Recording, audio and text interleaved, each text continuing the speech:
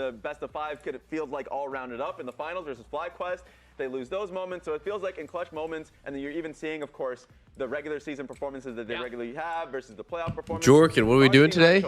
I put it in the title. It is almost always ending lower in, first off, later in the year than earlier in the year, and also ending lower in playoffs than they did in regular season, which is interesting to think about that they've had this trend for like a couple of years now. But you can just see in general, they've had a couple of first place finishes, but summer, they tend to slump a little bit. And unfortunately, Kobe, what season is it right now? I mean, we are in summer. We're in summer. At the moment. It's hot outside. Yeah, there was one really first place summer up there. That's true. Yeah. So, that's true. I mean, honestly, it's just that the last 2 weeks in a row have looked pretty bad for them, so they've really been on this steep decline, and that's why it has to be something that happens. Overwatch 2, just play Rivals, bro. This week leading up to right now. I have not tried to Overwatch 2. Change people's minds. Sponsored segment though. They're just gonna think it's gonna happen again. Yeah, that's the problem. That's the problem. That's why right now, do I believe they're chokers? The answer is just for me, yes. Like you have so much evidence right out there. But I don't think it's gonna happen 3 times in a row. Don't look at me like that. I don't think it's going to happen again. Raz is going to resuscitate him. He's got the breathing apparatus. So you think they're going to win now? Look, Jack, don't watch this. I have a bit of a curse. But I'm getting word from my producers right now. The last time C9 lost Worlds and missed out on an opportunity 2 times in a row is? Never. Never has happened. It's never happened. Yeah. Literally never happened. So maybe we're just pushing out bad vibes out there for C9 because they could make history happen today. We. I feel like this is an exclusively you thing. Yeah, this is you pushing out bad vibes. I can't even tell which way he's going right now. I can't either. Let me see if I got the setup going here. Stream overlay. Like quadruple down, like reverse curse. I think he's pre-flip-flop. Yeah, that's what's happening with this is the biggest he's trying to flip-flop. So that way, later when whoever wins, he can pull a clip from earlier in the day and be like, see, I said this. Yeah. Hedging my bets. Yeah, you can always be right. My bets on the casino That's a crazy floors. stat, though, just in general. Like, C9 have been so dominant for so long, and that's what that means, right? Like, this would be historic if they missed out. And I do think you can see some glimmers. Like, obviously, DSG were in a winning position in Game 5, right? But I did. What's your W when typing? Draft pivot let's was see. Really interesting. If C9 are a team now that can kind of do that, let's see. Which is something. Let's see where I'm at, boys.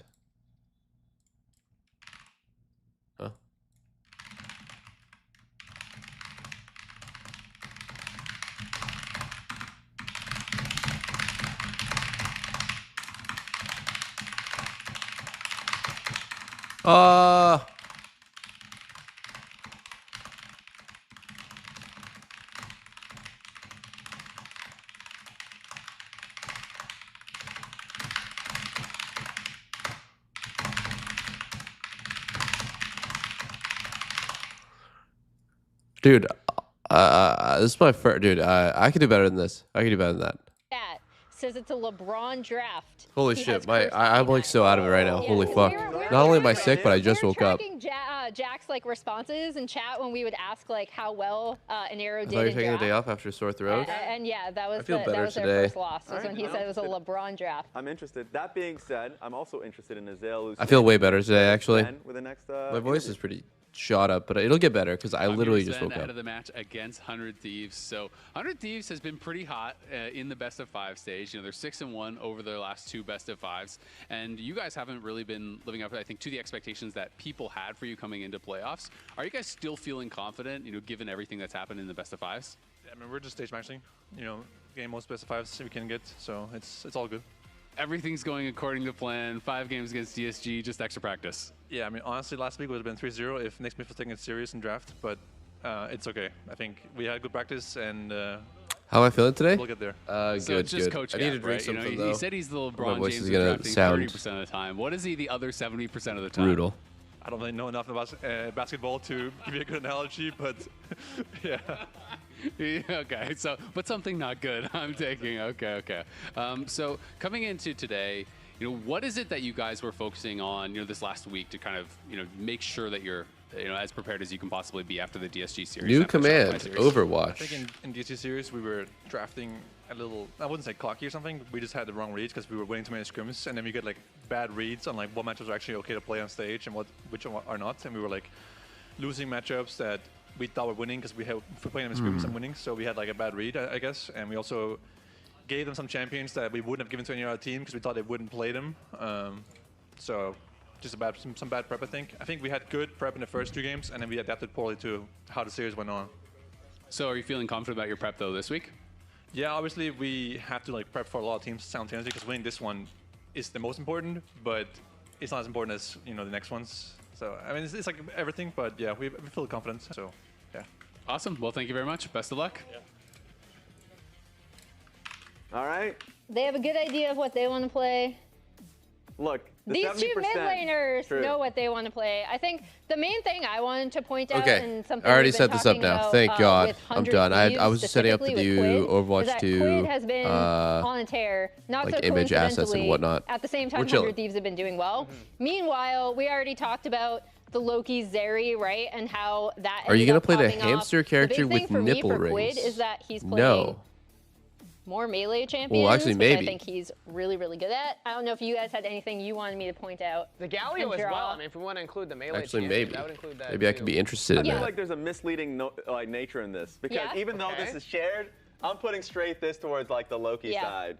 I also think it's interesting because the Aurora, obviously something that Quid has popped off on, but Loki's Aurora is insane, and one of the reasons he hasn't been able to play it is because they don't let him have it. Yeah. And this is one of the most hyped matchups because both of these 2 mid laners had mega big series. All right, I will be back. Really big factors in both their teams winning. So whichever one can get the actual mid lane advantage is going to have huge implications on this series. Yeah, I mean, Loki put C9 on his back, basically, in that last series. We talked about the Zeri. I mean, he gets so fed so early in the game that he is just able to take over completely when the rest of C9 still looked a little shakier based on what would happen earlier in the series. Yeah, and I know they talked afterwards about how he was the one calling for the Zeri, right? And I think that also speaks of his confidence in himself and the team's confidence in him to be able to pull this out in a really crucial game 5. And then, it was one team fight, quadra kill, and the game was over. Yeah. Yeah. So they specifically, Vulcan was mentioning how, hey, we've been trying to poke and prod him to like say what he wants. And specifically, he did that, wanted Zeri, called out for it. And that is the greatest kind of reward you can get for a player calling out for a pick like Zeri. And remember, rookie as well. I mean, this is the team enabling a rookie to come in here and have this type of performance. Rookie of the Year is a conversation that we're starting to have more of now, especially as we're at the end of the year. And I think that Loki is like, it has to be the front runner, right? Like, is it a conversation or is it just a name? Race. Yeah. I was going to say, it's a pretty one-sided conversation because, Loki is basically the main candidate. Yeah. And pretty much everybody is on that hype train because of what we're seeing from him in these high pressure games. And that's the main thing here is that now we're in basically the most high pressure that you can possibly get. Yes. Historic, as Raz brought up, that Cloud9 have never missed Worlds twice in a row. But if they lose this series, they would miss Worlds twice in a row. And he was huge in their previous series, so he's going to have to be a huge factor here since Quid is such a big carry for their team. So intense. I'm curious now, Raz. Yeah? Specifically. Oh, no. For predictions. A lot of soup, right? Oh. Look, only because I still think. No, I'm a truth speaker. I think I'll just have the leftover soup. Okay. In a bit. I'd love the. I'm a leftover fiend right now. If C9 of when normally I'm not. Show up, it's like a 3-0. Sorry, the question was. 100 Thieves have looked better. I do think some of their team fight setups can. Who do I think is going to win? Not necessarily confuse C9, but definitely surprise. Wow, everyone's them, predicting right? C9. And that is Interesting. 100 Thieves' greatest strength. But I still think Thanatos is not going to have the series he did against DSG. I think he even looked like more. I'm actually going to go against the grain here. I'm going to vote 100 Thieves 3-2. I'm going 100 Thieves. I think 100 Thieves looks more clutch than C9 does right now. You were big dog train. You were already we got on River the hype and train. Quid. They found their mechanics again. Fibby's got Very his close, confidence back. Ayla just beat Core JJ, the support that he was playing under for like 2 years on Team Logo Academy. This 100 Thieves, baby. Hold up. We are disrespecting them with only one prediction in their favor. Weren't you off the hype train at a certain point? I had to get off and visit some family, and then I got back on the hype train, and now we're going all the way. 1 minute to do the Laldol. Support them when they're doing Dude, I'm sick right now. I'm just chilling. When I actually chill. I'm believe trying in to them. watch They some did not LTA with give the me a lot boys. of reason to believe in them at the beginning of Split 3, but now they are picking it up, and I actually do think that they're favored in this match. This man's a fraud. Okay, so as Emily brought up, it really depends because what we have most recently seen from these two teams, if we're just going by even like last weekend, then I would also say 100 Thieves actually were playing way better and they should be favored. But if you're thinking about the entire year and what you're thinking the team is going to look like with the extra week of practice, that's where you can have some other opinions. And we do. What's your opinion, Raz? My opinion is we start the show, we get rich with the series. Let's go! The games! Hype train! Dude, what is that? Wait, is there a new like skit going on with the money?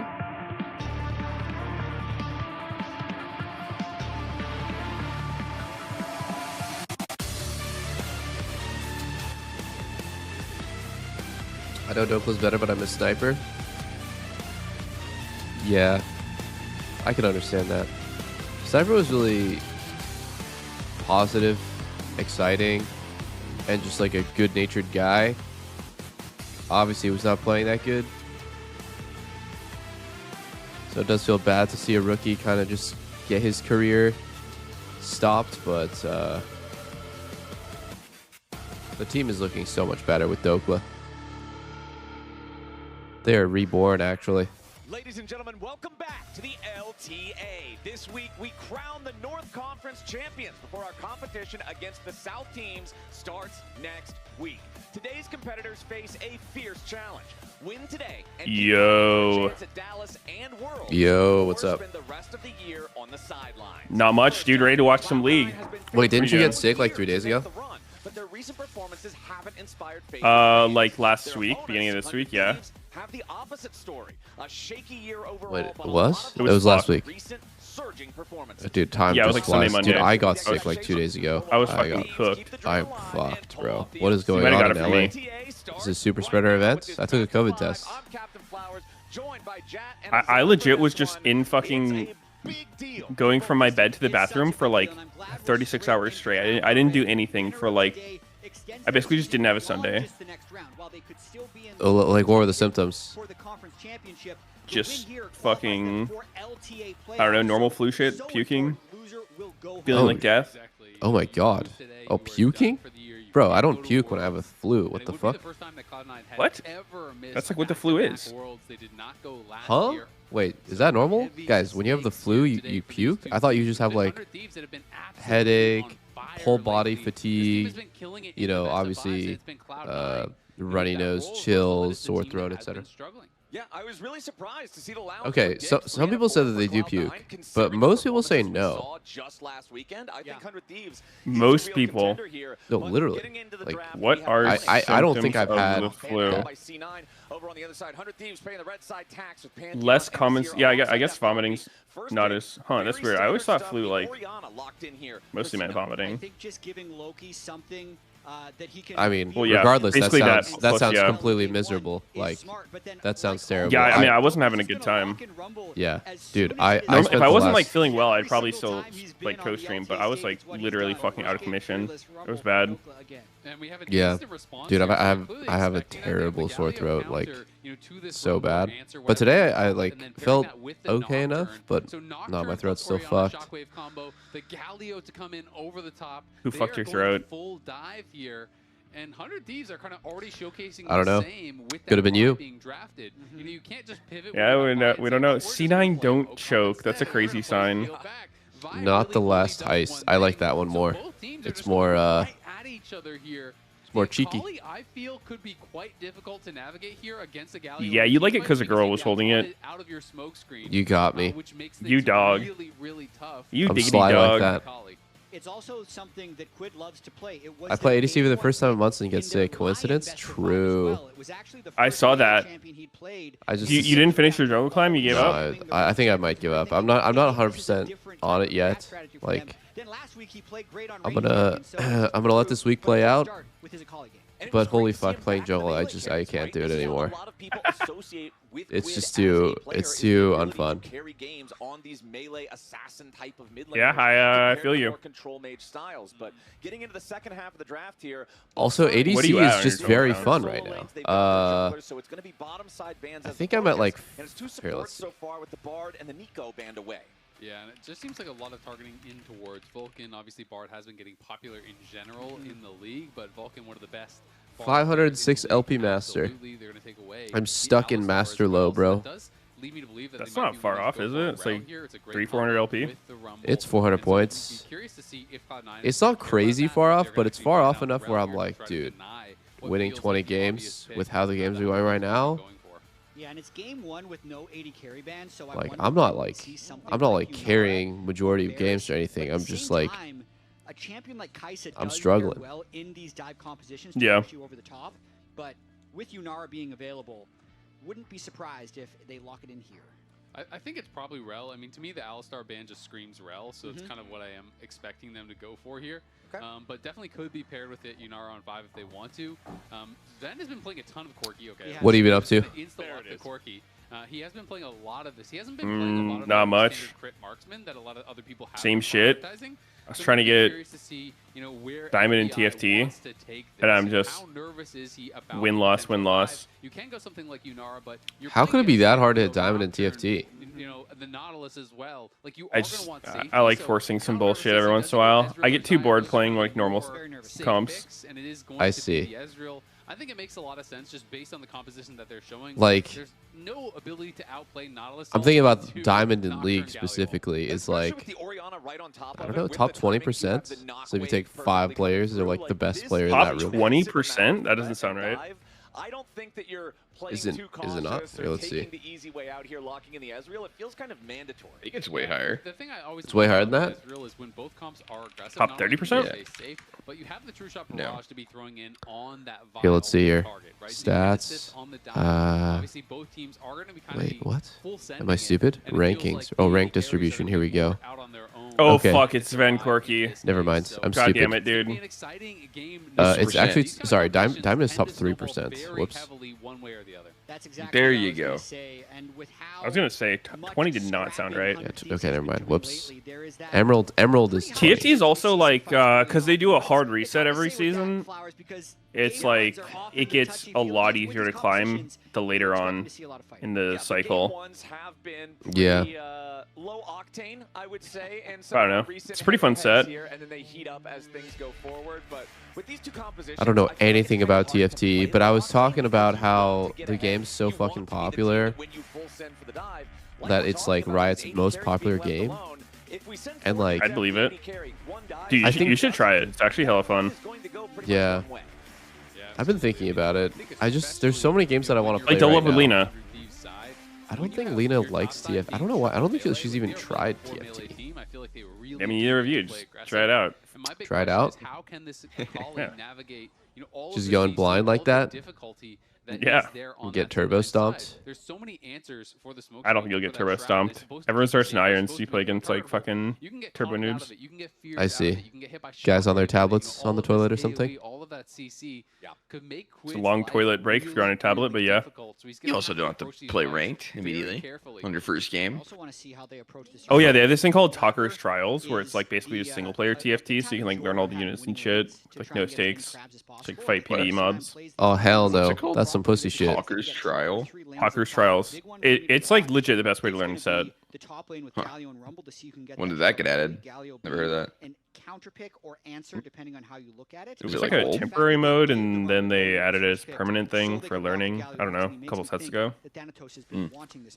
Exactly, because you look at Rumble, you look at I've been playing a lot of PoE too while I've been sick, and then I kind of want to play Deadlock, but I got to like level 6 in PoE too.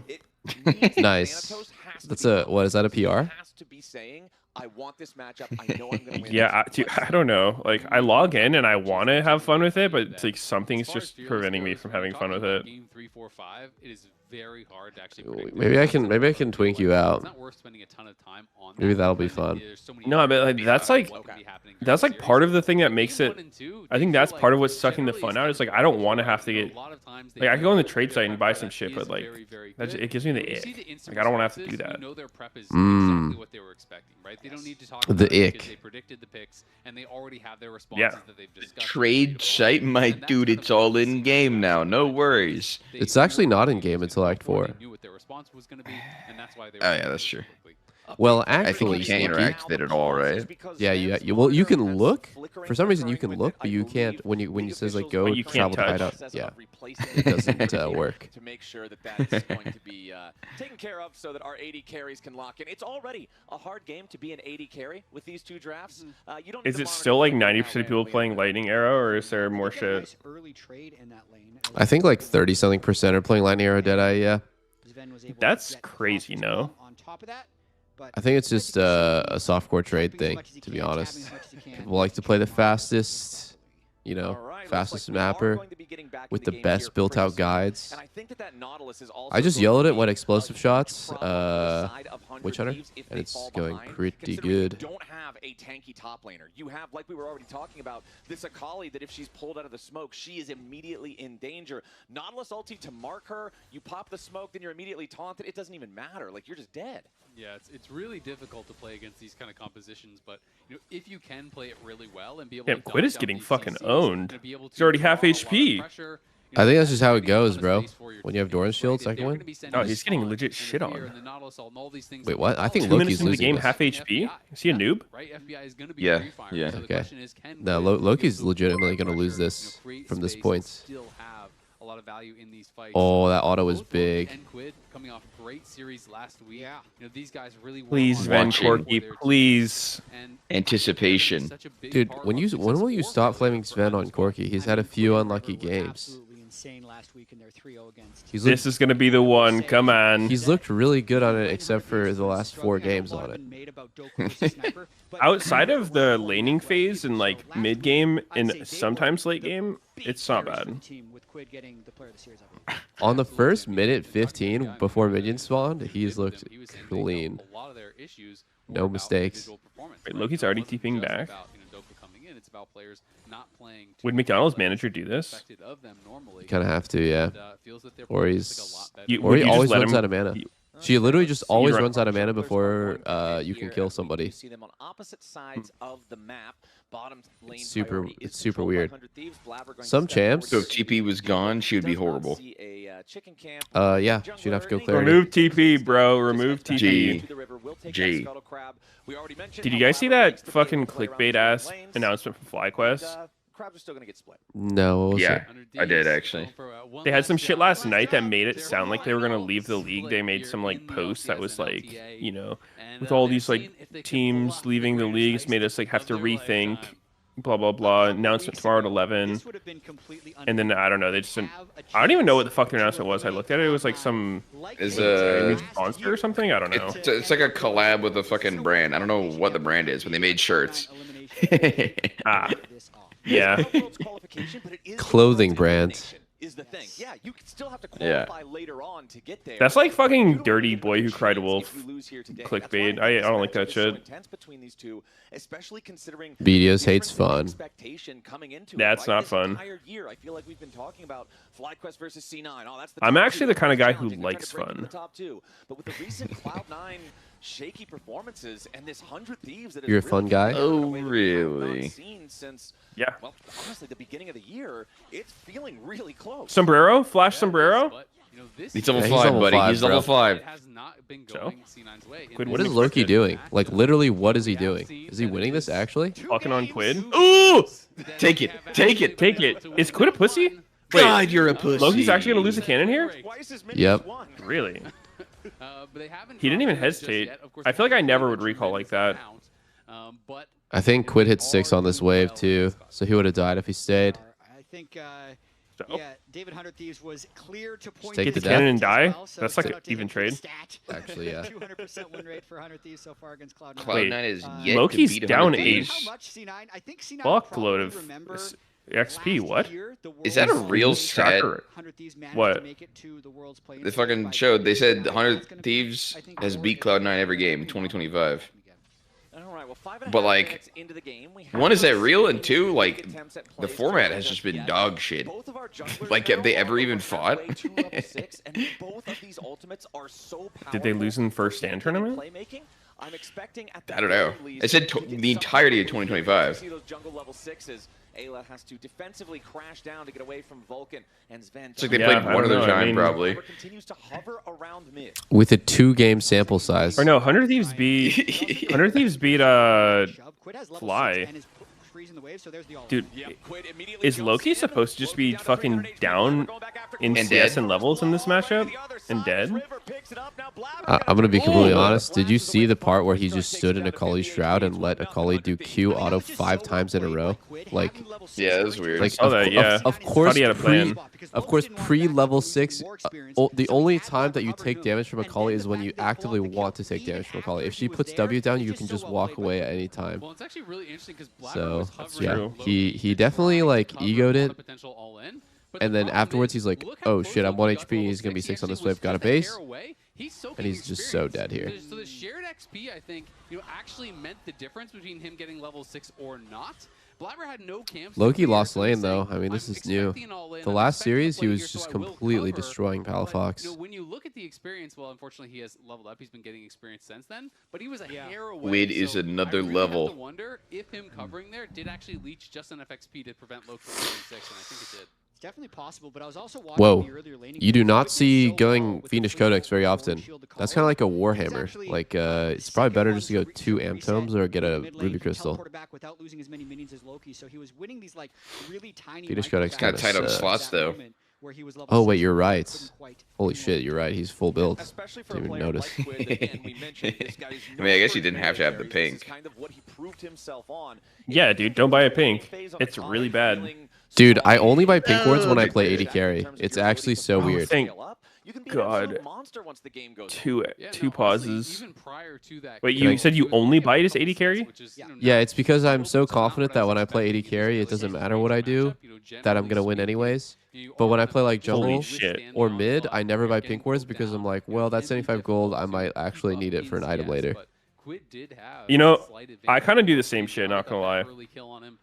It's like when you play your not so like comfortable when I'm roles, on my you're main like, role. When I well... play jungle, I'm like way. It's probably just muscle memory too, because like playing it in pro, it's like if you just don't buy pinks, you're kind of a griefer. Yeah. It's interesting because I would think that AD would be the AD and mid are the roles that I think like have the most justification to not get them because their item spikes matter the most. No, it's so backwards. I know. I know it doesn't make any sense. It's like I'm playing Jarvan. And I don't want to buy a pink. I'd rather buy like a cloth armor or something. But then when I play AD carry, it's like, yeah, 75 gold. I'll just farm better. This was straight into the first pick yeah.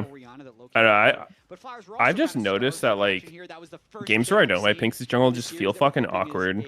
Yeah, that makes sense. My favorite thing to do with the pink is just like, if I know I'm going to play bot lane, bot sider, I'll just like pink the top entrance to my jungle so that if their jungler cross maps me, at least I know. So I don't have to like go into a cleared out jungle. Yeah. Update for all y'all, you can see here.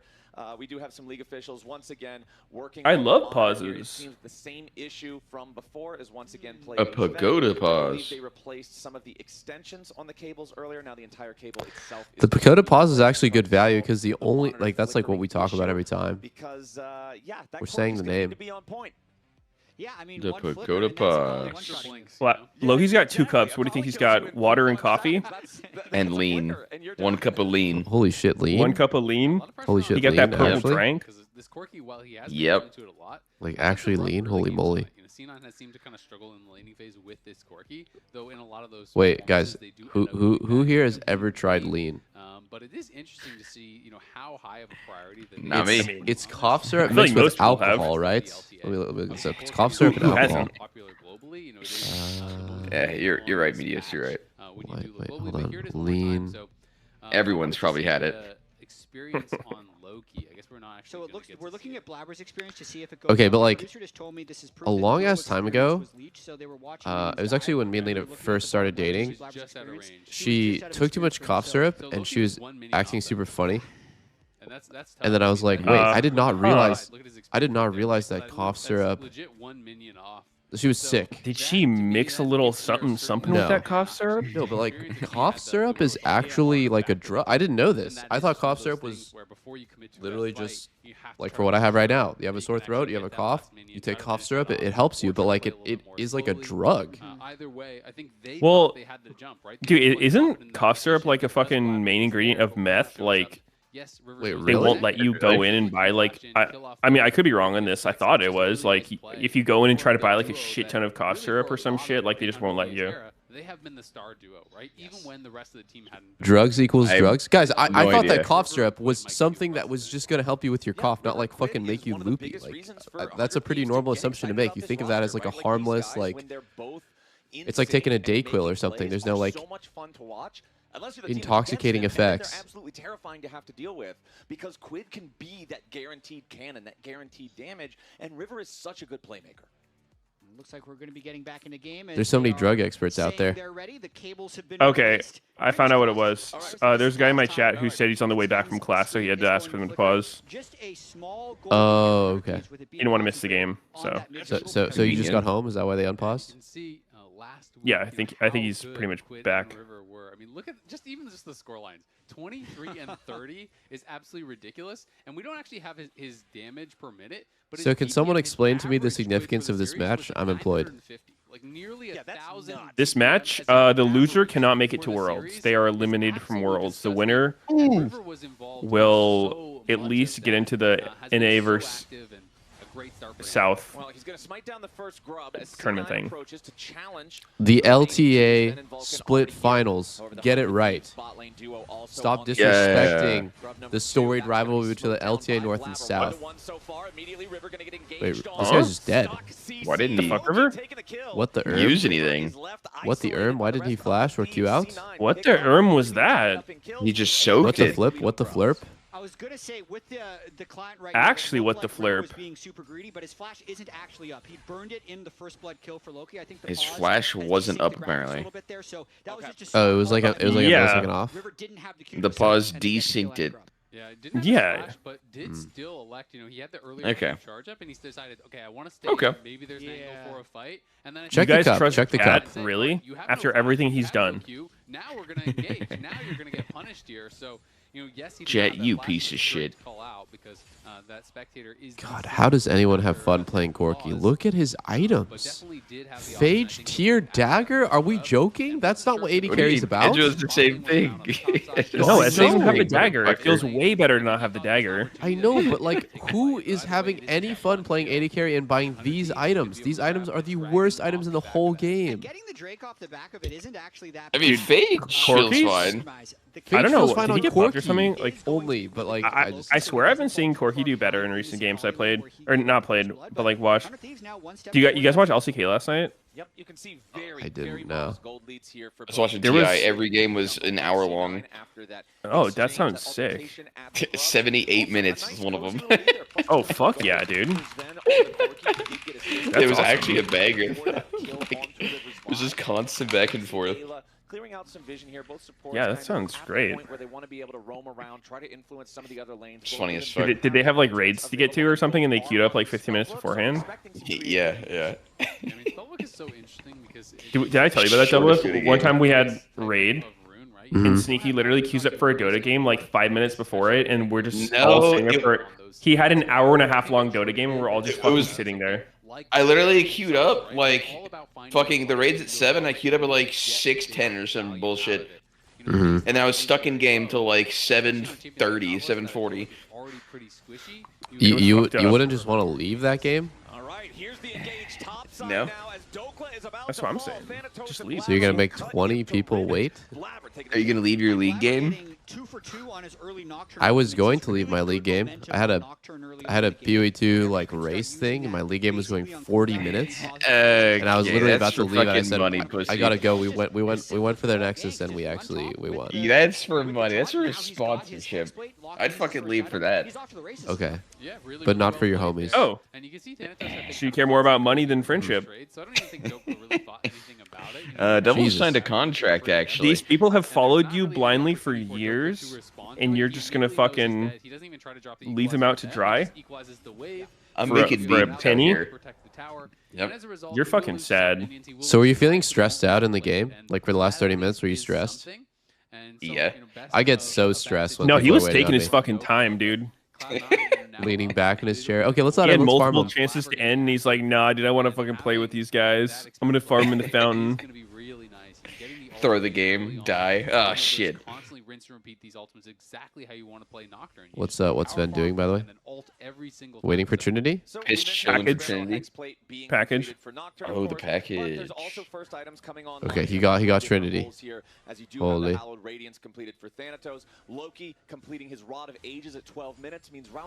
You guys see that new MOBA yesterday? March of that like all the Giants, streamers. What is it, like Amazon's MOBA or some shit? Yeah. Seemed weird. I saw an ad for it like 2 weeks ago. I'm like, what the fuck is that? I've never even heard of it. And then, yeah, like Pope was playing it yesterday. Yeah, I saw Pope was playing it. It looks interesting. Yeah, I don't know. I don't know if I should have a real opinion or if like you guys are sponsored by it, so I should just like say something nice. But I'm not sponsored. You're good. I look, Okay. dude. I might be sponsored, but say your real opinion. As in, Okay, I didn't watch that much, but all I'm gonna say is like I feel like games where the main characters are like mechs is just not a good idea. Oh, I especially see, a 'cause MOBA, it's a dude. lack Like, of personality. okay, I dude, see. you, like look at League and shit. It's like It's if real you want to be the characters. MOBA fan base, you have to get you have to get like cute girly characters. Like I see. Yeah. who the hell is gonna want to like you can't even relate to the characters. They're big fucking mechs. Actually, okay, that is a good point that I never thought of. Yeah, and if we're See Mecha Break videos? Or no? They're gonna have some really I saw you guys were sponsored by it. where they're putting themselves in Yeah, but like the opening to the game animation, like when you're loading in. You see that one? No. You like get your little pilot, but it's like a girl. Like she just It's always a zooms cute down on her, girl. like, Yeah. ass. Yeah. You know, better than not having that, I guess. But I think I don't. Even when I played Mecha Break, I didn't feel a connection between okay, this mech I'm playing equals this pilot. So I think I definitely agree with Medios. It's a big. It's a big like missed opportunity to get someone to like enjoy the character. Yep. I think Yeah, I think there's it's like mech unironically fantasy. something that League did well.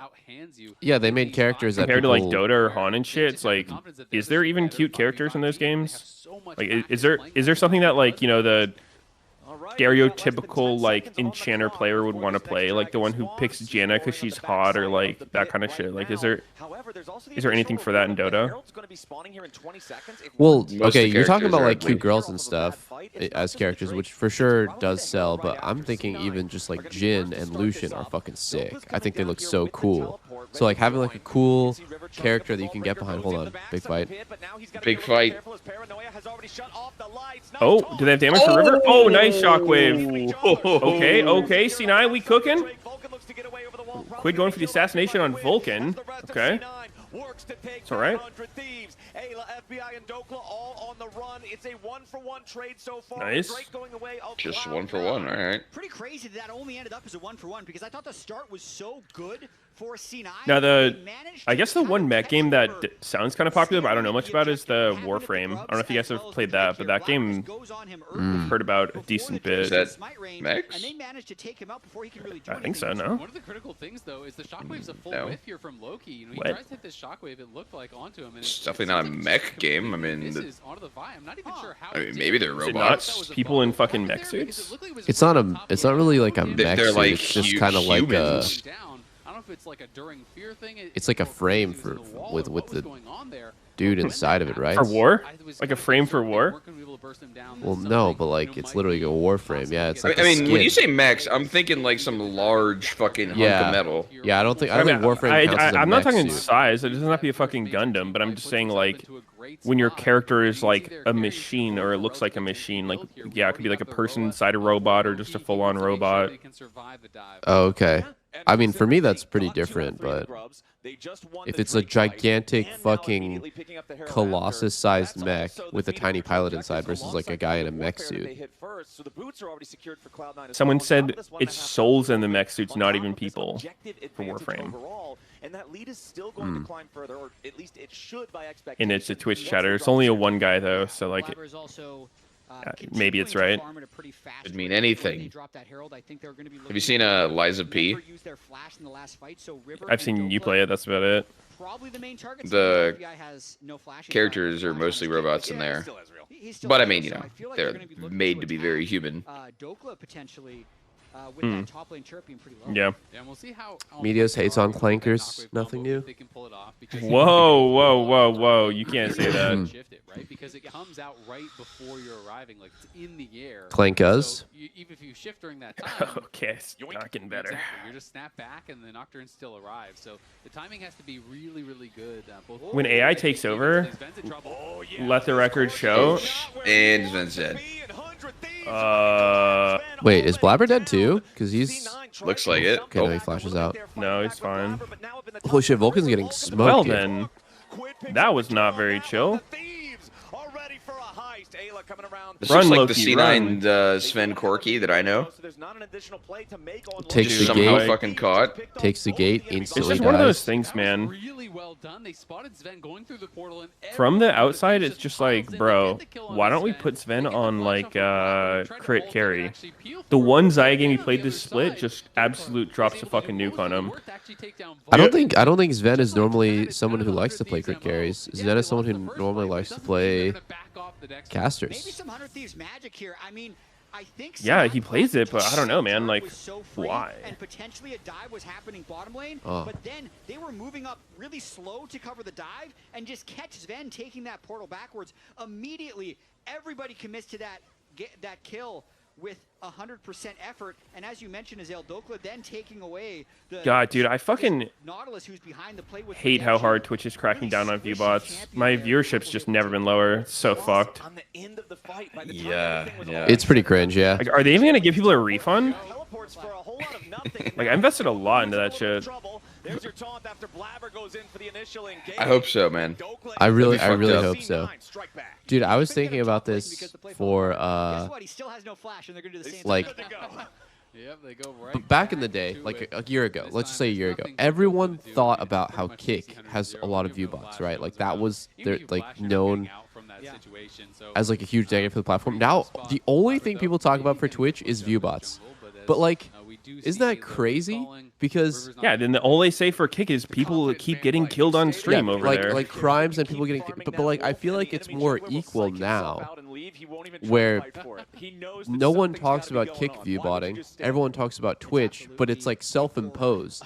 Like Twitch decided that that was going to be like a focal point of the platform.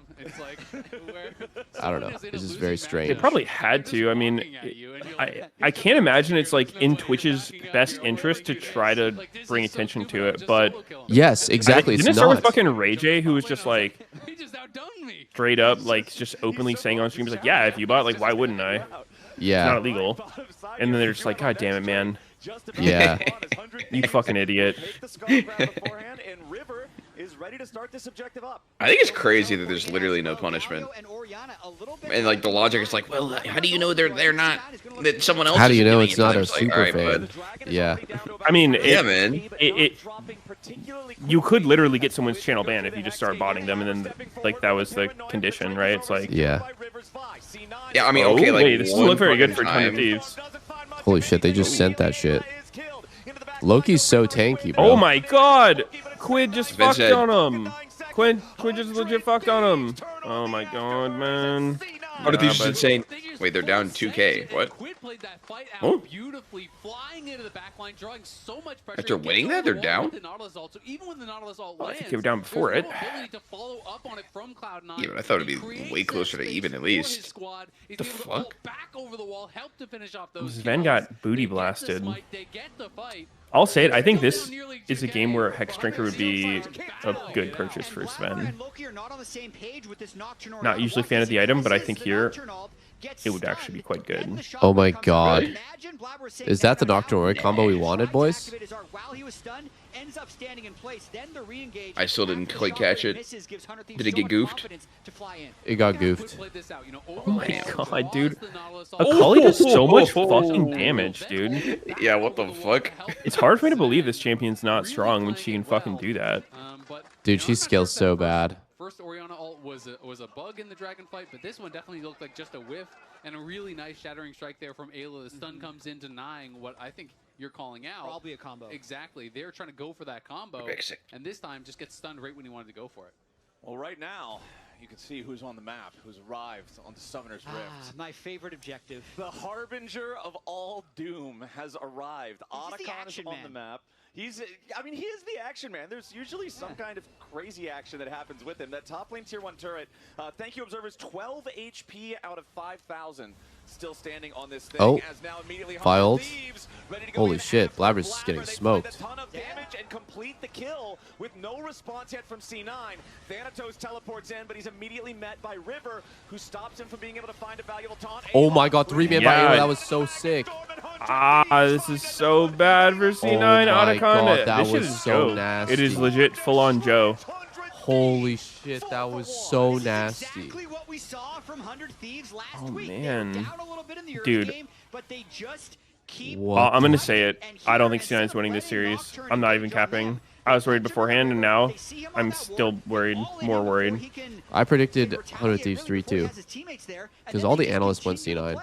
Exactly. I had to go against the grain. On the dive, the fucking Kobe and Azell said 100 Thieves. I thought more people were for 100 Thieves. I mean, they've been looking a lot better lately. 100 Thieves looks like a completely new team with Dokla, yeah. Yeah, I wouldn't be that upset if they won, because I like Dokla. You wouldn't be that upset. Cries into your arms. Yeah, what do we think about Collector third on Corki? Is that a good buy? Getting 10 lethality on a 3k gold item, is that good? I don't think it's very good in this situation. Looking like Ezreal has 75 armor. Is there like another item we can buy that maybe does more damage? But Quid now, 2.5 items, has the Seekers done, has a No, dude, that fucking... that's gonna be coming out from this guy who was the LCK team that played last night? The team with Vikla? the CC that's gonna be thrown his way. BFX. Their AD carry played Corki in one game, and he was literally up like fucking twice other AD carry's gold. It was insane. Against Corki versus Yunara, he went Collector Corki, and he was just like straight cocking everyone. Damn, that's crazy. It really doesn't. I mean, in terms of Ooh, I got some soupy. Thank you. Thank you, baby. No worries. Oh no. Thank you. Oh, he's talking to Lena. Thank you. Never mind. Maybe my voice will feel better after this soup. Down in this game, you can see 45 CS. Who died? Anyone die? Never really shown a side lane because he will get killed by the Nocturne Galio. The second step of that plan, actually winning team fights with your Corki die again? It's not going to convert to a victory. Probably. Really like how 100 Thieves are so confident to just pull off these engages onto Blabber. You know, there's multiple Diable's only 17. No wonder he's so fucking good. Diablo? Diable. El Diable. I don't know how you pronounce it, but it's spelled like Diablo, but with an E at the end. My chat says Oh, 4 Rivers- C9 died. What the hell? I mean, how fucking long were you gone? What? 2 minutes. Did you see the fight where they all got butt fucked or no? Okay. Oh my god. Oh, and Sven's gone. And he's gone again. Save Loki, save Loki. Oh! And he's gone. Holy shit, Quid. Nah, Quid is smurfing it's this just fight Joe, so hard. Dude, it's literally Joe. Dude, he played that like pixel perfect. Flash ult, and then Zhonya's last second. That was sick. the Thieves. Quid is such a menace. They made GG. the call to go for Baron. GG. After this as well, they've killed 4. It is only Vulcan alive. They are going to slingshot themselves ahead in this game. What a swing over these last 5 minutes from down 2K to up. They're going to be up 4K after they take this Baron. Like, I just think this is a game where it's completely appropriate to do like a fucking Bruiser Tank Corki build, like Shojin, on about Overlord's Bloodmail, fucking maybe Cleaver. Just, I think everything you get should have a defensive component to it, because the other team has to kill you. That's their only game plan. And everyone's trying to do it. You don't need a whole lot of damage to get through this team. They're not very tanky. I questioned how there's a Akali would I mean, there's a higher chance of living than building a fucking collector. Yeah, step 1, be Quid. And I think whoa, what the fuck? Ezreal item? Voltaic? I failed that step. That's kind of sick. That's for. That was your fatal error. Well, I've never seen that before. I mean, it kind of makes sense. Like, fucking get a slow proc. It doesn't work on range. The slow proc's only for melee. You just have to be, like, really close range. Like, if you're melee range. Gets to have their cake and eat it too. Yeah, fuck you. The one team fight okay. After the Otacon, my bad. Into the Baron and that's now actually perfect. I highlighted the gold falling off a cliff. Thank you to this man right there. Man, 100 Thieves over the course of 10 minutes, and we're not talking about a late game 10 minutes. We're talking about a. Ragnar says it's Biss. The gold has swung the Cyclosword in the favor of 100 Thieves, which is absolutely crazy. I mean, thematically, kind of makes sense. To play these neutral objective fights from a position where you are down. Doesn't seem like and just say no, we win. Way different from like a fucking Shojin or Cyrilda's or whatever, but doesn't sound bad. Quid take the portal off the back of the dragon fight. Yeah. As C9 found the engage, but then it still wasn't enough once Quid arrived. I mean, isn't this the skin drag Dars uses the like Frosty Ezreal? Once again, 2,500 He's just meat riding him. I mean, and Isaac pointed it out earlier, Storm Surge, Proto Belt, there's so much damage here. Yeah, here we can see it one more time. FBI, again, is in a good spot. Ayla tries to go for it, but gets deleted. Blabber goes in, but there's no one with him to really back him up. And they started a fight without knowing where Akali was. Immediately kill him. And what's really impressive to me here is the trust that 100 Thieves has. And you yeah, it's not really going to go well. From this replay, but half of this fight was through Nocturnal. So as Quid's flanking, he's just trusting. They definitely need some sort of skirmishy fight if they're going to win. Once he enters, because like blow sun up with Nokori. Is only about 600 range, so he didn't see that fight happening as he's approaching from the flank. Well, Loki didn't all right, this is Jovington. Another Joe like, fight. How is he caught there? Like, how is he even there? The enemy team is like not even trying to kill him. They just accidentally walked up on him. They're like, oh shit, this guy's killing the wave. We're right here. They have the opportunity to secure a Hex Tech Soul. Yeah, I missed a lot of the context with the replay, but I don't know. He's just caught again. Really are, and when you are in these kind of positions, you start thinking, okay, well, how do we get a pick, or how do we get someone killed right off the start of the fight? Well, there's an Ezreal with both sums. That's going to be really hard to do. Well, there's a Zhonya. Yeah, I feel like if you're doing this Ori Nocturne combo, you'd have to go on to like Vi or something that would actually disrupt. Trying to kill Ezreal won't do anything. Ezreal win Hex Drinker. All right, well, they did that last fight. Didn't work out for them, so give me another. He heard you. Because that's what they're kind of facing down. Well, I don't think he needs it, but this perfect team fight. he seems to just be doing whatever the fuck he wants. Doesn't really seem to matter. We had 18. Jesus. He is high as hell level. We haven't seen any effectiveness out of this. Scorky had Merc Treads the whole game. See that combo showcased really at all. I don't think so. I think he was on free boots or something. Okay, they try going on Ezreal. Not really who I would go for. Oh my god. Oh no, I don't feel so good. Oh no. Whatever, let's go next. Let's go next. Going on Ezreal just game's actually over. You can't kill him, and like, even if you do kill him, it doesn't matter. Dude, how fucked is this? I've been preaching about the Nock Ori combo for like months, and the first time it gets played, it looks like shit because they're playing versus like all. Like no one's really that good of a target. Thieves to run them down. All the major cooldowns were out for C9, and they can just. Yeah, I mean, Loki kind of got fisted in lane too, though. Like, surely this matchup's not supposed to be Akali favored in lane.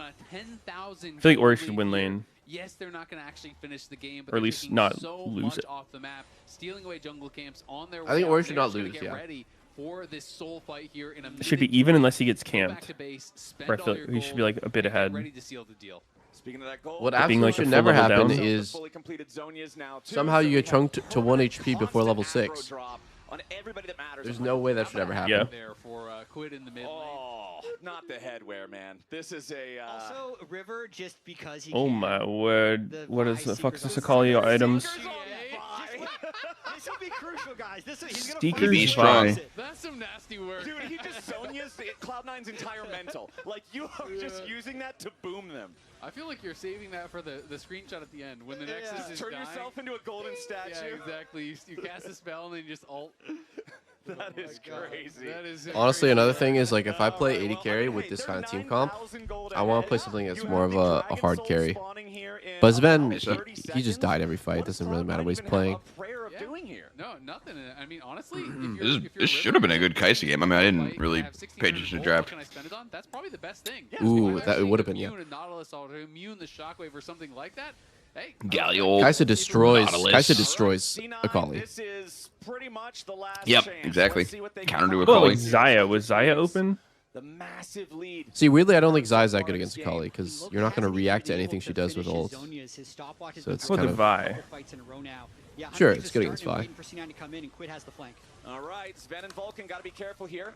Quid behind the dragon. I think the logic would be that you have Galio top to protect you from the... I mean, like, Xayah, you just ult the R2 from Akali. Yeah, you can just react to GG. that. GG. And GG. Wow, that was a crazy team fight by Quid again.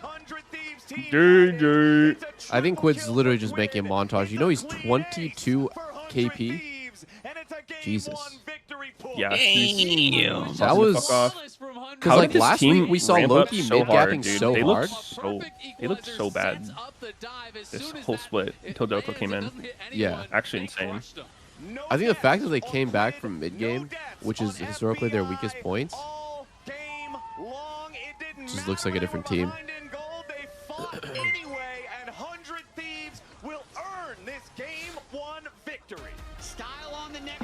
Well, hope next game's better. So he used all the buttons that he purchased throughout that game. They are very confident after a dominant game 1 versus Cloud9. 100 Thieves wins Worlds, then gets kicked from the LTA. That would be funny. Cloud9 had a gold lead in that one. 100 Thieves are looking fierce. Lounge, how does C9 deal with this? I don't know how C9's dealing with this. Get more money bags? Yeah. I mean, I think the biggest thing to me is 100 Thieves... Wait, what is this fucking interview from Whippo? Did C9 5 Zos and scrims and goes get Korean fucking barbecue? How can I even focus? Enemy team celebrates winning a scrim day against us 5-0? Like, are you serious? Are you even trying? That's a funny ass quote. What is that quote from? I don't fucking know. Troll shit. Something. It's a title from a something on Reddit. That's all I read. I read the title in the top comment. Don't consume the content, consume the Reddit title.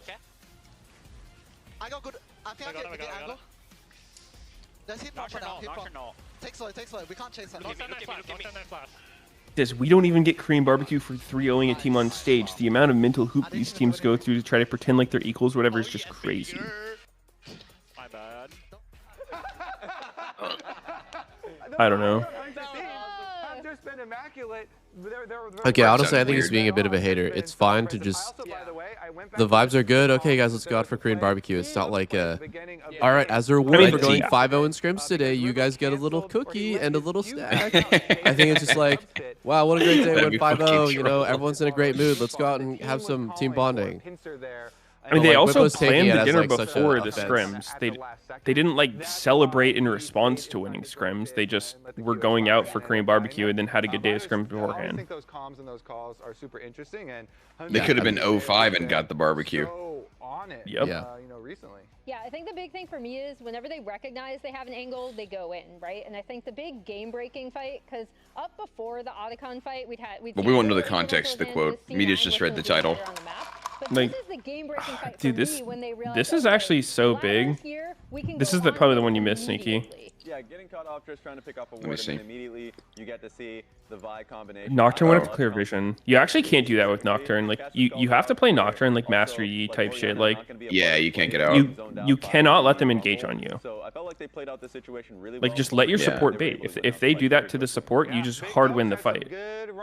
If you have to Nocturne ult defensively because they're jumping on you, like that fight is fucking over. Or the Rel having really good setup Yep. for them. Yep. 100 Thieves, Yep, we're yep, like, yep. oh, you know, is this Yep. going to go That's more right. like very recent games we've seen from these teams where 100 Thieves have been You want tough die, on boy? and Walk pulling up, out these team Nocturne. fights. Let's It is see for it. that side of them, and unfortunately for Cloud9, it is also looking You're like the sick and drinking reason something for cold. Are you not supposed to drink not what we thought was cold gonna be a big things when you have improvement sore to the, throats? I thought it was fine. practice time that they've had. Analyze that That's LeBron true. drafting. That being said, this just reminds me. Trudge. because Before winning this game, 100 Thieves did eliminate 100 Thieves. I feel like hot shit just makes your throat feel better, is all. If it fits your throat. Yeah, we gotta destroy Team Liquid better.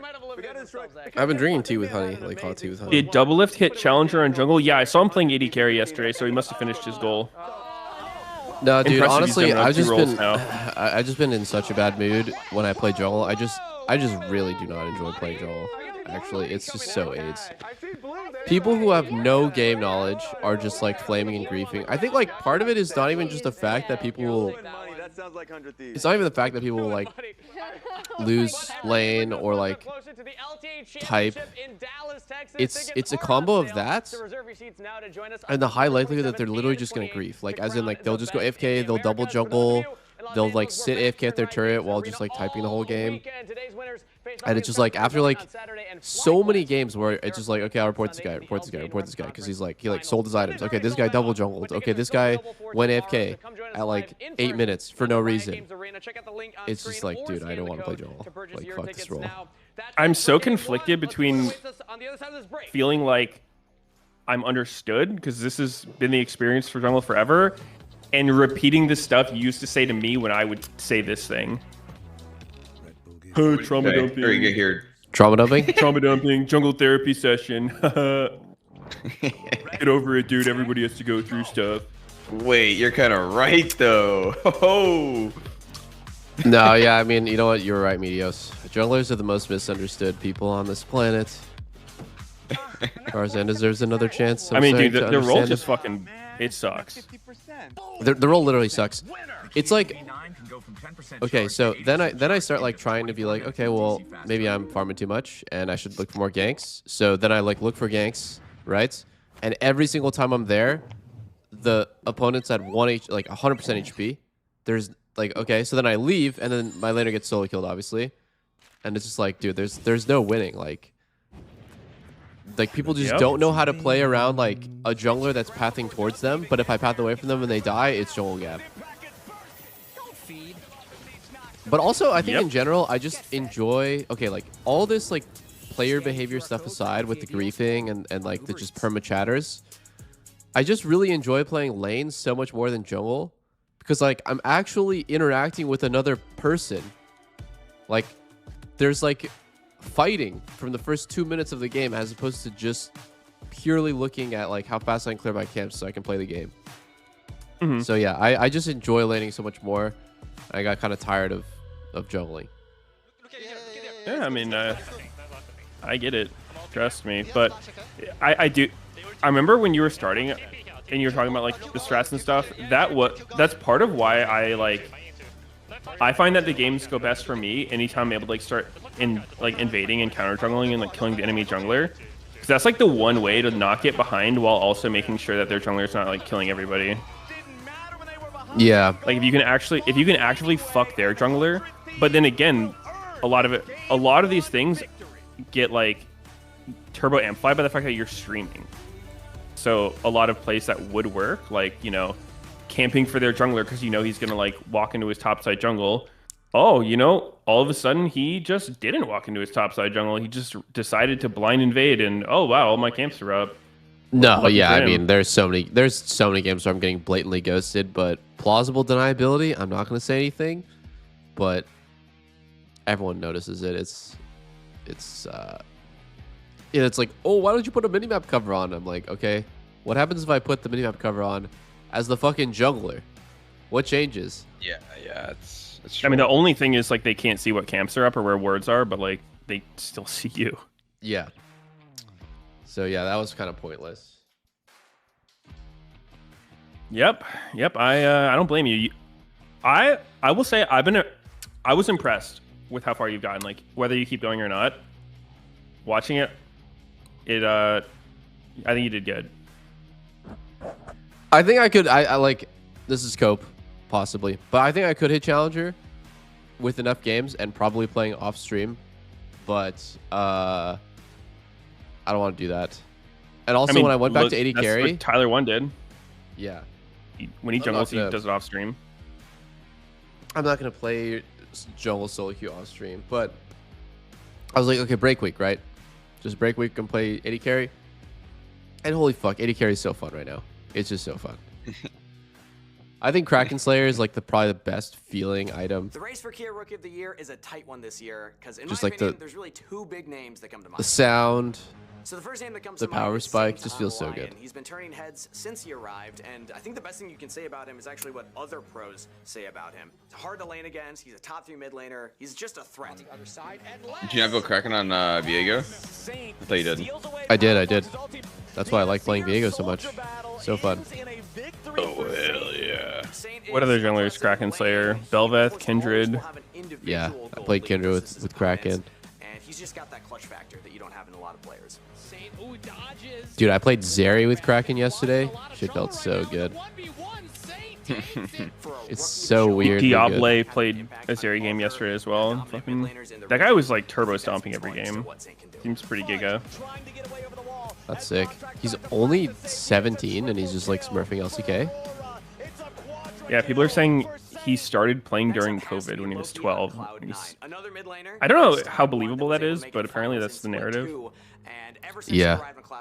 Like, why wouldn't he play till he was 12? It's not like League's a new game. What was he doing before that? Surely Koreans are playing League out the fucking womb. True. Dude, you know what's really fucking funny? And like, I've been reading some like of the like Korean anime, like the manhwas, and like a lot of them fucking mention League. It's so funny.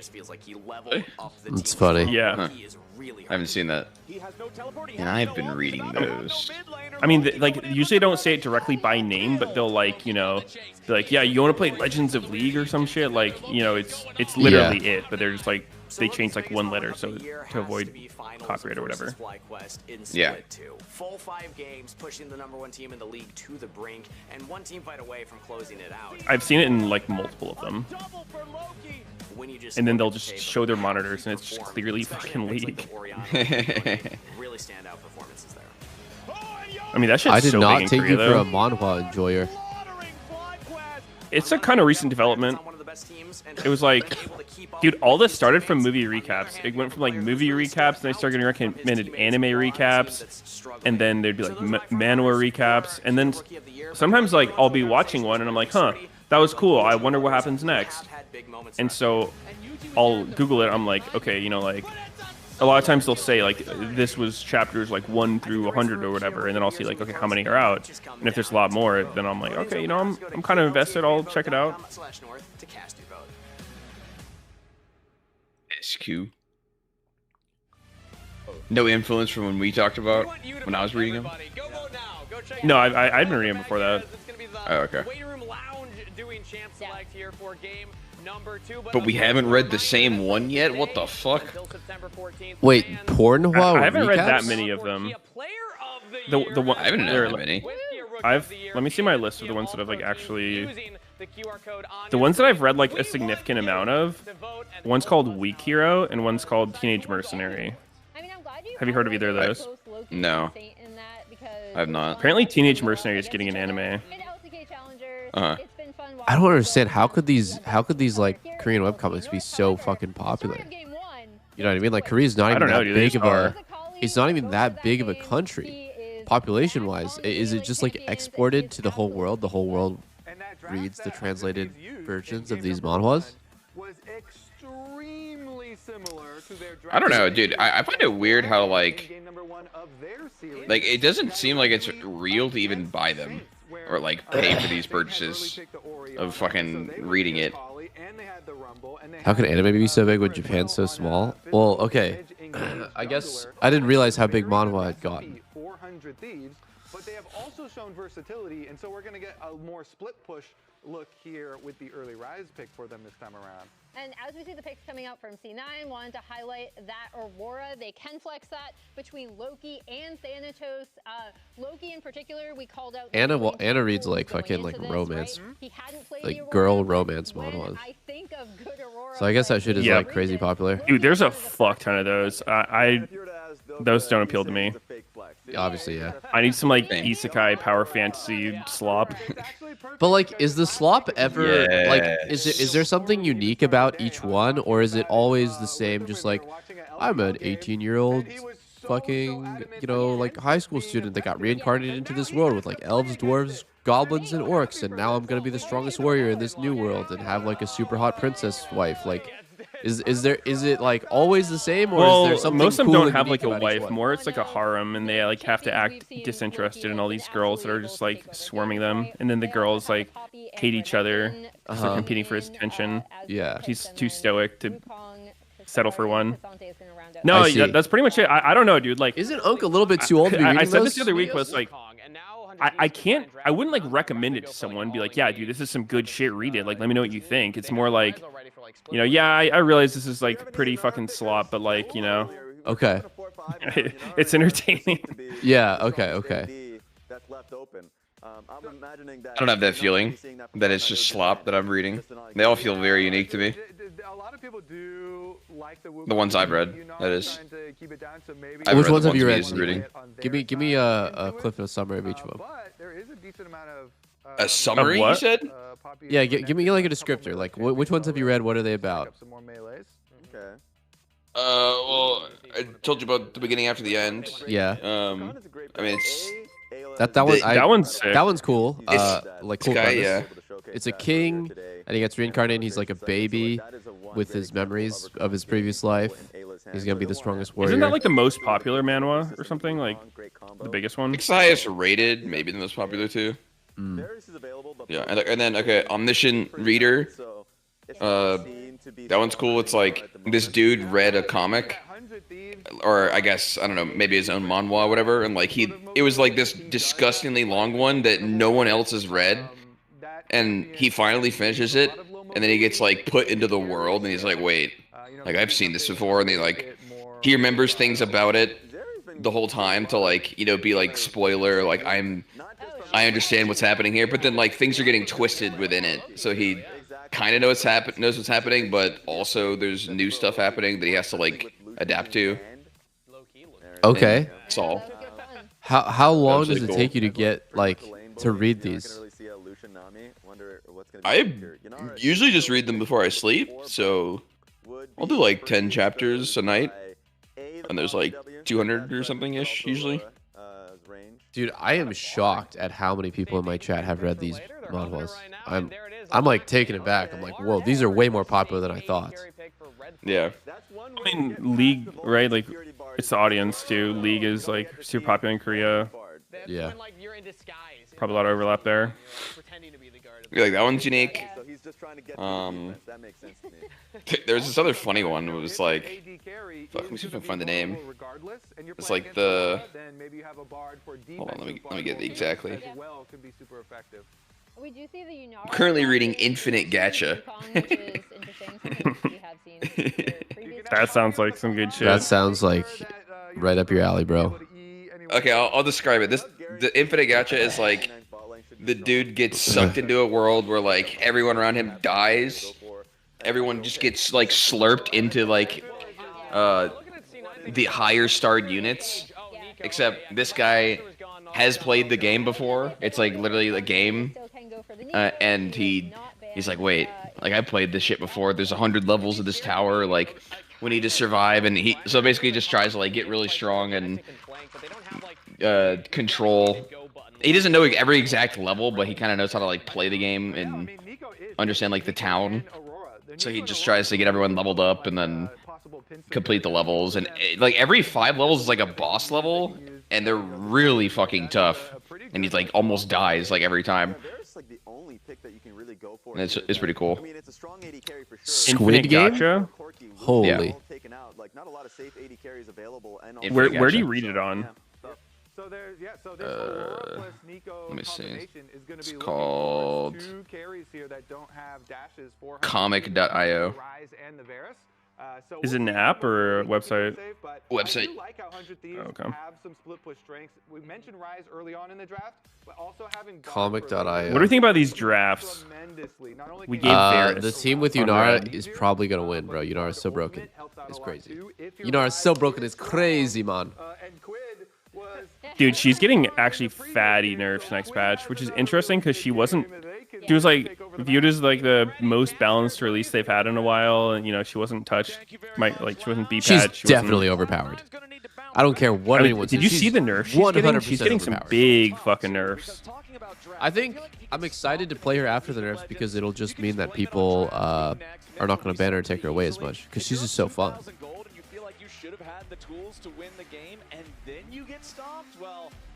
She is pretty balanced in general, though. I think the one thing I really enjoy about her is she never feels bad. She feels good from level 1 to level 6 to mid game to late game. There's never a point where you feel like, damn, my champ really sucks. You know, a lot of AD carries have like this sort of like roller coaster of spikes and like weak points and stuff, but she's pretty solid. That game, we were just talking during the break. Move my cam, got you. About how like the early game almost doesn't seem to matter in these 100 Thieves games, or if they lose a team fight, they're so good at team fighting that they can just win the next ones, Azale. Yeah, I mean, it's one of those things where I feel like this team just kind of believes that they're going to out-team fight you, 4 out of 5 times. So if you lose one, that's okay. That's just the 20%. We're just going to go right back, and we're going to be able to outplay you. I kind of feel like Xenon's draft is easier to play, but we'll see. But the pressure really is rising here for Cloud9 because Ooh, they got would be a back-to-back year that they have missed. Yeah. Never happened in the history of their organization. TP Varus. Today, they are done for the year. All right, Sven's on a hard carry. Let's fucking go. Not making worlds, and they have had this kind of. If this isn't a C9 win, I don't know what is. Quid does not look great on Rise. Yeah. Oh, it's Q. GG's. Where it was like they were so dominant in spring that didn't even qualify for Worlds in summer back when we had 3 seeds. And they really are fighting against it, and it feels like they have been struggling pretty hard here in playoffs. And there's that big question about whether or not the DSG series going to 5 was a massive red flag or just a blip. And game 1 can't have them feeling too confident knowing they have to now win 3 of the next 4. I mean, I just always feel like the most devastating games are the ones in which you get a big lead and you lose anyway. Because those can feel like everything went right and we still lost kind of thing. You're in the right position, you have the item advantage, but you still can't make it work. Those can be so frustrating. And as we're getting closer to that time of the year where more teams are getting eliminated, more teams I like Azale. I like what he's spitting. Until September 14th, holy shit, that Bard W on that skin, you see those? Yeah, I've never seen those. Little trees. What skin is that? Right now, as FBI and Ayla are Spirit having to Blossom? trade some skill shots back and forth down here with Sven and Vulcan. You can It see feels Vulcan kind of similar to like using that heal nice and skin early. he Ayla also had doing the same. Worth pointing out that C9 when he does first have came the extra out, combat but a little bit summoner more spot in this 2v2 extra. with the barrier on Yunara versus Oh my FBI god. trying to teleport Santos took a tower shot on that Trying to trade. trade very aggressively with Dokla up here on the top side. And while I do respect Thanatos' aggression in lane, I respect how That's Elderwood? much he wants to be in the face of the enemy laner and dominate that lane. Spirit Blossom, apparently. Remember back to C9's That's what I thought matchup it was. against Disguise. 2 people in my chest at Thanatos Elderwood. got punished a lot for just kind of playing too I'm really getting cocky 2-guyed and they're against wrong. Yeah, Sad. I mean, I would also say just like E-flash. all in on FBI, no heal. Okay, he's fine. He's safe. He's cool. He's cool. Back to Thanatos. Like last week, he actually did have a really bad performance against Castle. And Oh, I guess the rest of Elderwood was the PSG one for he someone started who with, was and then so Spirit Blossom's the dominant, new really feeling one. like he was maybe the best player on the team. He needs Dude, to I love the play in Elderwood a skid better line. way That's one of my now. favorite ones for like anybody. Okay, Blabber. Holy shit, it's just a fist fight in River. Oh, come on. Loki, get his ass. Yes. Crazy Let's Bard go. portal. Let's fucking go. That Bard portal looks pretty good, yeah. Yeah, it went super far. Yeah, just by the slimmest of margins, he's able to finish He's him just off. slightly and that's ahead of always me. so frustrating Speed up. as a Oh. laner, as Quid, who's I in can this pause. What are you position, guys at? and all of a 403? sudden you're now landing against a double buff 4, Aurora here. 5, Yeah, we're the same. It's the 6. worst feeling Yeah. because mana no longer becomes a concern. Thanatos really pressing on this top side here, trying to play aggressive. You know, as you touched on, Jad, people have talked about him as maybe not only just the best top laning player, just like the best laner in the league, right? And for him to go from that to being pretty thoroughly outplayed, it felt like, by Castle across that series was a really big surprise. Yeah, but early on in this game, especially knowing that Wukong lost Flash and his life down in the bot scuttle fight, he's just going to be trying to zone Dokla off as many CS. Wukong lost his life. Right here, it is just what a nice TP. Crab fight. River is spotted Quid here, TP's first to lane, and Loki TP's second to the river. Yeah, that's super nice play. Just Blabber, he loses the 1v1 hard as fuck. Yeah. Like, why did River keep fighting there, though? It's kind of weird, isn't it? Can go between worlds, flashes to follow, and FBI's gonna have to be just TP in his face. With no combat sums, he is playing. He's just like, fucking, I'll smack Poppy. I mean, like, I can kind of see the logic on his end. He's like, I have my W to get away. Poppy used his spell so I didn't get wall banged. My team's collapsing. I'm way stronger than this guy. Kind of got banged. And he died. It was a lot of damage for him to go in. It wasn't by a massive margin that he died. I don't know. Mistake, but I don't think it was like completely fucking like out of this world. Just didn't want to give up the crab. Whoa! Rooted. He's looking pretty dead. Ayla's got flash. He's gone. Bye-bye. Wait. Wait. Oh! Wait, no way. Oh! Oh! No way he Let's lives. go! Wow. Let's go! Wow. Shit! Holy shit, they're fucking mad. Loki the GOAT. Blabber, that's the fake one. Oh my god. My god. Absolute fucking disaster for 100 Thieves. That is so big for Cloud9. What a play. Dude, getting that fucking double passive proc, or he had at least one, gave him like the move speed in the region he needed to not die. That's sick.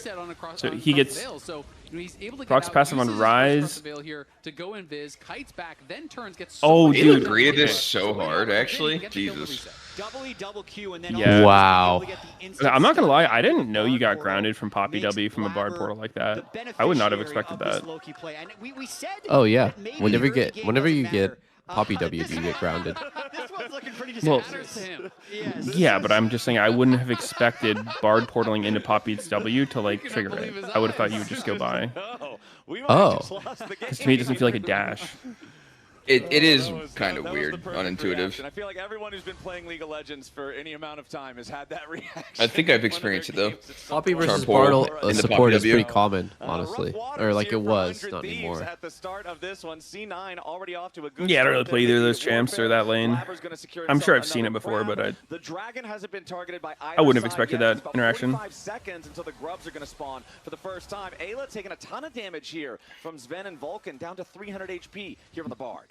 And that being said, even though it feels like everything is going low, they're changing Yunara to like they're turbo nerfing her E, and they want people to max W second. It's 100 gold between the two, despite the kill and the assist, because Quid has so much farm. That's what Froxen said in his post. Did they fucking make the W scaling better? Because that thing is dog shit on the like points. It's really bad to put points in W, yeah. But he just they must have. Let me see. Tanky, that is the fuck, Froxen doesn't follow me on Twitter. That's crazy ego. And one-shot the Rise. It just doesn't really happen through Roa, Archangel, Zonias, all of these tools that really make you I think you really do use your Twitter. It is going to be possible for Quid to once again, kind of claw I his way don't. back in a very different way than on Good. Vitali, but still Dog shit. Yeah, he's going to need the help of River, who, while being very far behind, did hit level 6 and actually is moving. Can they just change the name back from X?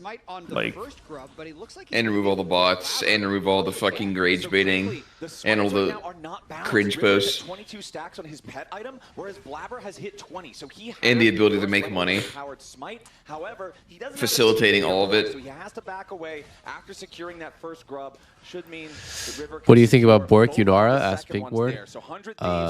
I'm a hater, but against Pokevarus, it's better than normal. TP's up towards top side. Sven is still down on bot, but Dokla is running straight down there to answers. So they've kind of set up. I'll see the post on Froxen's Twitter. Maybe it was Yellows. Utilizing that extra global that they do have.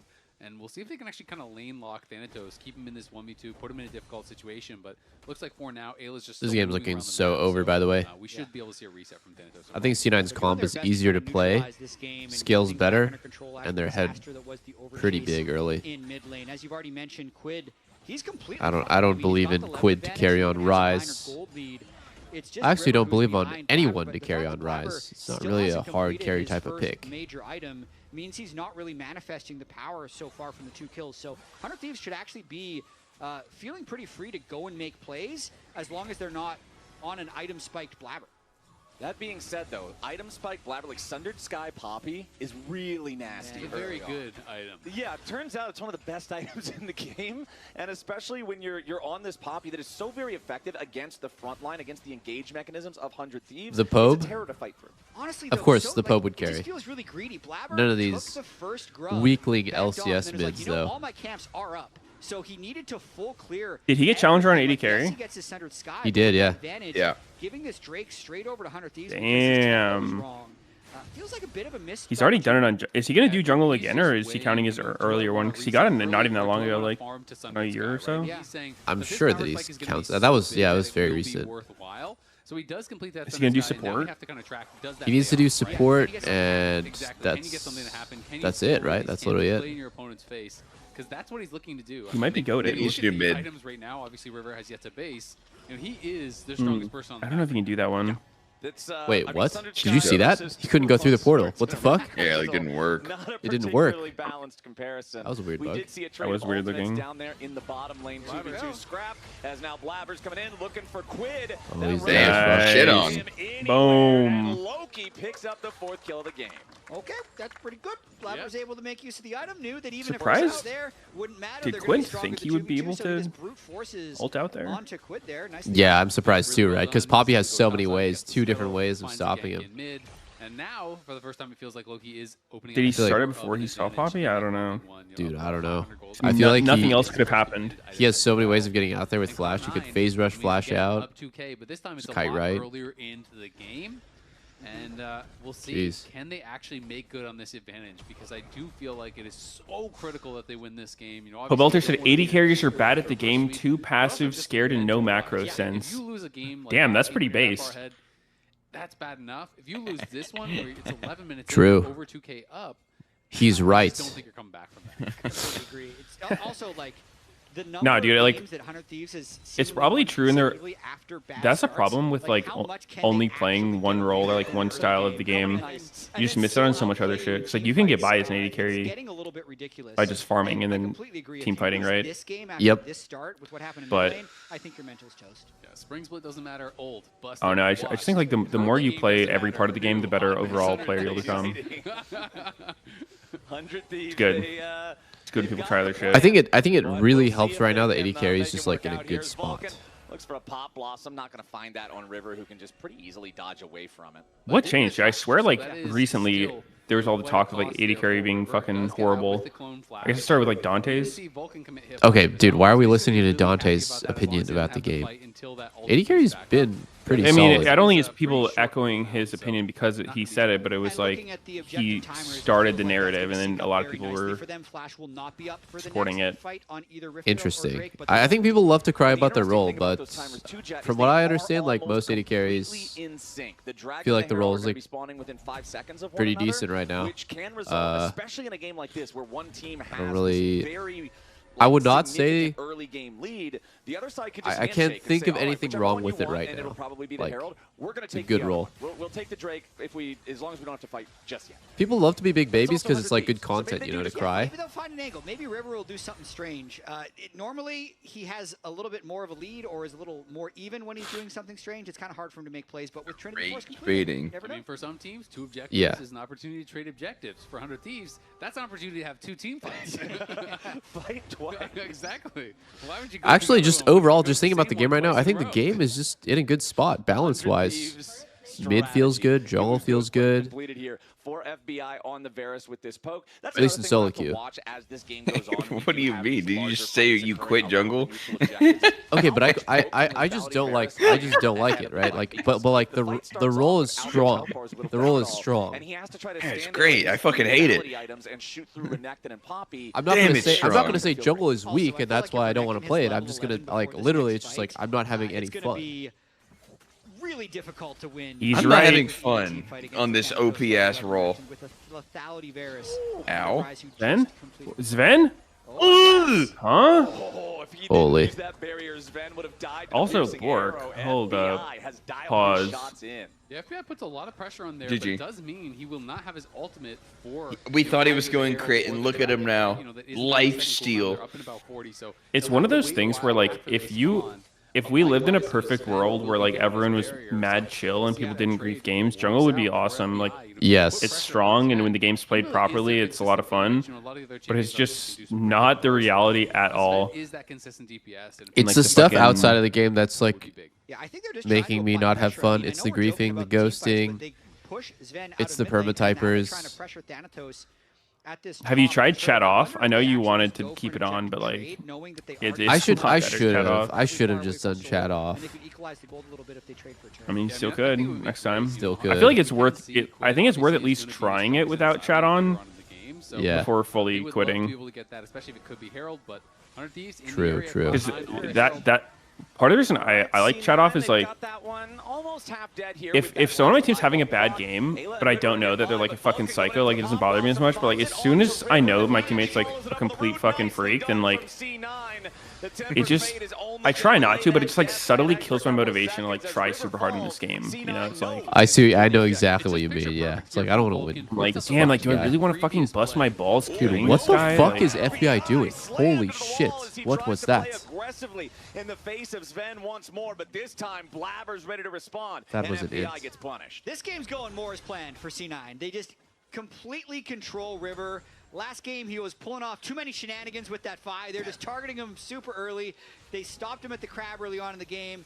As Zeo just mentioned, burning his flash earlier, attacking him right there. And then just the cherry on top was being able to get that wall stun on FBI in mid lane. So they get 2 kills as well as 2 objectives, and it doesn't cost them anything in trade. I mean, it's just a great angle there from Blabber, who I think is going to have a lot of gold. He hasn't been back to base for a while, so I'm expecting quite a big buy. And Blabber is gapping the fuck out of River. Buys some of those major components. He is going to be. He is. Poppy jungle seems fucking good right now. I don't know. Better than a lot of the bullshit we've been playing. Yeah.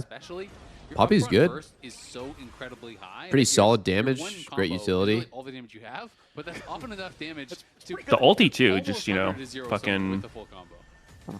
It's pretty low risk, and you just have the chance to outright win a fight before it even starts. Yep. 16, almost 17 minutes of play. I know. For 100 Thieves. Not generally what you'd expect. Even in games where they fall behind, they get scrappy, they find some kills, but it's been a Poppy played well is an insane champion. Absolute game changer. Yeah. Poppy played bad. Yes, whatever. You're not convinced yet. I'm still not completely sold. I'm fucking bad at Poppy, dude. This champ's hard as hell. Just River hasn't. Yeah, I mean, dude, the wall stun angles are so fucked. I swear, dude. When I play her, I'll swear I'll have their like the perfect lineup right next to the wall. I press E, they don't move. Then I play against a Poppy. I'm like a mile from the wall, and it like 90 degrees stuns me. I'm just like, all right, let's fuck this game. Yeah. That's funny. I feel like the Flash is the real bringer. Oh. Holy shit, Dokla does not get to move. He does not get to move ever. Actually, one thing that I don't actually know about Poppy's E is like, does it push you the same distance regardless of how close she is when she starts it? I think so. You know, like if you're melee range against the guy and you press E, will they go just as far as if you're like max ranging them with the E? I think it just depends where they are.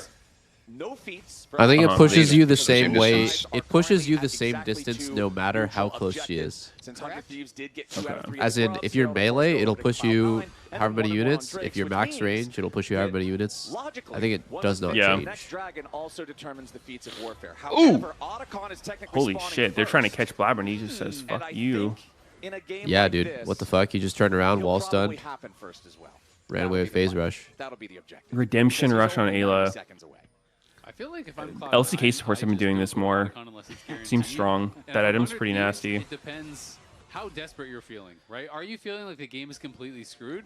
Oh, River, what are you up to, bro? Screwed, flip it at Otacon. Go for it. Okay, just YOLO it. I don't know. People in my chat are saying like ADC feels really bad in low elo, but like just as hold on. And that Croc is toast. Maybe because of their low elo, it feels bad. I mean, the way I see it is like people only think about the River. That's not your Gromp. Who got the Gromp? Who got the Gromp? Did River get it? Ben got the Gromp. 1 for 1. 1 for 1. He got 80 gold. Blabber didn't get 80 gold. So that's kind of like half a kill. That's actually the one on the board there. That's the one kill. They got the Very Gromp. This is a stomp. They're so scrappy. Dokla, do the thing. Oh, he could interrupt the bounce back with W. Immediate keeper's verdict onto Dokla with the Oh! for some CC. Oh my god. Staying alive Monka. just by 100 HP. I mean, C9 is really punishing. I think people like only think about the what like if my support like at a scrappy fight, does nothing, that's absolute shit, but like you're just as likely to get carried by your support, right? Like the support gap is just as likely to happen for you as against you. So if you enjoy laning with somebody else, Absolute maybe freaks. because you're lonely, you know, I understand. So you can have someone to blame Have when you somebody to blame, inevitably have lose. somebody to lift you up, lift your spirits a little bit. There's no chance. We just gotta go back mid. Yeah, Sven just free hitting with his Play bot lane today. Highly mobile, highly damaging. He's going to have a nice chunk of gold himself. Quietly having a very good game on that. Yunar actually has the largest individual gold lead of anyone. And here we go. Otacon, this is surely the For me, final ADC is like hurrah of more 100 dynamic than jungling in solo queue at the highest level because jungling is literally just, okay, I'm full clearing, I'm full clearing, okay, I'm full clearing. But like, if your support I is don't super, think you have to do that. You pretty much do. Like, everyone plays that way. Cannot be underestimated as C9 have the Parasol whiffed on a stun target. Oh shit, we got Otacon. This game is so having Joe. a fucking bad time, man. Sven! Oh, he's got barrier. Oh man, if he has Kraken, doesn't he just two-shot Dokla right there? Yep. You're... Okay, how about this? If you go Bork, you still just get Kraken second. Both. I used to have build on Bel'Veth a lot. Current health for when they're high, Kraken for when they're low. Yep. And they're going to be able to grab the dragon off the back. I mean, I'm not. As well. I kind of agree with you guys. I don't think Bork's that good in general, but I feel like if you are going to get it, fuck it. You really want to sustain early? It's got like a pretty good build path early? Sure. Whatever. Yeah. I still want Kraken though. Controlling the game, making sure there's no 50-50. I haven't tried it, so I can't call it dog shit, but it's probably dog shit. It felt great on Bel'Veth, but obviously. She's not gonna build What did? though, is the thing. Yeah. Kraken second, Bork first, or some shit. Having both. It always happens. Cloud9 does feel like they're in. To be honest, Saying if you build one, you build the other two. Bounty going over to Dokla. To be honest, I could see that being better at 2 items than a Zeal item. I could see that doing more single target damage by like a decent amount. But just the next items are going to feel way worse. Just because you don't have that You'll get multiplier anymore. nice Lord Dom value third because like you have 2 effects that are like, you know, flat-ish damage. Armor Pen's good. Yeah. Then fourth is going to be a little weird. When Blabber's this fast in this Fed. And I think one of the big not even that weird, honestly. You just go Lord Doms into a Zeal item into IE. It's not even that weird. Factor champs, right?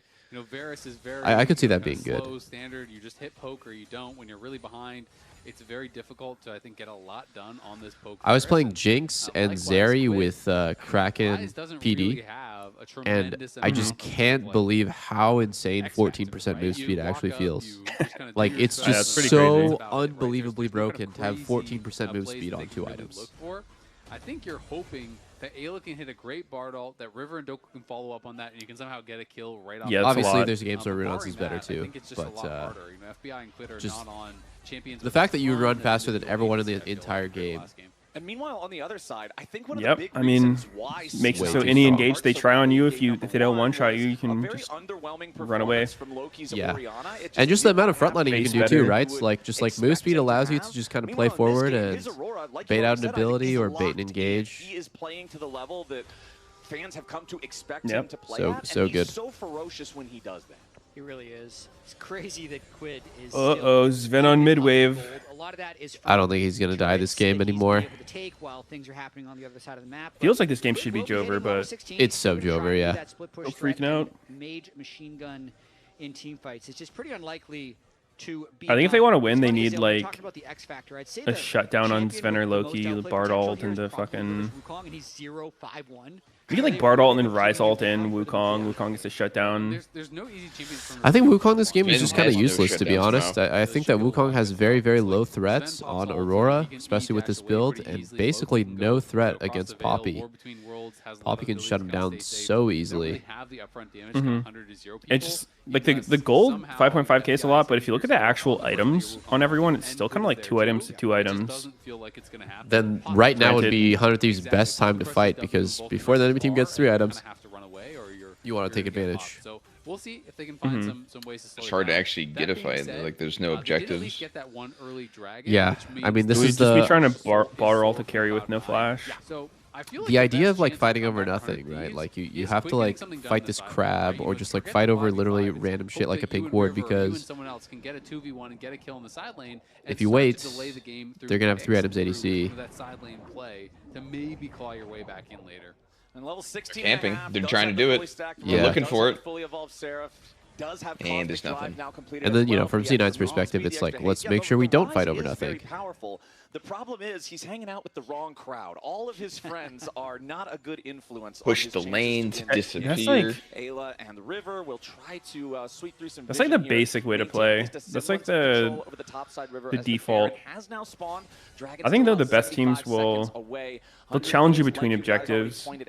Yeah. Because I feel like there's always a mini objective, right? It's not like an Otacon or a Dragon or a Baron, but there's like, you know, getting this wave crash, having control of the jungle, like controlling these chokes, getting their camps. All those can be viewed as kind of like mini objectives. But if you're pressuring together, you can punish when people try to contest those. Yeah. It's hard if you have people stagger recalls, it just becomes like impossible to do anything. You just have to play like fucking passive. Fight where they killed River and not really giving 100 Thieves. I'm a bit confused where the gold is, right? Like 2.5k on Sven, but if you look at the items between him and FBI, it's...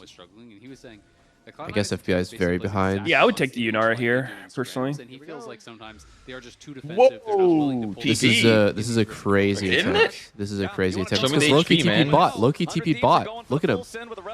He's not even... Oh no, they're trying to do it with Poke Bears. He's not going to die fast enough. Wait, Blabber is... That Bearskew missed. He would have been fucking 1 HP, dude. The Bearskew didn't hit. Yeah. Loki! 5-man ult! 5-man ult, Loki! They're so fucking grouped! Holy. Okay. This is 100 Thieves' best chance. Trying to go for the steal here. Literally their best chance ever is a 4v5 on steal. I feel like if I was C9 here, I would have just walked the Dragon instead of doing this Baron. Yeah, this Baron is actually so risky for It'll C9. probably work, but it seems like an unnecessary risk, especially with how passive they've been playing. Wow, that was so like close. that was just a full-on flip. That was wow, a that was 100% so slide close. fight. Yeah, that was 100% agree with you. I think that was... And it fucking worked, baby. Best ever chance of coming back. I don't love C9's choice there. So, you know what I feel like is a huge difference in these situations? It's like, it's one thing if it's a smite fight, but like you'll guarantee win the fight afterwards. It's another thing when it's like there's not even a fight. It's just straight up there, junglers flashing in and going for the smite. Because if he gets it, it's just that's it. You're just fucked. Like, there's no compensation. You don't like guaranteed to win the fight anyway. Like you just. It's kind of the difference between blue Normally and red in that side. situation, you should be able to zone the jungle from the pit if he's kind of like just by himself, but they were kind of low and an awkward spot. Yeah, because the fight, it was awkward. Does end up getting finished. Worked off. out, This but is the much earlier play where they feel like they have. I would not love that play if I was Blabber. I think I would have called it. Let's just go Dragon. Fuck it. Actually finish him. They couldn't get the Baron low enough. I think they would have loved to just burst the Baron and then try and run away. Once the fight starts, it is going to be pretty difficult for them to turn anything. And then watch this. Yeah, River is able to dodge the Poppy ultimate And then, I mean, River does smite early for what it's worth. Oh my god, 1300. 1306 is what he smited. My god, that's kind of lucky. I think Sven's Runon's auto got it. Yeah, that was really, really close. I mean, dude, that situation, it is a 100% flip. It, like, does the AD carry crit there? What if Sven's previous auto crit? Yeah, no, it's literally a bad play. There's no fucking way to guarantee that for anybody. Like, at 8,000 gold ahead, so risky for nothing. Yeah, at 8,000 gold ahead, that's not how you want to play. Exactly. It felt like he did a really good job trying to make that It's just the fact that, like, Cloud9 there's no fight afterwards, which is why I don't like it. And now are feeling like they are very close to closing out this game. Chat, are you convinced?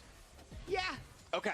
I was gonna say 11,000 gold, soul point, 29 minutes into Whatever. the game, total Bunch of what control over ifs. the Rift.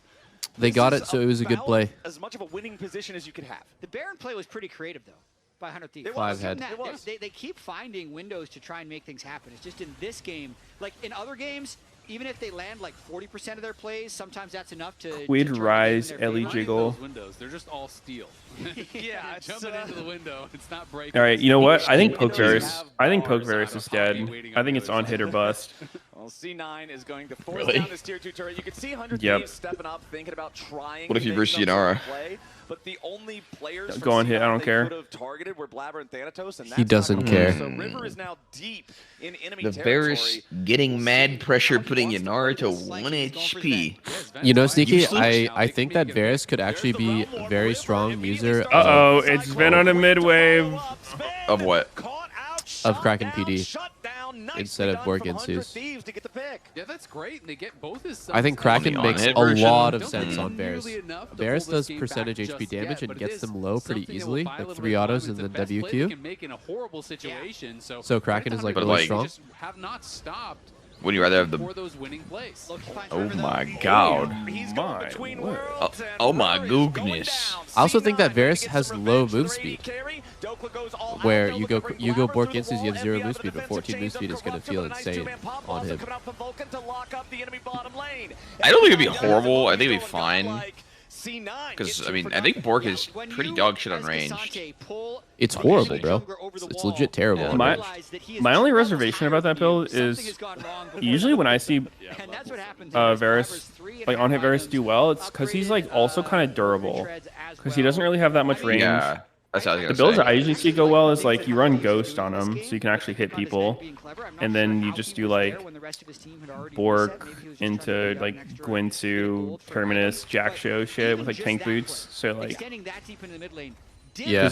playing a Bruiser against that shit is obnoxious. Like you can't really one-shot him, and he will one-shot you. Like you can't tank him. You'll just die. No, I mean, I understand what you're saying. Like, you do lose the utility of the lifesteal, but No, I mean Bork does kind of suck. I don't know how Kraken would do. I don't know what you build with Kraken. Maybe just do the whole thing. But just go Kraken PD LDR. My favorite build. Seems. I think the end of that kind of sucks. Like Kraken PD, I think would be fine, but then it gets awkward. I think having the option to go into something tankier on Varus is pretty good. PD seems a little squishy, but I don't know. You play that shit more than I do. Try it. I think they should easily. Yeah, I might try it. I'm just having so much fun playing Unara, bro. That champ is too fun. Whether they sit back or whether they try to contest. Sure. But Cloud9 has choked out almost all the vision in this I like her area. beam a There's lot. no vision in the river. LTW. Does Varus have any crit scaling? Like, do any of his abilities do extra with crit? No. No. Okay, River thinking about. He pretty much exclusively I feel like scales every off AD carry attack needs speed. crit scaling. Is that cooked? Why doesn't every AD carry have crit scaling? It'd be too homogenous, probably, for riots. C9 with control over this bottom side of the river, over this Drake pit. It's 7 seconds left until the Hex Soul spawns. 100 Thieves still stepping up a little bit, but the only health bars they're hurting are. All right, last one. Ezreal some crit ratios, Varus some crit ratios. They're going to start the objective as Loki and Dopa Thing is, against are Poppy- all The Ezreal the cool. way back near the C9 tier 1 mid lane turret. River swooping around from the side here. Realm Oh, he stole it! Another one. Another one. I mean, they should all Holy be dead shit, here. they're all dead. Yeah, Game should be this over. is different because it's like, you know, if he gets the thing. Yeah. I mean, if Team 100 fight. Thieves just didn't fight and just let River go for the steal, that might have actually worked because they weren't marking him whatsoever. Yeah. credit for stealing away the soul, but unfortunately the cost is still the game. C9 are going to get a very delayed Cassante? here after Dokla. Cassante? Okay. Never mind. Cassante is like the most OP unit in TFT right now. No way. Do you 5 cost? No, he's a 4 cost. Just a great way to bounce back from that game won by Cloud9. I mean, he's not OP in his like he's 1v9 the game, but like every comp pretty much wants him. He's like the best tank. Almost every time he went to make Yeah. It started good for C9. His thing is like you kill him and then he revives with full HP and goes all out and then starts doing more damage. And his like tank stats are converted to AD stats. So basically, just like you get a tank with 2 lives.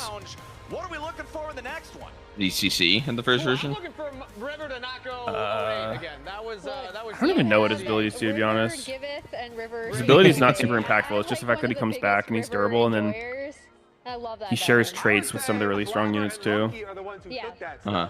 Is there like new animations and new abilities in TFT that like do they give champs new You spells? should see Yumi in the current set. Like I'm a certified Yumi hater for life, but like the Yumi in this current TFT set's actually super sick. He was definitely Like she has still like winning new the abilities and shit. upset.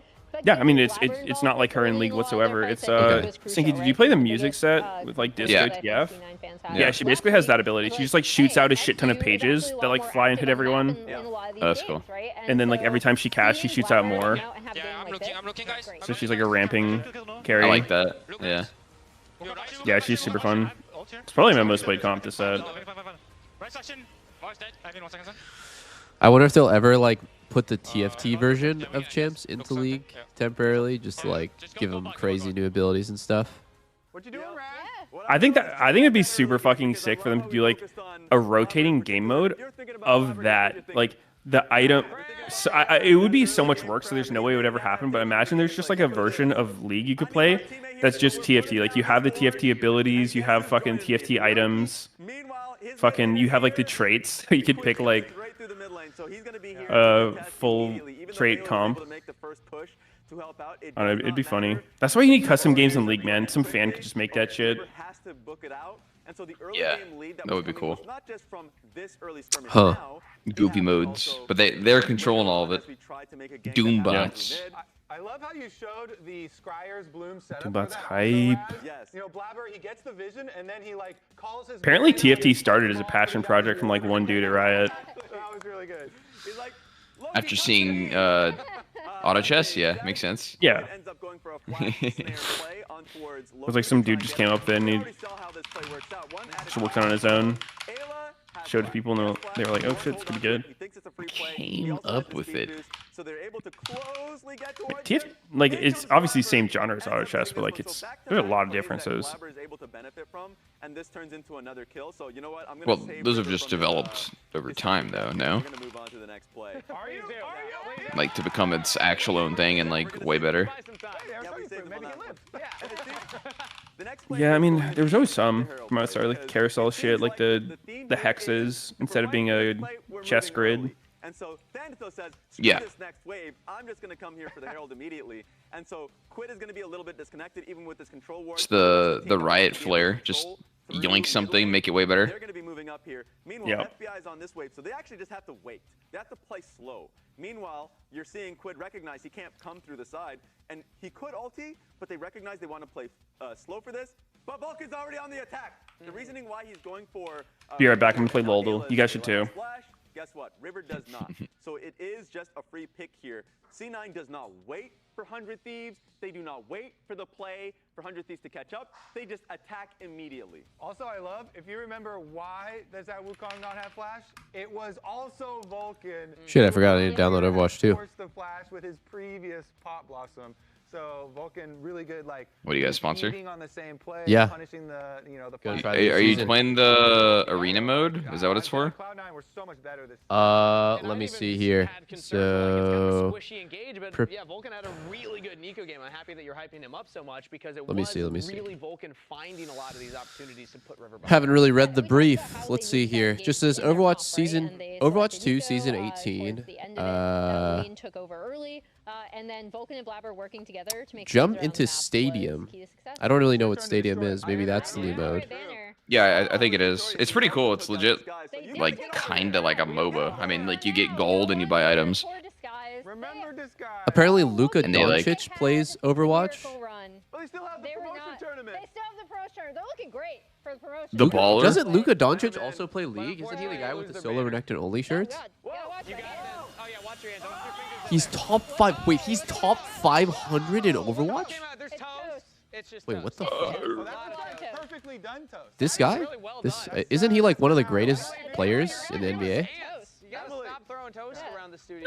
Emily, pass me one. Oh, never mind. Okay, that's Jokic that plays League. Not even butter toast. How good is Luka Doncic? Oh my god, that was shocking. Where do we get our bread? I need like an Still top 5. Okay. That's pretty insane that a top 5 NBA player. Dude, do you guys know Taylor Fritz? He's like the men's tennis player. Wardrobe's gonna be upset. He's like watching my he's watching my Jungle Climb stream and he just fucking texted me last night asking for a coaching sesh. I was like, dude, I'm not the best person to coach you on Viego, but sure. If you want. So I might help Taylor Fritz out a bit. Yeah, it is. I thought that they would win one of the first 2 games. C9 would get one of the first 2, but what happens after game 2 in an Arizona words? Just shooting me texts. It's a little difficult. That's the 70% range where he's My contacts. The Rolodex. No, I just met him at it was because of like Peekaboo and Zaryu. They had some dinner with him. No, not at all. And then I tagged along and then I met him. And he's super cool. He's just a huge DJ. He's just a huge gamer, bro. Game. He loves playing Viego. He likes playing Rust. Scan the QR code on screen. Click the I think he really likes PvP because obviously he's highly competitive in tennis, but he also loves just like playing Rust, and I'm guessing just like fucking people over in Rust, playing League.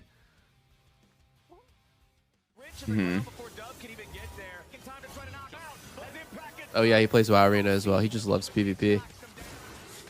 Get fed. Scan the QR code for LTA deals only on Uber Eats.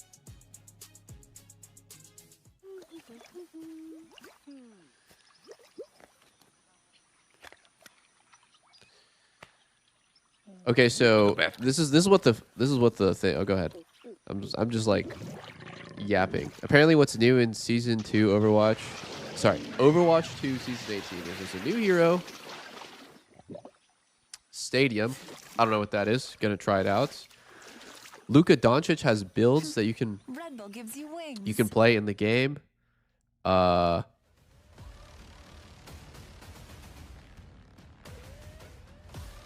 Three old heroes new to Stadium, quality of life changes, and exclusive drops.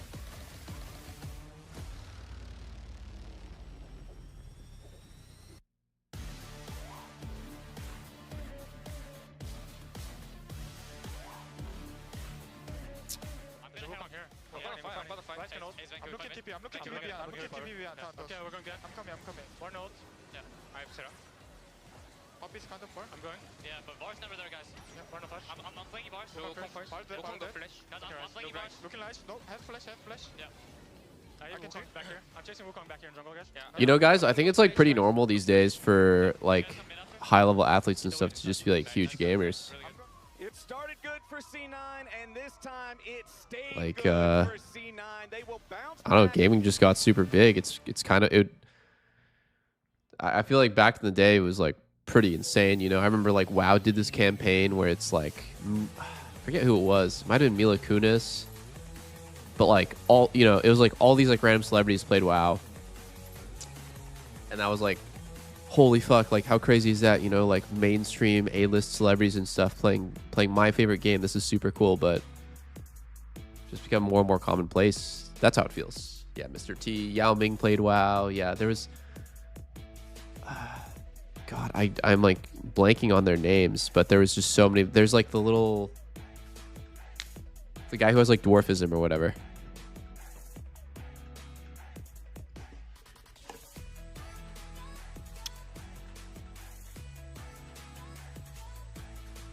Vern Troyer, yeah.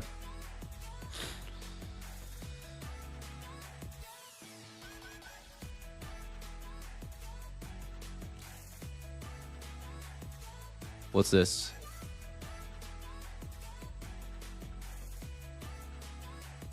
N 90% of my feed doesn't get it, but I'm pumped. Holy shit, he got plat 4 2 years ago.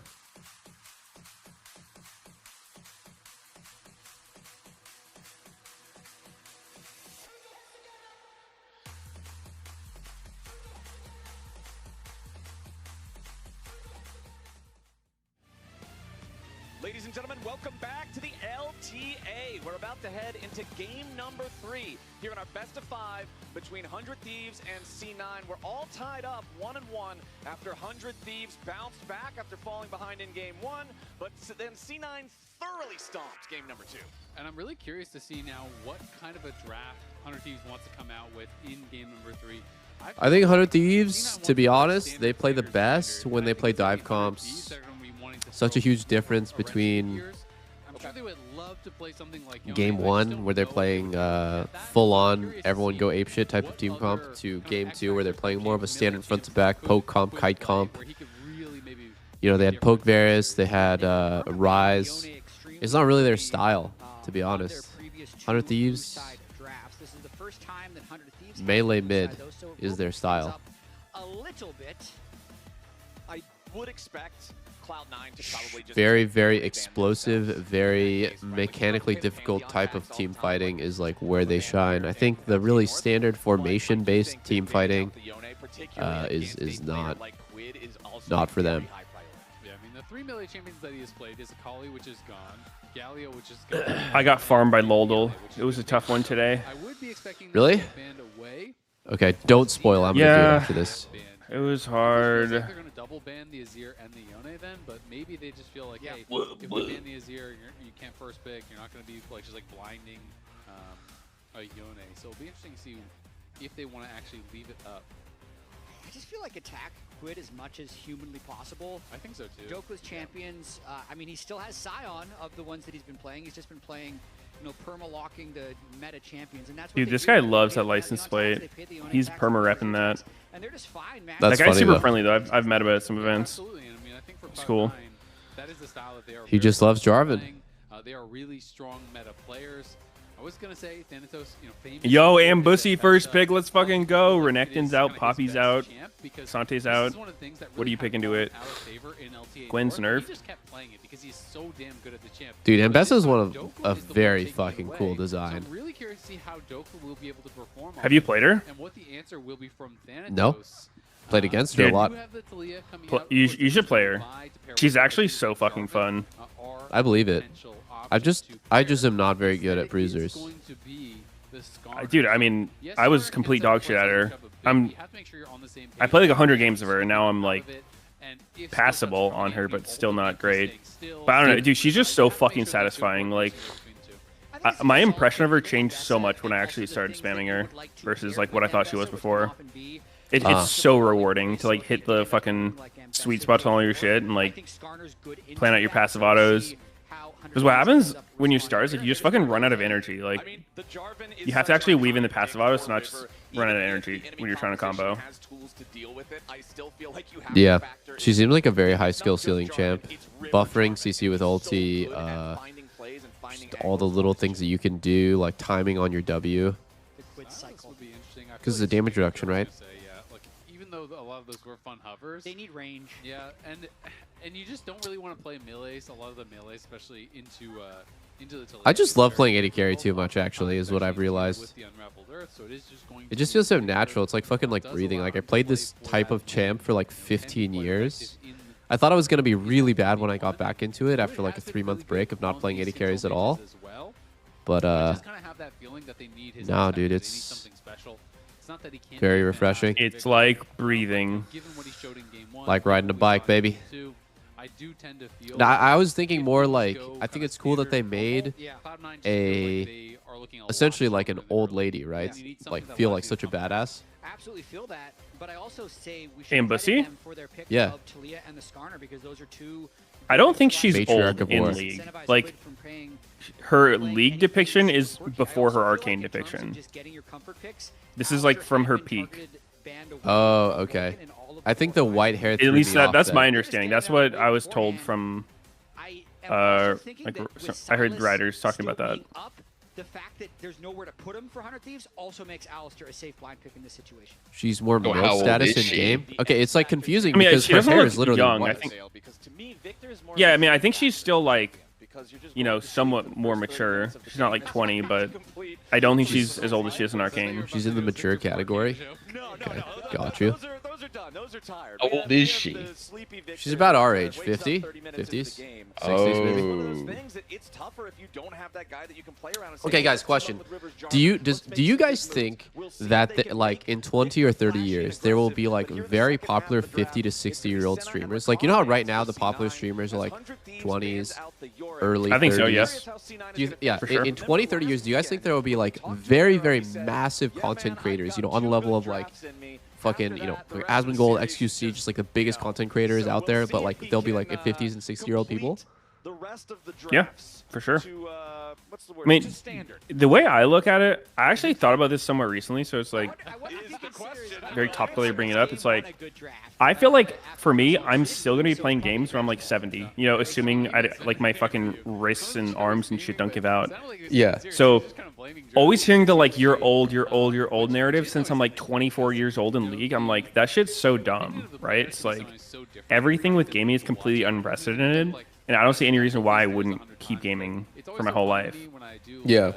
And I think it's the same thing with like influencers and stuff. It's like it just happened at a time where like we were the first generation to get into it.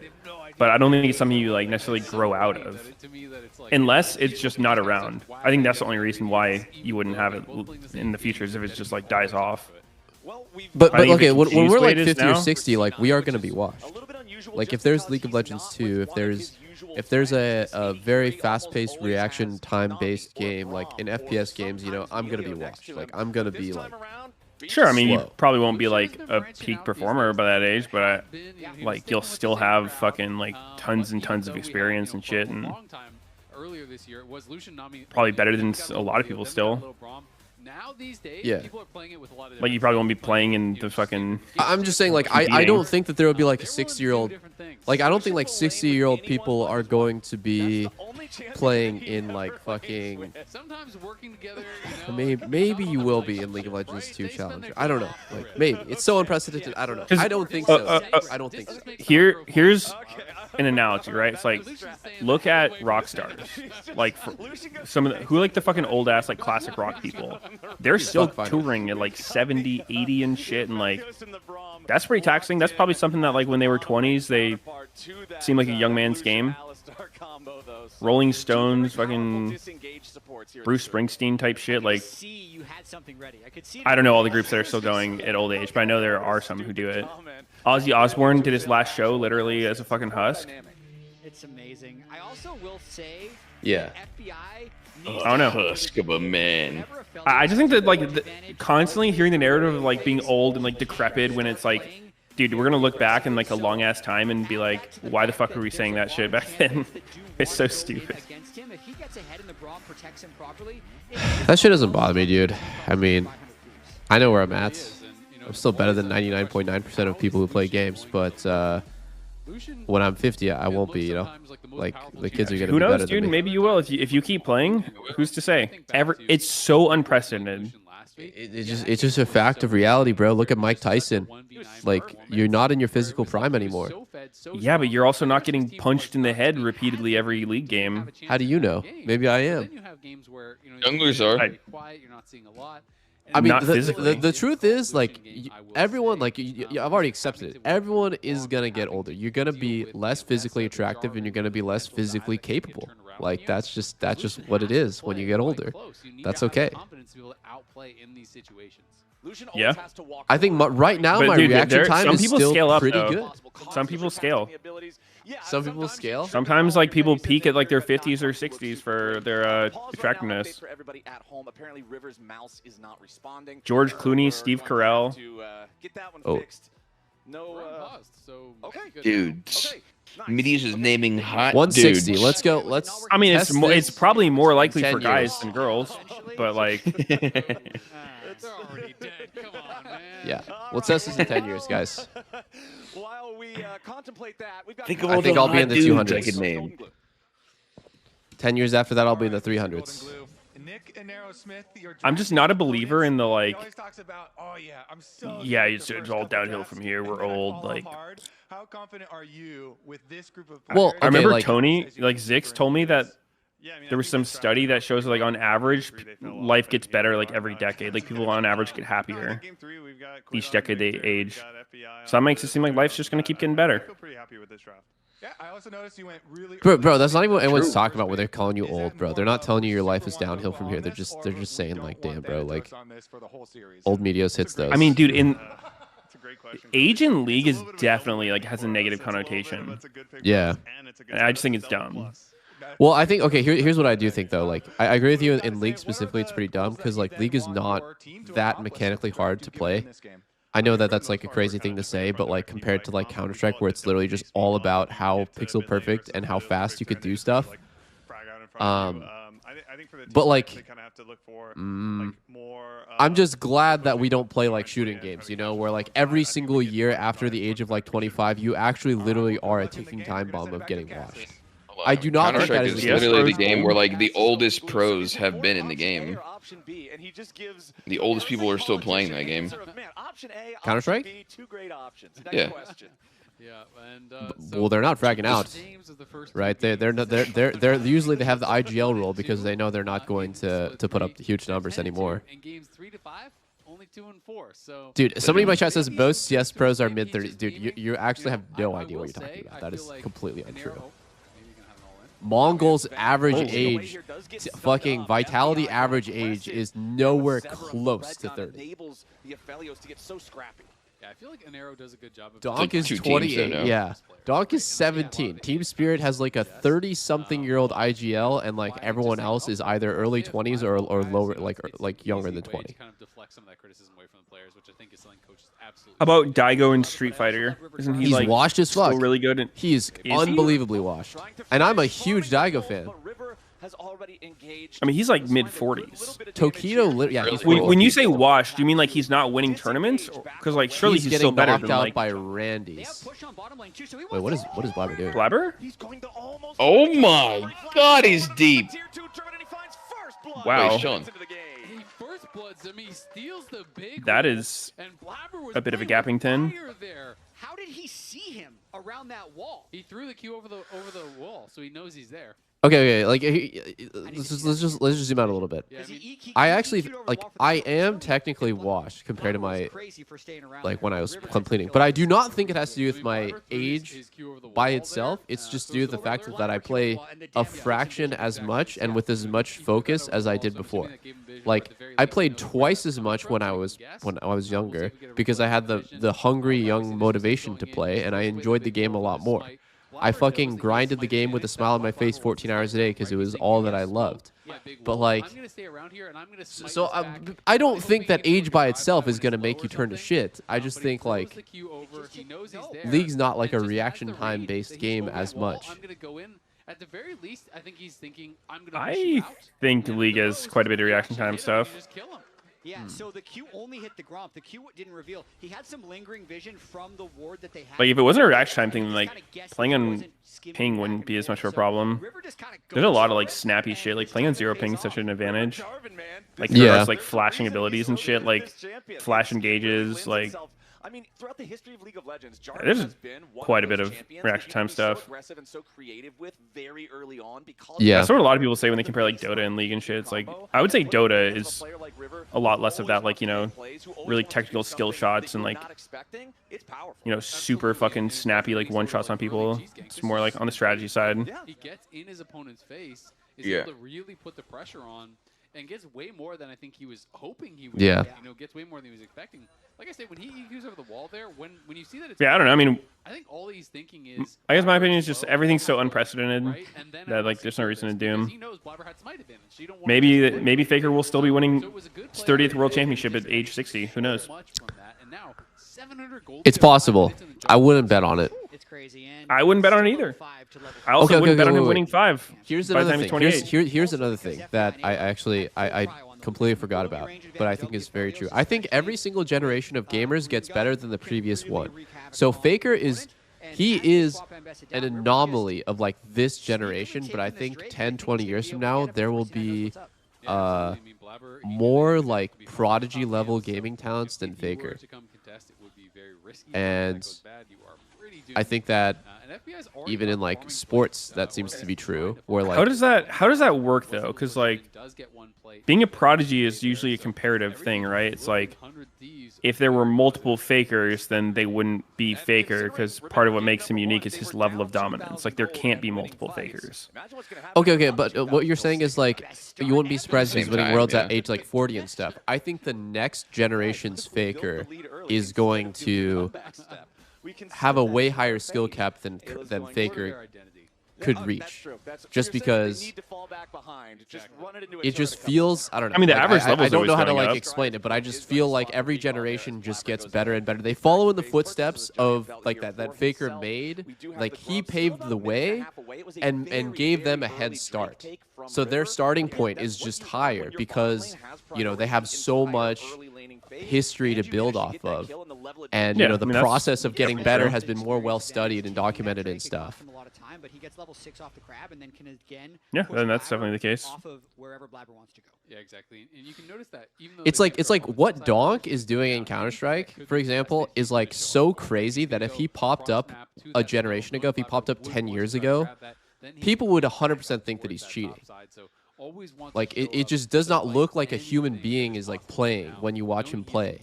So but like because of he's like part of the next gen, it's kind of like more understandable. Yeah, I mean I don't know anything about CS. I've heard the name Donk, but that's it. You just have to watch some of his clips and just look at it, just like does this guy look like does it look like a human's actually playing? It's crazy. Because I have been seeing more Ambessas go more heavily into lethality in some of these melee versus range yeah, matchups. I mean, people are always getting better. That's for sure. Yeah, like I think I'm talented, but I think that like I don't know, like from what you guys explained, like Diable, or like for me, honestly, a better example would just be like Guma. Like Guma's just like a more talented person than I am at League. I think I'm talented, and like for our generation of gamers, like I was like an outlier, but then I watch Guma play, and it's like fuck, dude, like this guy. C9's going to need something to he's different for them in the laning phase here because they're kind of pushed in across the board. Dokla had the push, FBI and Ayla have the push. Might find another fight. Yeah, Vulcan goes for the knock up there. I don't think anyone dies here. Did Vulcan flash out? He literally just walks away, right? Just walk. Does she not have ult? Oh, nice pull. Ulti? What happens? Oh wow, nice. That was so cool. That was so cool by River. Nobody dies, baby. Oh, okay, guys, so there's a victor here. Blabber waited for the last... Oh! Dead. Oh, no, still dead. Blabber waited for the last second to ulti, and River reacted by using Jarvan ult Unstoppable to immune Skarner ult. It was just like a very sick sequence by both players. Yeah. It's like, because Blabber knows that's what River wanted to do, he waited till the last second where it was max range on his ult to cast it. That way he's thinking like, when River's out of range to ult me, I'm going to ult him. There's like a spacing. But then River like juked it back and ulted him anyways. Because he knew that's what he was looking for. It was very good. I like that. That game 2 is just looking like a little bit of a blip on the radar. Yeah, let's watch this one more time. Vulcan with level 6 wants to try and take advantage of his power spike, knowing that if there is someone there, he can tank so much damage with his first charge of his ultimate. But it's crazy Quid got here, and then he was so ahead of Loki, and then Loki did the classic like late follow, which is the worst option. He goes for this next wave instead of going right away, but then he's just hit plates, so like look bottom. Yeah. Coming up top late here, this is like the fucking guilt realm. Doesn't do anything. Makes it so Vulcan can't. Yeah. Vulcan was very close to being able to finish his like push Jarvan off Grubs if you really want to walk up that way, but I think just getting plates is better. And that's always going to hurt a lot, to lose your flash and die. Yes, he is playing Spellbook Alistar, so he can pay the price of the roam. Alistar. Oh my God, Sven's looking very not comfortable. Losing that and dying is kind of the insult to injury. especially when the enemy mid laner It's kind of shocking to see Aphelios into Lucian. Oh, oh my god. Oh my god. Goodness. 29 HP. Sven lives. It's still going to be really If FBI had another longsword, I think that's a kill. Because Aphelios is just pushing him out of any lane where they're matched up. And that was 28 HP that he lived with there. We talked about how Lucian can look very different in different games, right? And when This is your team. team. Longs or dagger Lucian, huh? Aphelios, that is very concerning. The Wow, Sven does not look What's that comfortable. going into? is very He's going for the This champion Navori. just pumps out so much damage. It's a crit scaling marksman. He's going collector first here, but then I'm Would you even buy a dagger here? Is that better than just saving No, your gold? I think you just save it for Reaver. On Lucian, yeah. If you save. And Sven is not going to have an easy time playing out these fights. And if we go back to the conversation we were Lucian having Alistair. during draft and whether or not Quid needed to be on an X Factor champion, they just have a solid front-to-back team fighting composition. And the two This game looks fucking bad for C9. And Bussy's got Eclipse. I don't see why C9's starting this. Yeah, he took the blast cone over. Does not look like a winning situation. I guess FBI doesn't have Naganar's ult, coming up. so that's kind of big. FBI's got some dog shit guns. Oh no, but he's getting rid of his purple gun. Oh my god, Jarvan gets it. He ults I out. mean, the fight's not looking bad. Ooh. Okay, okay. Damage flash ult. Narsho. Okay. Aphelios. Oh, Aphelios okay, dies okay. here. We cooking, we cooking. It's a wipe. It's a wipe. It's a wipe. I knew it. I knew it was a good fight. Medius was there. Oh no. Wow, he gets a trade. Asu! Holy shit. Asu. 5 for Asu. 1. FBI had sums and he got caught by I that can't believe Narsho. FBI failed that reaction time test. That was kind of embarrassing. What is his age? What is with AD carries in LTA specifically and just like bad reactions? I saw this with Henna, and honestly, every single AD carry has had just very, very bad reactions to stuff recently. So much damage is already taken by the time they smite the Drake. The start wasn't that ideal. Dokla wasn't really hitting. River dies. But then here, FBI gets flash ulted by Nor, and he just does not flash. Like, how? Can you reaction flash it? Yeah, of course you can. It's not like the easiest thing in the world, the most telegraphed thing in the world, but it's a full rage Gnar running at you, flash forward, ulti backwards. Like, of course, you gotta have your finger on flash there. You know, from the Skarner in time for him to be able to smite it, because you can't actually smite when you're suppressed, right? So that did work out, but in the meanwhile, Ayla jumped in to try to defend River, so their front line was basically already dead by the time. Now Lucian's fed. Maybe the dagger swung that whole situation. I think it did, yeah. Dagger 1v9. One more attack. GG. I feel sometimes Aphelios feels like not a champ without ult. That's one of those fights where his output was basically 0. Yeah, he had purple gun, unfortunately. The back needs to be hitting while Yeah. the front is taking damage. And that just wasn't happening because the front... It's funny because it's like he blew his ult and got Sven to miss so much, but then that fight, That's exactly what Cloud9 needed. I would have been kind of hesitant to take it. Sven's Lucian that we were talking about, like, yeah, he's having struggles. Oh, shit. Whoa. Sven's looking dead as fuck. Fucking around. Sven on mid-wave. Sven on goddamn. mid-wave. Why did that become such a meme? Like, did I just say it too many times? Spermer dies. No, it's just his thing. He just dies on mid-wave. More than most Me and AD Bjergsen carries. both, like, I played against Sven, and then Bjergsen played with Sven, and we both said the same thing when we were on 100 Thieves together. I was like, Sven on mid-wave? And he's like, yeah. We gotta go for Sven on mid-wave. It's his bag. He has no respect when he's up there. He also had flash again and didn't react to Ambessa ult, although in this case I think it was from Fog, so I give him That's from Fog, yeah. It was from Fog, and he, like, I think it caught his E as well, so, like, yeah. Yeah. Would have had to have been at least 17, 18 tops to react there. I think we're going to continue to see a high-tempo game as the summoner spells are all on weird cooldowns now. Okay, 10 seconds till Herald spawns. Surely we get a fight. I think it's very funny that Blabber is playing Poppy Skarner, because like normally in my mind he's somebody who wants to play carries like Olaf, but he's in the grand scheme of things he's become like a Sejuani Maokai Skarner Poppy player. Making his way back up here as C9 begin the objective. Let's see Like what his Blabber most used to played be. is. Blabber used to play Jarvan. He used to play carry champs like Wukong and Jarvan, but now he plays pretty much only tanks.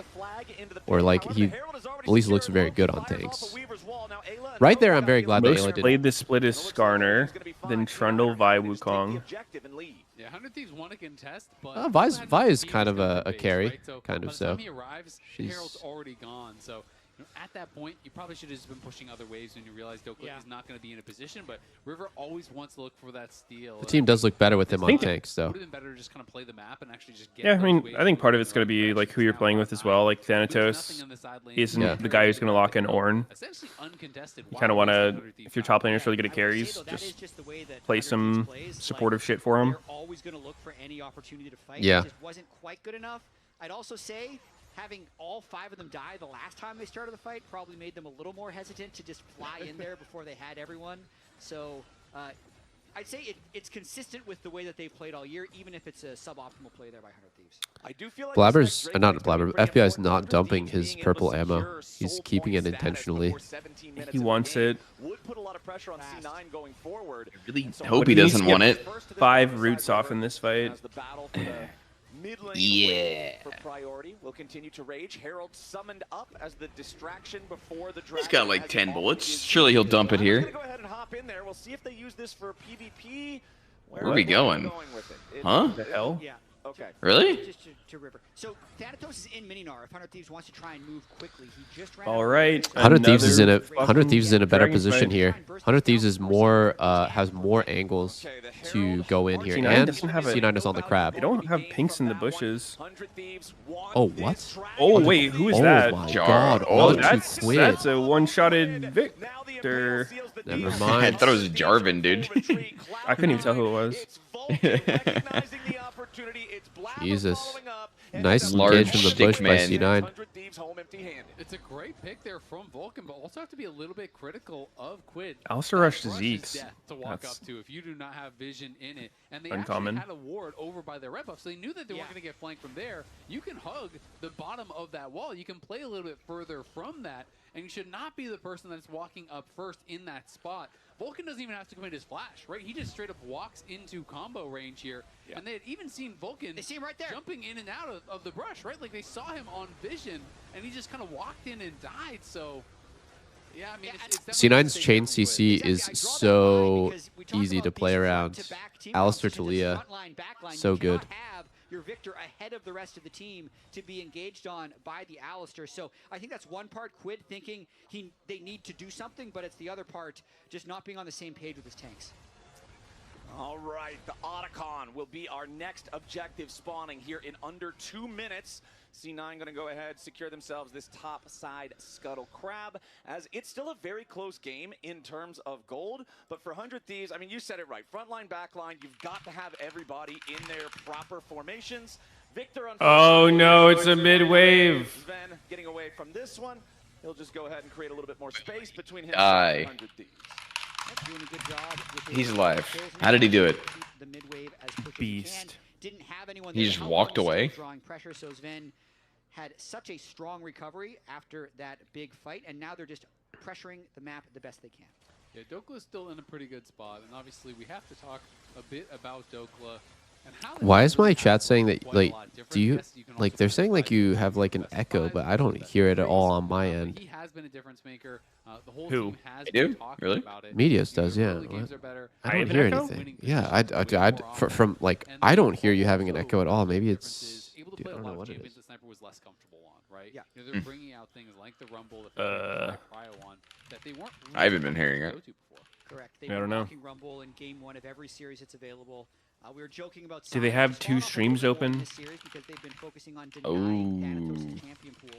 That might come into power later on in this series. Now that they've taken the Ambessa and the Nara in this game. But here's Talia. Look, he's having a great game so far. Trying to go for Quid. Yeah, there's your Weaver's Wall. Quid still pretty safe overall, though. C9 aren't going to Full tank Victor. It's actually Loki who's the most hurt after it's How fun. done, so What about Talia? their mid laner safe Does as she not count? Otacon spawns here on the bottom side. Just hit it right away. Just get She's in like there. same items. Double tank. Run for 3 seconds. That's 3 seconds too long. It must Nah, be Seraph's is a If Otacon's alive, you have to click not a it. tank item. Oh, what about Leandries? It's it's a tank item. What? Oh, flash ulti the Braum. Uh-oh, Meganar coming up. It might be a Narso.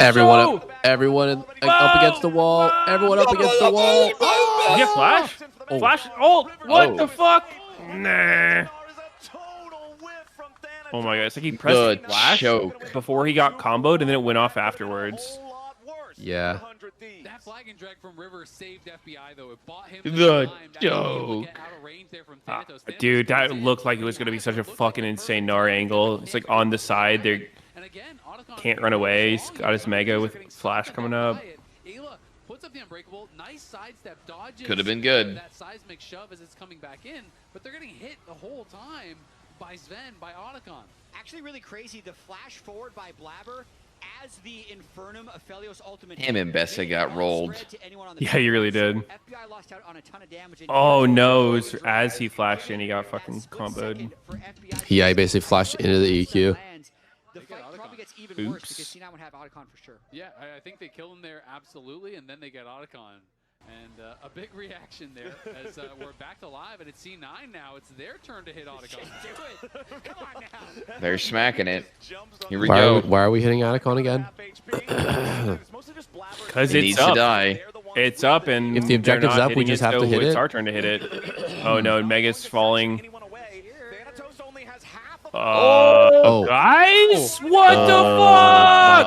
Oh my god, he stole it. Oh my god, what the fuck, man? Oh my god, C9 is gonna lose. Oh my god, C9 is gonna lose. Why is everyone so addicted to doing Otacon like this? I don't get it. I don't get it. Oh, yo, GG. You do get it. You do get it. If the objective is up, you have to listen to Reaper's wise words. Otacon is so broken that you just literally have to start it even with no advantages.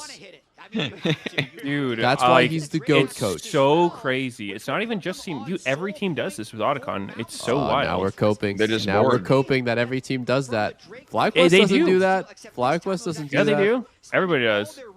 They don't start it with 10 people live for no reason. Everybody does. Faker would do it. Faker does it. Yep. You're right. There is a lot of it. Near Airport doesn't Maybe do not that. everyone, though. Oh, Near Airport doesn't do it? Oh. Okay. Yeah, what does Near Airport do? Play? They just don't play any games? Is that why they don't do it? Well, yeah, obviously. Oh. You can't start Otacon with 10 people alive if you're not low-key, an LCS. high-key, if he queued Otacon while low-key, Vulcan was high-key.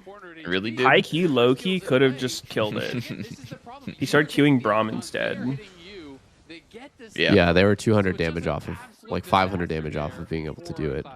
And you could see at the very start of the fight that cooldown timer. I also think Talia's ult wasn't that good. Like, it didn't stop the enemy team from approaching the objective, so she could have walled like the two halves of bot lane together and just like they could have done it that way. Clearly the call was to finish it and peel, so Vulcan goes out, he knocks him away.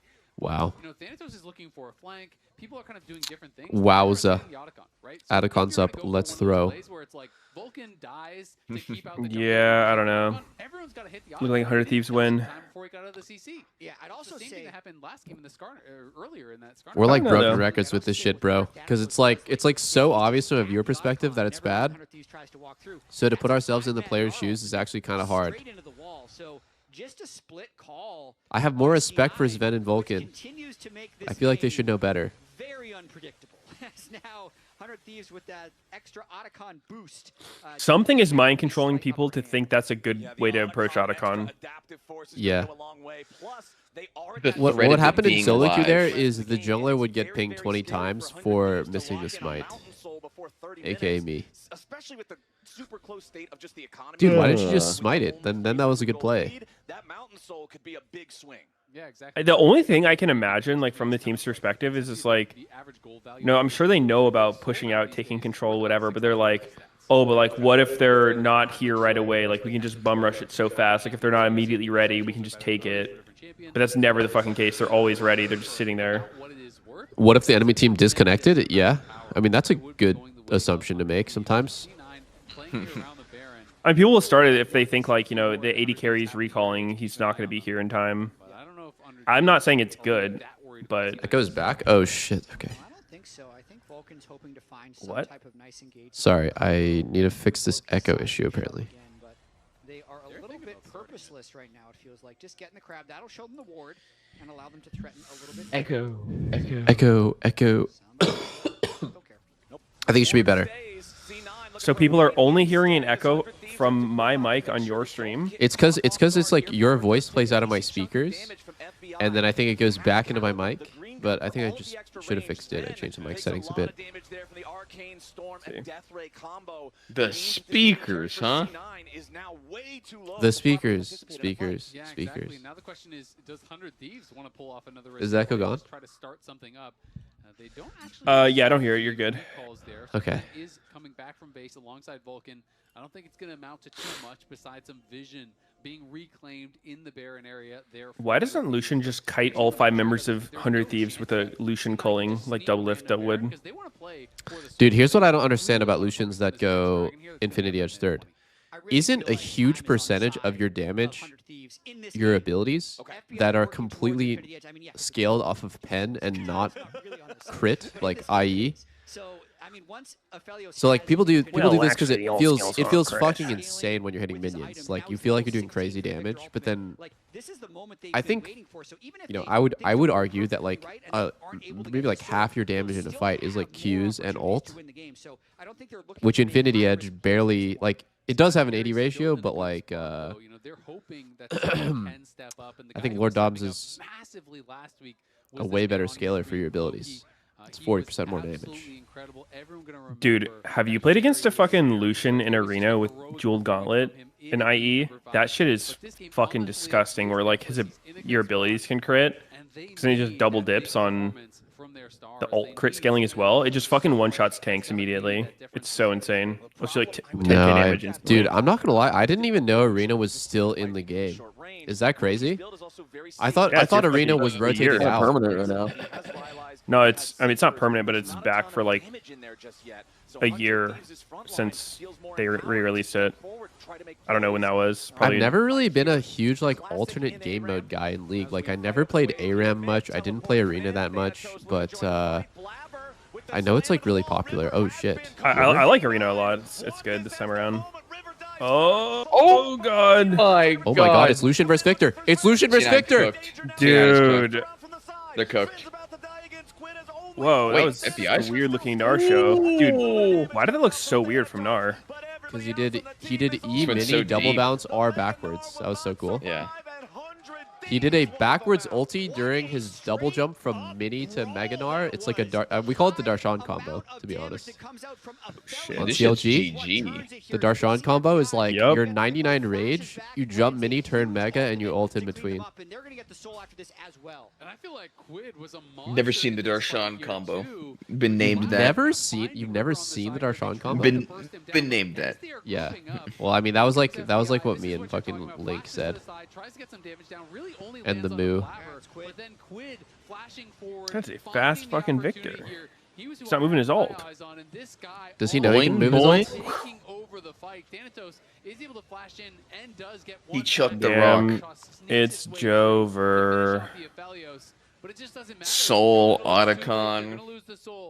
And we'll see if they lost the Baron during that replay as well. I hope they nerf Otacon. Is he I eating like a that. peanut butter and jelly sandwich? That's so based. We're eating. talking a grown ass man eating a peanut butter jelly sandwich in the middle of his team's elimination series, coaching them. Of course. Dude, so based. PB&J PB&J is owns. goated dessert. I don't care what anyone says. Like PB&J is probably in my Dessert. top 5 favorite desserts ever. What do you mean dessert? It's a delicious sweet treat, bro. Think about it. It's a dessert. What would you describe it as? It's a dessert. It's not a dessert. Think about it. I'm right. I'm onto No. something here. PB&J Oh, not a dude, dessert. I never thought about it like that. Doublelift's right. I've never been wrong. Yeah. Actually, dude, I just realized you've never been wrong. Thank you. Why do people ever doubt you? Thank you. Doesn't it get tiring? No. It never Questioning the guy who's gets always old right? being right Like, all is the he time. right again, or is he wrong for the first time? Like, yeah, It's do a the fucking snack. math. It's a snack. Wait, hold on. Is PB&J a snack? That's a good way of thinking about it. I used to think that shit was mad healthy growing up. The food pyramid got me fucked up. I'll never recover.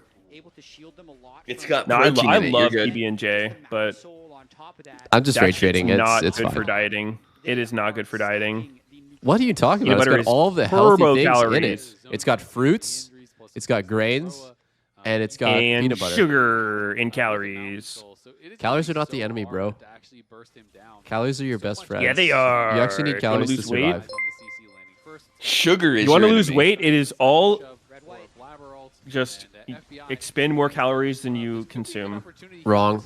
Wrong Doesn't again. matter what you eat. Does not matter what you eat. Well, actually, you don't need to count the exercise, just thermic eat effect less. of protein That's as well. Eat less. Eat less. Eat less. Dude, this is actually huge propaganda by big calorie hating.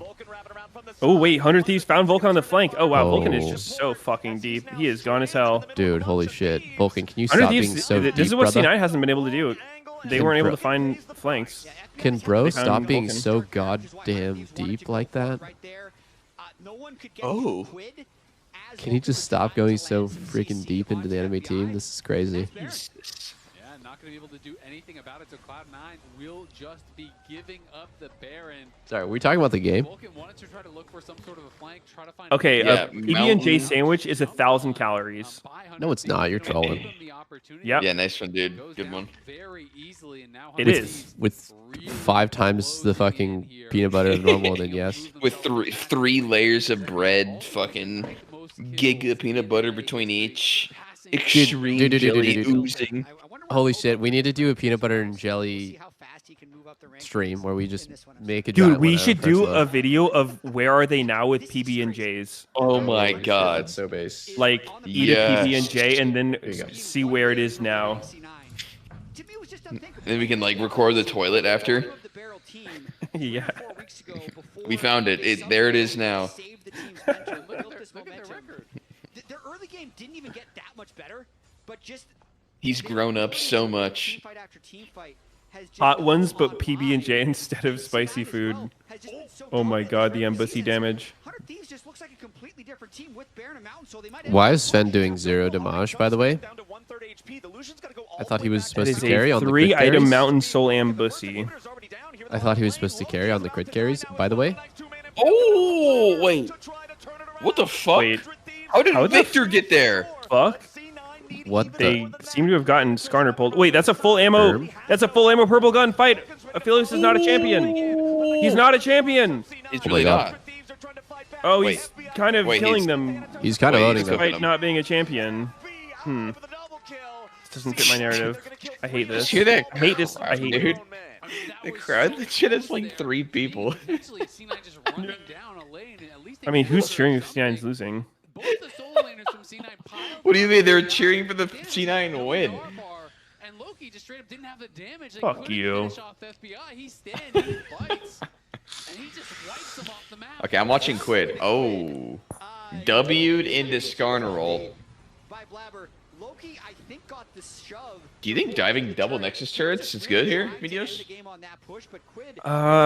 Not like that. FBI's flash was so good here, by the way. He flashed the WQ flash from Vulcan and sidestepped to Lee's W. Look at the sidestep. Boom! Barely lives. Yep. He cooked him. Fucking legend.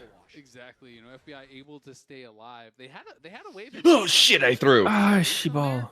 Who knows, right? Like That's not a PB&J. There's Wait, fucking green shit in there. Another sandwich? 2 sandwiches. He ate his dessert PBJ before the real sandwich. He's eating some greens. What the fuck? Greens are icky. What kind of sandwich was Whoa. that one, bro? We need to actually have a. We need to interview Golden Glue. Is Can he we request stress Golden eating? Glue for after the series and ask him what kind of sandwiches he was eating? Maybe it's a fucking bit and he has like 1 HP left of like 10 different sandwiches sitting off stage, and every time the camera comes to him, he makes it look like he's finishing one off. Holy shit! I think you're right. That'd be fucking good. That would be lay epic troll. Oh shit! I was Yeah, Loki getting dead. completely obliviated by a Jarvan 1v1. Dude, Jungle's Jarvan balanced. cranks. Jarvan cranks 1v1s. He actually kind of sucks in team fights. I feel like because he just dies. I mean, a lot of times in competitive, Jarvan looks fucking awful. You Yeah. gotta be good at Jarvan and not fall behind to look useful. Yeah, for sure. That's kind of why, dude, I kind of like the jungle meta right now. Like when shit like Xin Zhao and Jarvan's good because they don't look OP every game. A lot of games you see Xin Zhao or Jarvan just look completely fucking useless, dog shit. Yeah. You actually have to play well to be useful on them. That's not normal for junglers. So, yes. Oh, he's toes. Oh! Hey, FBI, you want to hit the turret? Oh! Wait, No? Lucian Alright. dashed into Victor and he didn't die. What the fuck? Oh my god, Lucian's dashing into Victor and winning. He's rewriting history. He's doing it. He's fucking doing it. Watch FBI's HP bar in the next wave, by the way. Bro. When the next minions spawn, FBI's going to instantly go to full. Oh, no, he's not even going to hit them. Loki's build is actually very vegan. Okay. Okay, the end. Wow. C9 is on fucking match point to Miss World. Of losing. Jesus Christ. Victor had a rocket belt that game? I didn't even notice. Loki? Victor had a rocket belt, you just said? Yeah, apparently he did. Holy shit, he did have a rocket belt. What the hell? So it's so when Lucian dashes into him, he can dash right back into Lucian. Yeah, Zonia's is pretty bad. I think Rocket Belt's good. Dude, I love Rocket Belt. That's like, it might be my favorite item in the game. Really? It kind of dog shit for a while. Yeah, it's fucking sick. I mean, I guess it's kind of like Gale Force. It's like, it's a multi-purpose item because there's the damage component, but you can also use this mobility. Yeah. So it's like you have to make that decision. And the stat line just makes it like a good first item for playmakers and shit. There's not that many champs that can build it, and it's been kind of dog shit for a while, but I liked it better as Proto Belt when, like, if you fucking... Remember that Echo bullshit where he would, like, E on you and Rocket Belt and all the missiles would just insta-hit you? That was so dumb. Kinda. Wait, what? I don't actually remember that at all. Really? When it was Proto Belt? Echo used to be able to Proto Belt every single missile hits? Yeah, you would E and then Proto Belt and this is back when you could get hit by multiple. And it would just, like, spawn inside of your model and just fucking cock you. I didn't even know that, to be honest. I'm sure that was a mechanic now that you mention it, but I don't remember that at all. Maybe you weren't aware of it, but you were probably aware of getting one-shot by Echo. Yeah. Like, Rocket Belt Elise is fucking sick, but there's just too many better items to build these days. It's just, like, not good enough to justify getting. But, like, Lichbane Rocket Belt champs are fucking dope. That is fun. What champs can even build Rocket Belt nowadays? That, like, actually do regularly? Echo, Akali. Diana, Echo, Akali. Usually just the AP assassins. Silas, yeah. Kennen. I'll be right back. I need to go pee. Well, if Doublelift's gonna go pee, then I'll go pee. I'm gonna yell really loud so it echoes. Really cloudy. But yeah, just look at that. Kill participation is actually insane from Akali. Looking good. 22 KDA. Looking great. Looking fantastic. Look at that. Good job, Quid. That's a lot of crowns. That's a lot of crowns. Game 2, take us in. What about that? I mean, game 2 is about Blabber and Loki. So we're still going mid-jungle. But Loki manages to escape, and then, yeah, Blabber comes in. River is dead. Yeah, that was unfortunate. He's eventually dead. He tried his best. He tried to live. And this was after the Skullcraft incident. That was close. Yeah. That was a little too close for comfort. Yeah, I mean, it got taken by the Yunara. I'm back. No, that was a sick 80 carry cleaning up Kobe. Yeah, this was a classic snowball from the team. Yes. Even there, River was stealing when they lose. He was still stealing, of course, but at the end of the day, if you look up, that's still an 11K gold lead. That's actually now 12. So it was an unlosable. Dude, I randomly was wild. I don't know what happened. I think I was just. Oh, I've been sick for the last 2 days. So I was laying in bed. I watched a Baus AP Aurelia video, and I'd never seen him play AP Aurelia before, right? So I was like, this maybe sounds viable.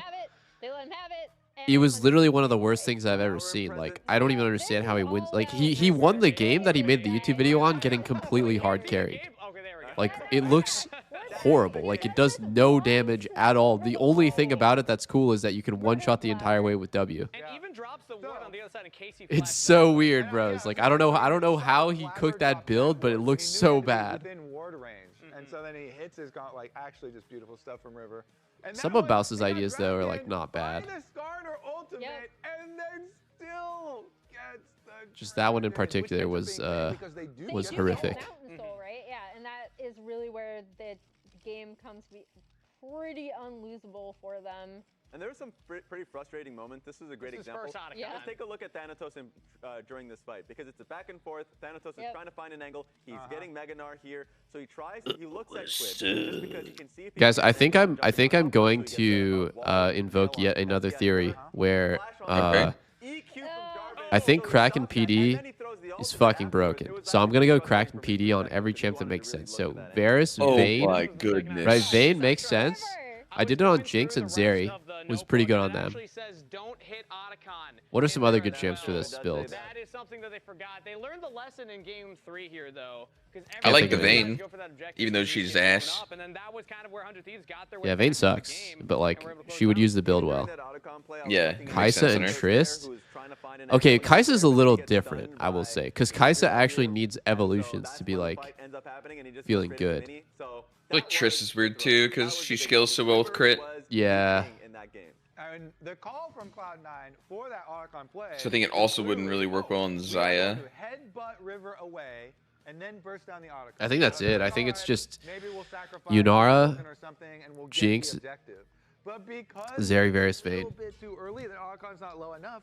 They couldn't burst it down. Bobelta was right. River, and then he still got back in. Like, that is just crazy. Another thing I do want to point out. Res.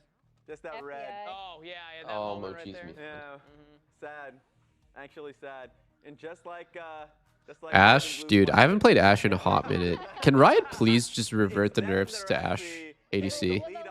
You know they only fucked over Ashe because of support Ashe? Because support Ashe with Hailblades was doing so much damage, they were like, well, we're going to have to take 20% Ashe damage away from early game, but then give it back on crit. Yeah, and it's like, okay, so what, you want me to buy fucking Yuntal, then stack it with 125 autos before I get any damage? I'm out of here. I'm out this bitch. Bored. I mean, you literally, there's no crit item that you can even rush anymore. The only crit item that you can get is one that fucking takes 10 minutes to stack. Watch now. No. Yep. Watch me. Yeah. Lucian, we're in front of you. We don't have a wave. Careful wave. Kill this guy. Kill it. Yeah. Look for end. Watch Talia. Yeah, we can. 5 seconds now. No flash. 3, 2, 1. 3 seconds. Yo, 100 Thieves is up 2-1, boys. Cannon. Hit tower, guys. Hit nexus. Hit nexus. Yeah, nice. Nice. Oh my god. Floppy game.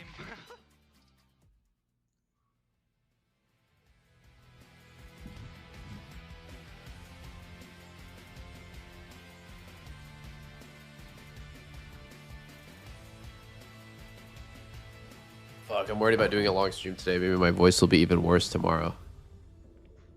No. Maybe I move this Overwatch stream to tomorrow? Not sure. Push the problem forward one day. I'm feeling kind of cooked as well, dude. Like lightheaded. G.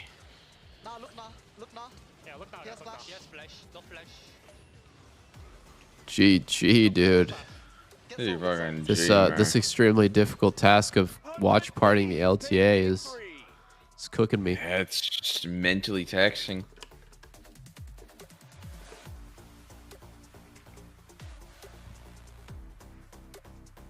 Tough world. Threw a wrench in the works, dude.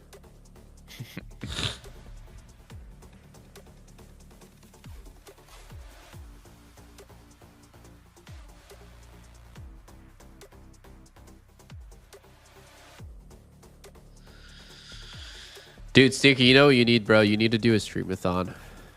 I know you've been thinking about it. My fucking You've been talking about how much you love those. You got to do a streamathon, bro. Dude, and then I'll I'll have a cam. It's me sleeping. Yeah. And then get this, you can pay money to watch videos while I sleep. Holy fucking shit, cinema. Hey, dude, Cinema. Who I'm are back. you to police how your fans spend their money? Sure. Give me Your all your ego money. is actually through the roof right now. Like, you're actually disrespecting your fans by not doing a streamathon. My fans clearly have no fucking clue what to do with their money, so it's just better off in my hands than yours. Well, no, it's more that they are getting extreme value out of playing those random YouTube videos while you're sleeping, and you're not even allowing. You're not giving them the choice. You're literally depriving them of choice. It's modern day slavery if we think about it. Maybe we can launch the new coin with the subathon. We could. Wait, hold on. The boys coin, and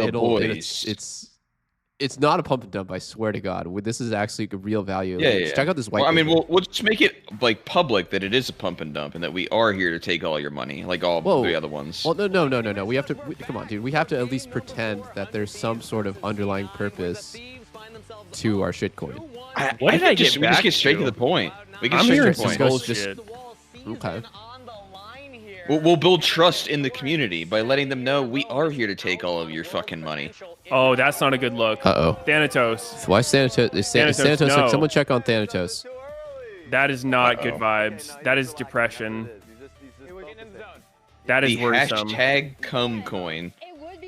I think there already is one of those, Sneaky, so we're going to need to find a new one. Ah, shit. I already invested. Is there actually one of this, or what? I'm not gonna. I would not be surprised. Why not? Probably. What do you mean? What do I mean? Probably. You think there's a cum coin already? Probably, dude. What? There's every kind of coin. Is there though? There's a Trump coin. Okay, but he fucking made that. How's your guys' Trump coin doing right now? I went all in. I got 69 bucks. Dude, I had an insane bathroom trip. I got like 11 chess puzzles in a row, one-shotted, speed run, extra points for speed, by the way. Jesus. Holy shit. And lost like half a pound. It was pretty nice. The deeper into Fearless that Cloud9 go. So with them being with their backs against the walls, we gotta have a magnifying glass. I saw some YouTube short that said you don't want to lose more than like 10% of your total body weight in a given time. Like you're supposed to take a break instead of trying to go like all in, or it's bad for your testosterone levels. Well, you don't what have the fuck are you talking about? You're probably good over there. What? What am I talking about, dude? It's a YouTube short. Dude, I saw a YouTube short that says everything media says is complete bullshit. Dude, it was from like a fitness guy who didn't even look like he was on steroids, and he had a lot of followers. But I wonder what the option's going to be for either of these guys. Dude, I swear to God, fitness TikTok/shorts is some of the fucking cringiest shit I've ever seen, bro. It's like, oh my, have you tried doing bicep curls with a slightly angled, outward supinated grip while bouncing on this pogo stick up your ass? Well, this is how I get the most insane pump of my life. Like, oh my God, shut the. Got the butt pump. It's just like the most insane shit I've ever seen. I just instantly just don't show me this, please. Wait, this chatter's right. They actually made puzzles on chess.com easier by default. Wait, really? Yeah. So even I can win. And they made your rating get inflated as fuck. I'm in the silver division for puzzles, but my rating's 7,100. And then I look in the settings, and there's literally a difficulty thing. There's a difficulty slider that wasn't there before. Jesus Christ, so basically, Shameless. it's just trying to pump up your ego by like giving you like yes, easy mode that's shit. what games do. That's literally what games do. That's why Dude, they put you against bots. You might be playing against bots on the chess puzzle. Yeah, gotta say. I think they are bots. Like literally, they're just wow. Seriously, it's not a person. Holy fuck. Well, I mean, that's just shameless. Then they're literally letting you play versus bots and winning. It's like PUBG right now. No, dude, Fortnite. They're What's just actually worse? Does anyone know? PUBG versus Fortnite bots. My guess is Fortnite. Dude, I don't know. Fortnite The last time I Crank played 90s and PUBG, everyone was just literally like the AI was literally just standing out in the middle of like a field, like an open field, and which they're one? just like turning like super slowly. And I'm like, On wow, this PUBG guy or might be on yeah, Fortnite? PUBG. I actually never played Fortnite. It's kind of crazy. I barely touched the game. I probably have like 3 hours total in the game. I played liked a decent Fortnite. bit. Yeah, I played a decent bit. I mean, everyone knows how to build the Great Wall of China in 2 seconds. I literally don't. I don't know what the fuck's going on when I play. I mean, there's the no build mode if you wanted. Yeah. Maybe I need to Wait, hop they're in playing that. Lane Viego, by the way. Oh shit. Jesus, what the hell is going on? Silas versus Viego mid? Maybe. I mean, some people play Viego top. Could be flex. Could be Sedge top. Could be Sedge support.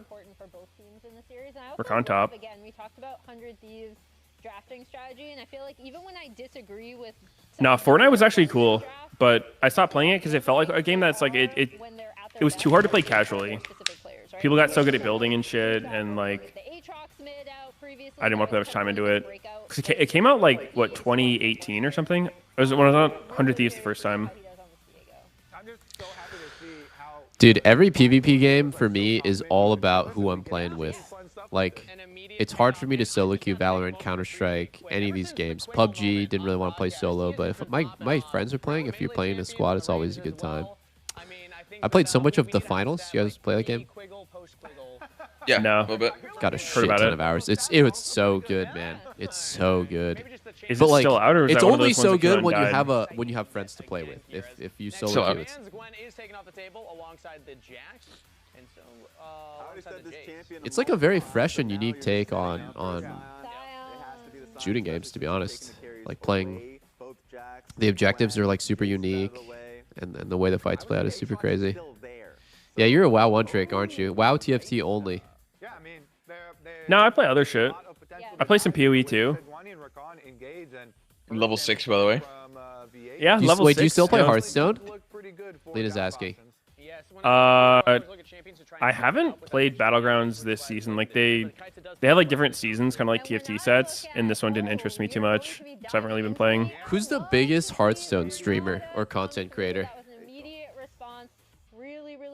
I don't know about biggest numerically, but like the GOAT of Hearthstone Battlegrounds is a guy named Jeef. He's literally Faker level of Battlegrounds. I don't even know if like he's so insanely dominant in Hearthstone Battlegrounds. It's like the most fucked up thing. He'll just spam first places every single game while being rank 1. It's like so unreal how good, much better he is than everyone else at the game. Forsen? Damn, I didn't know he was that good. No, it's a guy named Jeef. Like, if you've ever played the game, like he's also like giga educational. Like he doesn't try to like keep things to himself. He just like he teaches everyone how to play, and then he just omega gaps everyone. That's crazy. He says his like motto is "Don't buy trash," but that's really subjective because who the fuck knows what trash is? Yeah. What does it even mean? Yeah, it's like no, dude. just know things, forehead. Just know what's good and bad. Then you won't buy what's bad. Oh. No, I mean Hearthstone Battlegrounds is fun. Is it Angermus the guy who does PoE speedruns? Am I trolling? No, is it? Bro, what? I don't usually play TFT and Hearthstone Battlegrounds at the same time. It is. Usually I'm playing like one or the other. Bro, dude, the GOAT PoE 2 speedrunner has been following since 2014. Yo, this guy's got good taste. This guy's got good taste. He plays League since 2014 Season 4. Great year. And now he's doing PoE 2 speedruns, going through the campaign. and SSF, he 6 follows hours. me. Like, wow, he's watching my stream. I gotta say, That's you true. really That's good streams, such bro. good taste. That's such good taste. So sick. Such good taste. Oh dude. my god. It just doesn't Holy get more fucking classic than that. balls. Yeah, dude, I went by Ben's stream one time, like the PoE 1 dude, and I like asked him a question about PoE, and he recognized me. I was like, holy shit, he plays League. I think literally a for your lot of the feral PoE guys. Did you know like Jung Rowan used to like fucking play in like semi-competitive? Like he said he scrimmed my team way back in the day. His name was like Jezzy. I don't know. I already did There's just League, so yeah. many PoE players that came from League. I did the sponsored thing with Darth Microtransaction. I don't know if you know him. He's like a guy with long red hair. He used to do Diablo Immortal stuff. He used to play League, dude. Everyone, Can't say I everyone consume a whole lot of Diablo Immortal content. I'm not familiar. Oh, okay. Like, I mean, Darth Micro is somebody who I think he made a lot of videos about like Diablo 4 when it was out, so I watched it. I'm just a nerd. I'll Google him. Let's see if I recognize him. Darth Microtransaction. Oh, Ben and IMEXILE. Yeah, they both played WoW, but they also both played League. He looks kind of familiar, but I might be mixing him up with Sean White. Ah, easy. Okay, can we get it done? Yes, I think he can. All right. Well, while we contemplate Quid. All right, final game. Quid on the Viego mid versus Silas. Final game. What do you? Final game? Where is the hope? Are you seeing what's happening at level 1 bot lane? Jesus. Yeah. Yeah, awesome. Rakan looks a bit fisted. That's good. Rakan looks a bit fisted. Huh. Oh shit. Dude. Yeah, no, this is good. We're really happy with this one. -2. The whole way down. Only like mini surprise was the Kaisa pick, I guess, but no, we're pretty happy. I think this is good. This is a rare game for Nick Smith. We take those. Okay. Guys, I didn't say final game. I think that's the Echo Double was talking about. I said this could be the final game. No. We're just focused. We just talked about what's next. Just move on. No, don't worry. It's the extra 11 months, bro. What the team's gonna do. We fall for it a good few times, but we know what's happening. So just focus on the game. What? Well, we saw that. We know what they're gonna do, but we fall for it. Like, is that how you describe their Otacon? We know exactly what we the knew enemy they were team gonna was steal it, and fuck, dude, they did. We fell for it, guys. We knew the enemy team was gonna bait us to start it with 10 people alive, and we still did it anyways. God damn it! Shame on us. It keeps working, but we do know that they're Like doing what? it. We figured it out, but Fool me once, shame on me. Fool me twice, I won't be fooled again. fool me the third time. Okay, you got me on that one. Fair play. Have fun in Dallas. Have fun in Dallas. Wait, dude, C9 has to fucking win. If they don't even make it to Dallas, that's gonna be That's too good. fucked up. Yo, guys, what do we think about playing Viego against triple bruiser topside Sivir Renata bot? Is this going to be a good Viego It looks game? legitimately terrible. Like, I cannot imagine Viego does anything this game. This might literally be the worst possible game to play Viego I've ever seen. Not only is it Sivir Renata, who has Spell Shield for ult, and Renata W in case Spell Shield somehow like doesn't work against Viego ult, there is literally not a single target for him to get a reset off. Super hard to play a Kali, And because I said that, Quid is probably going to 1v9 this game. Just because of how impossible it should be for him to 1v9 this game. If they coordinated that better, they probably could have killed him. Still a really good gank, though. He's managed to full clear. He's still going to be able to get a crab. And now he has the ability to return gank. Yeah, I don't know. I mean, if you look at 100 Thieves comp, it's like, how do they get resets for Viego? They... Aatrox as well kind of wants to be able to get the like resets on his ult. I guess he just like Rakan, Sejuani, Kaisa flies in, one-shot somebody. Yeah, I would say Viego doesn't set up super well for Kaisa either, but you know, maybe Viego Sejuani. Feels like a lot of cleanup champs on their team. They don't really have like the go-in first guy. Yeah, they don't have the vibes guy. Fighting back as Ayla tries to get a snappy trade. Him and FBI still stuck underneath this turret. I mean, this Kai'Sa is going to struggle in this lane against the Sivir shoving in and also the Renata range. So does Cole double proc on Viego's passive? Like swap and start using that lane prior top the Doka what's it called? I would think so, doesn't it? Have some double shit. Minus one. Wait, dude. Yo, right there, that's Meteos. me! That's me! Yo! Wait, Doublelift! Yo, that's you! Yo, that's Doublelift! Yo! No way. Who the hell? That's not us. That's not us. Who the fuck is that? Do they think that these guys are on the co-stream, or like what's happening here?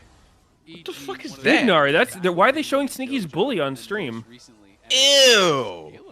Ew! Very far up. We'll be able to get out. It's just sad. Looking to create their own Cinderella story, right? Yeah. This is a team that 1-6, 3 best-of-5s this split. Yo, would you ever go here? I got Rectrix? ganked by Sedge. I have no pressure. Where's the fuck's my jungler? Would you ever go Rectrix over double longsword?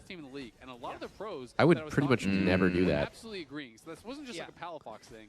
Everyone was saying this team. I feel like it's good for the move speed, but it's not as good for the attack damage. Yeah, they probably were the worst team in the league. Very insightful, bro. Thank you. After actually making finals and split once. Yeah, no worries. That's what I'm here for. You've been jizzing yourself about move speed, so I don't see why you wouldn't build the feather.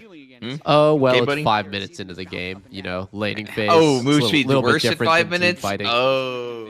Yeah. Dodging the skill Well, shots it's is multiplicative, worse. and you don't have as much move speed to multiplicate. So. How much Loki has played against this, right? What do you know about math, asshole? Nothing. Well, Meteos did seem to understand Infinity, so he might be onto something. Oh, so he understood like the monkey shitting on the typewriter? I see. Not shitting. Infinite time. Oh, they with weren't the typewriter. shitting on it. Oh, infinite shitting. time. I see. It doesn't matter if they're That makes shitting on the sense. typewriter 99.9% of the time, Sneaky. Yeah, It's an infinite amount of time. Shakespeare should have come out after I poop on the typewriter 3 million zillion. It would be gazillion so much times. more than 3 million isn't 99.9%. even 1% of the amount of times that they're Yeah, shitting. poop, They'll be poop, shitting on ready? the typewriter an infinite number of times, but they'll also Look, I'm be making typing up Shakespeare. Ooh, Shakespeare. Jesus, you guys are reusing old bits. You're fucking sad. You're actually sad. What's up, dude? Nothing, man. What is Quick gonna build? I feel like he should go Kraken. No, he's gonna go Bork. What are you bringing serious commentary to the table for, you asshole? Get out of here. Because I'm wondering what Viego is gonna build. You're fucking boring. Okay. Okay, it's BT. It could be Bork, but I'm guessing. Wait, hold on. It's no, he's just gonna stack Vamp Scepters.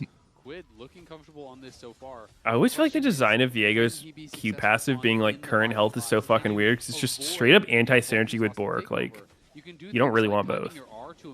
God, dude, Loki's chain recalling. I swear to God, if you watch Chovy or Faker in these situations, like, they never take a shit recall like this. They will sooner pull their entire team mid lane than take one bad recall.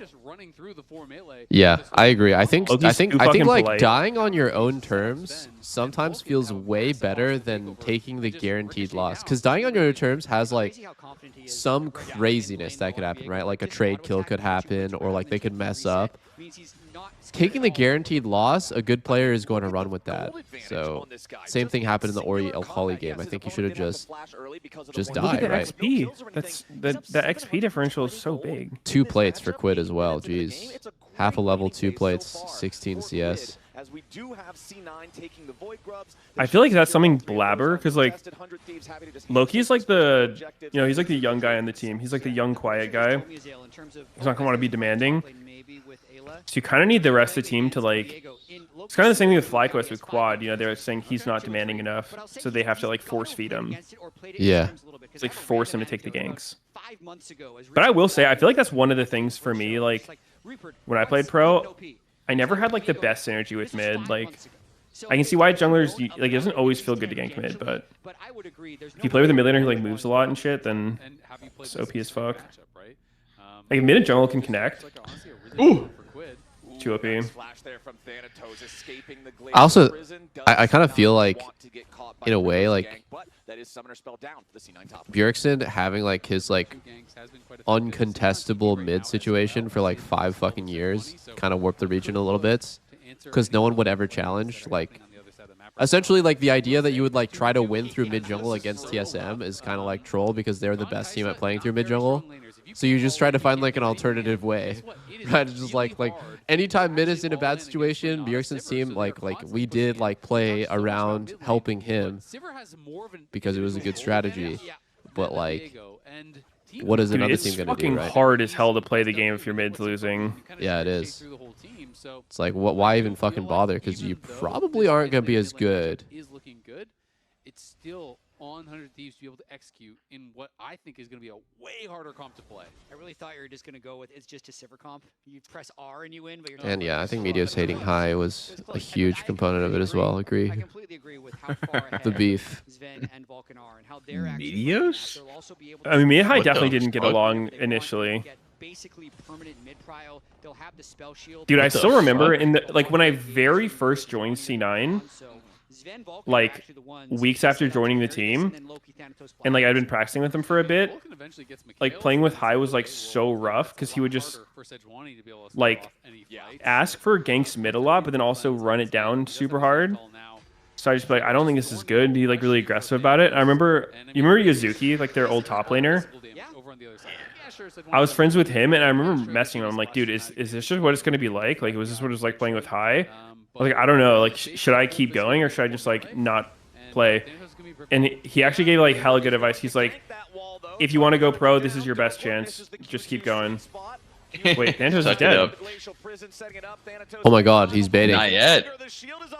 Oh wow, that was such a maximally played dive by 100 Thieves.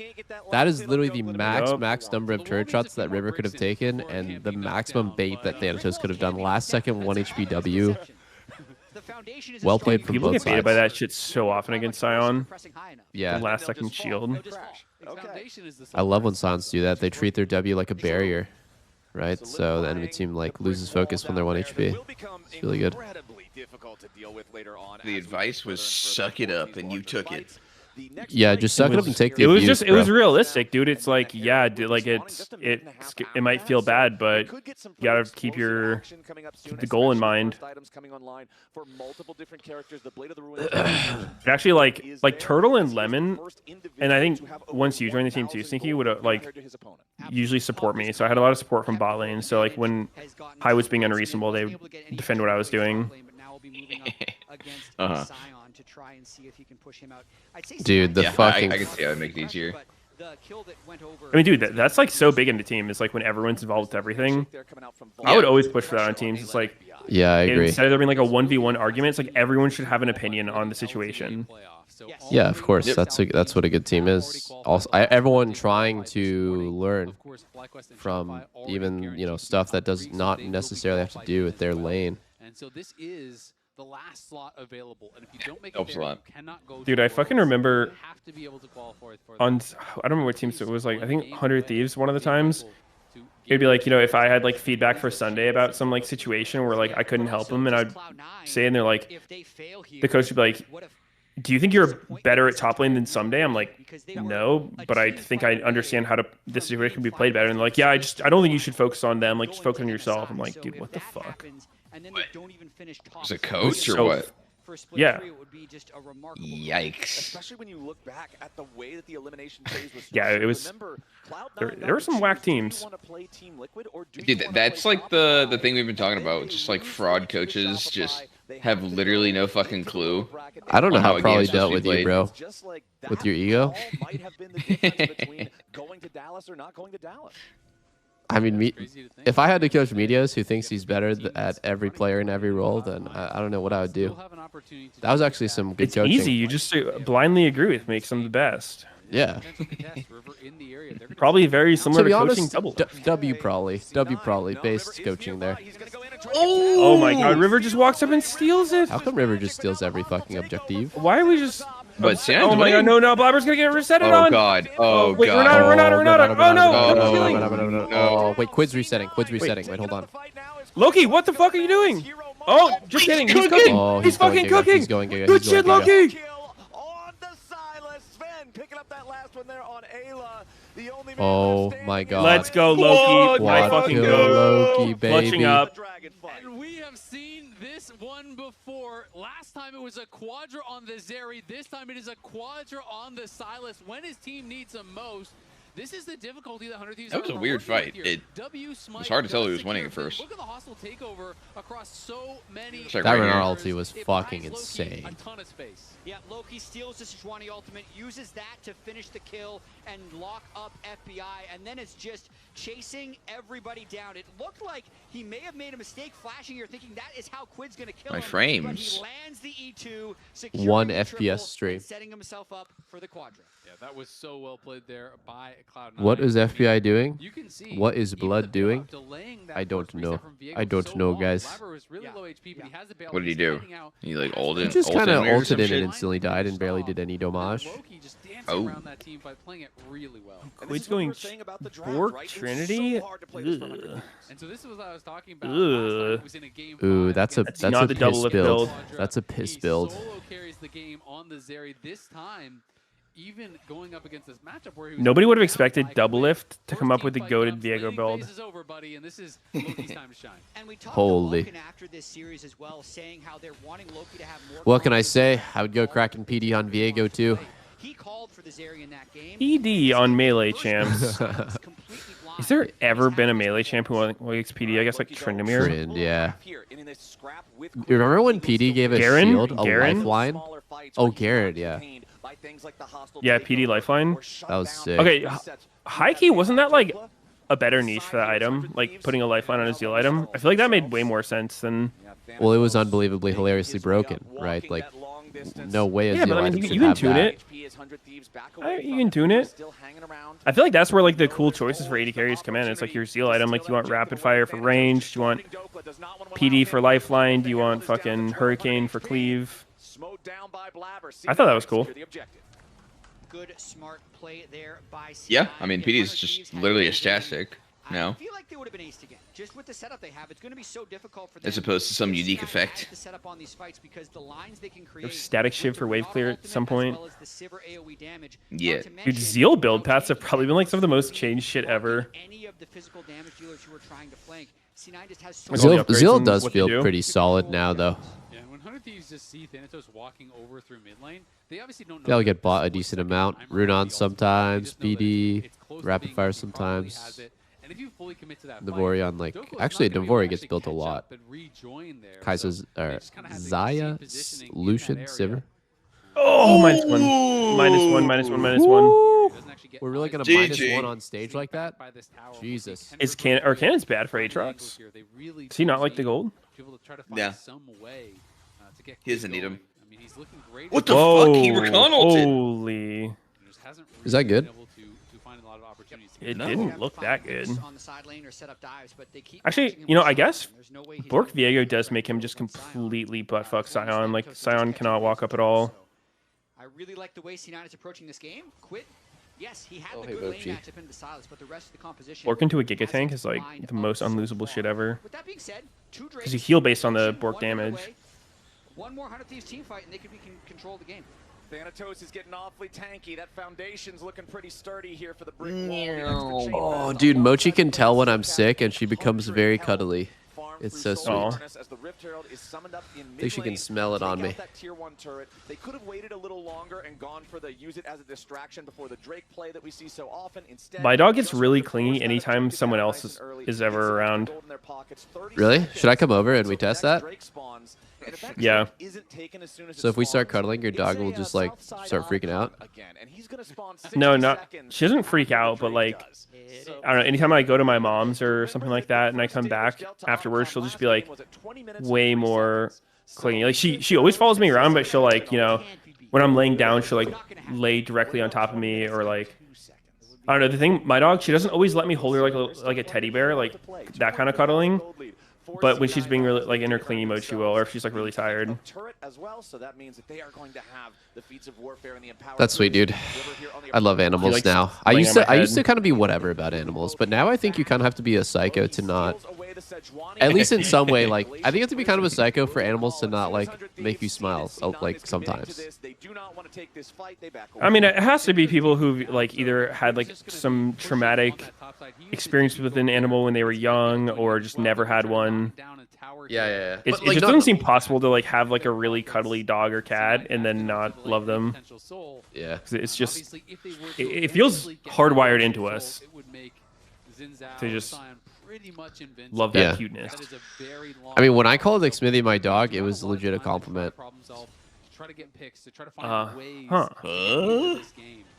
That's not where I thought we were going with this. Probably try some type of hybrid Kaisa build here, so he can tread a little. Nah, I especially didn't think I was gonna be a cat guy.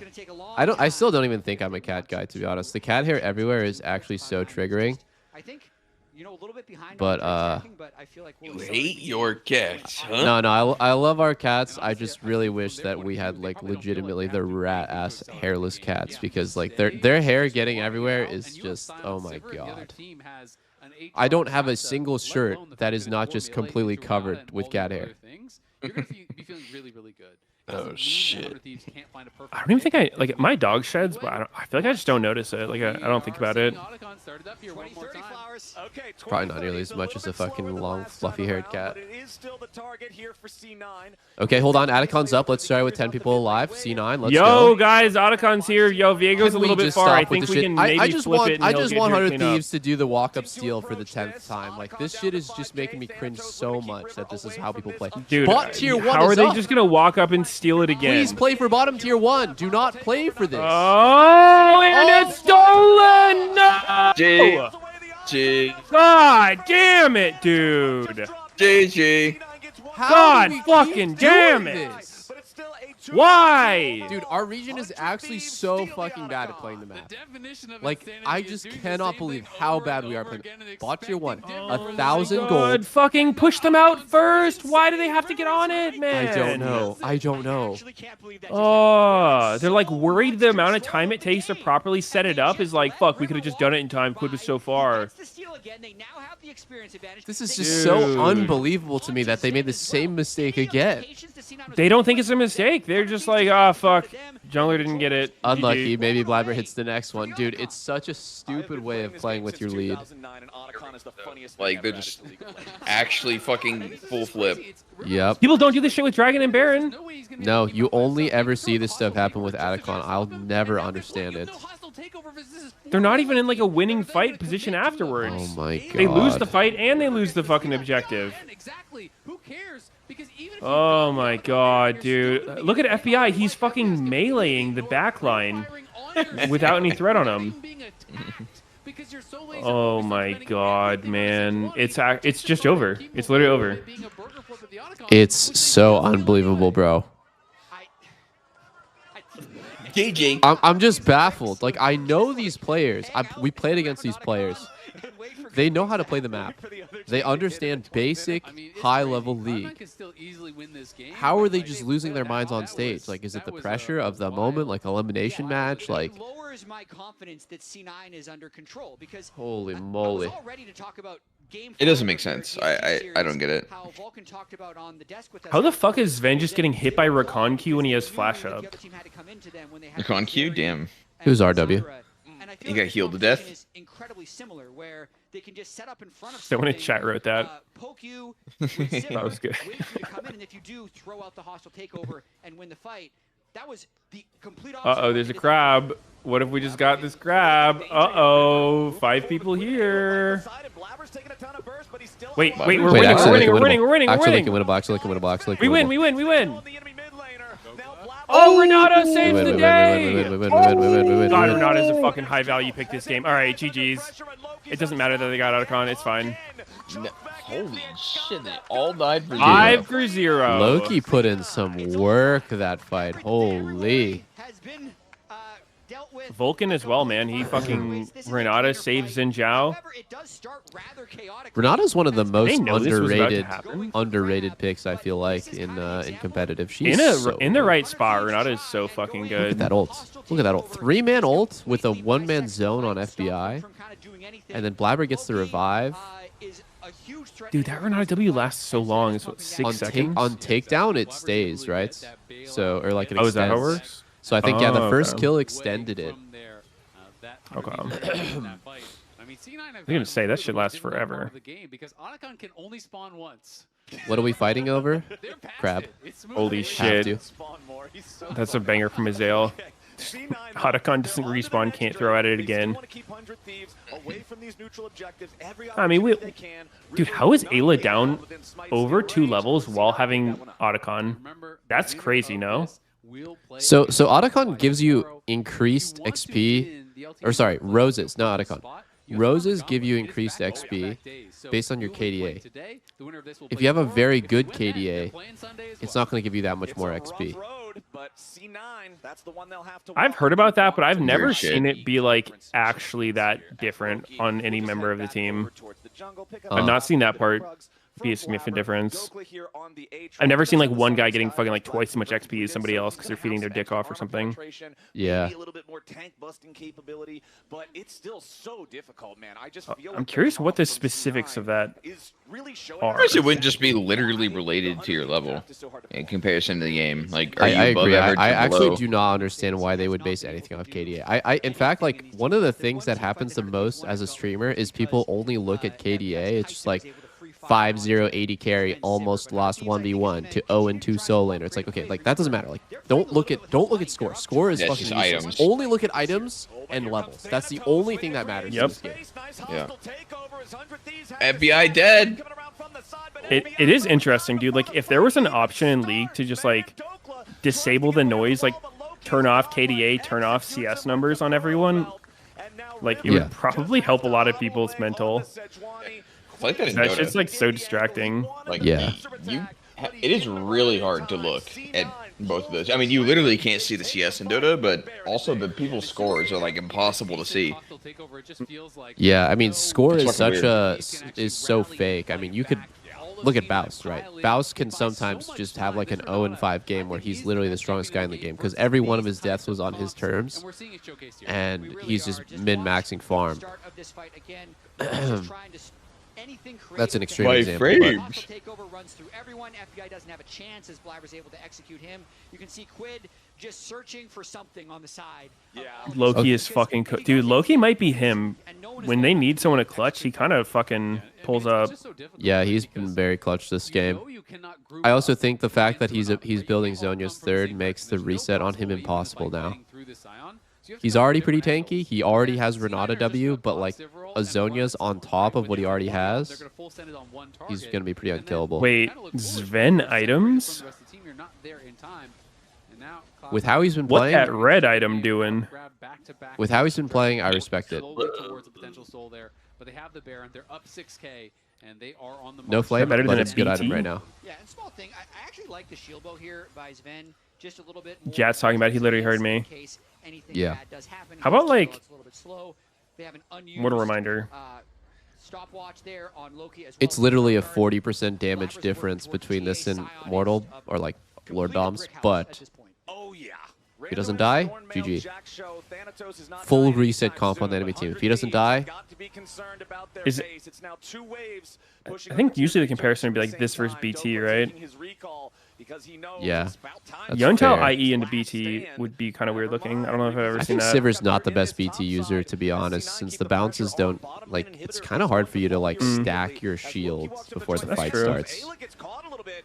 Yeah, she kind of like one-shots the wave without actually getting the... Yeah. Oh my god. He accidented Ayla. That's so funny. Dude, this is... Wait, she doesn't infinite bounce though anymore, right? I think it's 12. There's like a limited amount. Yeah. So it's a lot of bounces, though. Game's over here. She has infinite autos Okay, during the it's W. fine that we just turbo through the Otacon. Okay, what if we didn't though? What if we didn't turbo throw the Otacon? Wouldn't we still win? Wouldn't it would still be a win? No, it wouldn't be as satisfying. Game 5, baby. What you don't understand, Medius, is that we are actually just low game knowledge in the sidelines backseaters. And we don't understand the genius. James. We don't understand the genius. I don't like assuming that, you know, pro players are dumb or they're doing the wrong thing and it's obvious what the right thing is. So I try to understand their thought process. It's like, why are you doing this instead of something else? And it's just, this one is just so fucking hard to comprehend. To us, it really seems like it's dumb as hell. That was a troll as fuck comp by 100 Thieves. I need to see that. Can I How get did some that drop? hot tea, baby? Like, thank you. Ban Renata if you're gonna play that shit. I think 100 Thieves cooked too hard. The comp of Viego, like double melee Aatrox Viego soul lanes with Sedge. They banned comma Jace. Jace banned, by the way. They're worried about Thanatos blind picking Jace here. Yeah. That's crazy.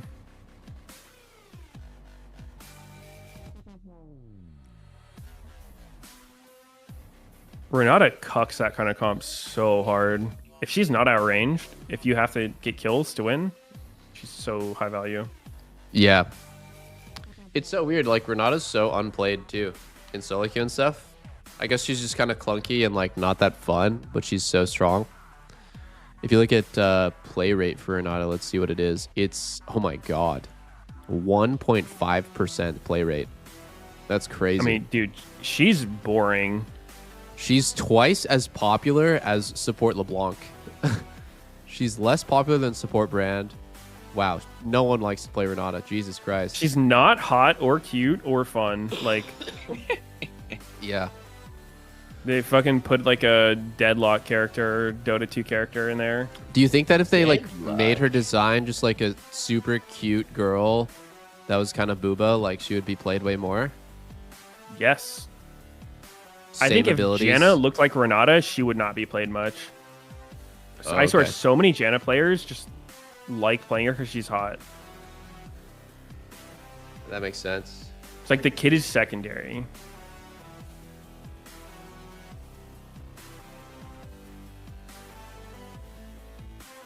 The thing that always confused me is like when they added Renata, this was right after Arcane Season 1, and I thought at first it was Savika from Arcane, like Jinx's fucking helper with like the robot arm.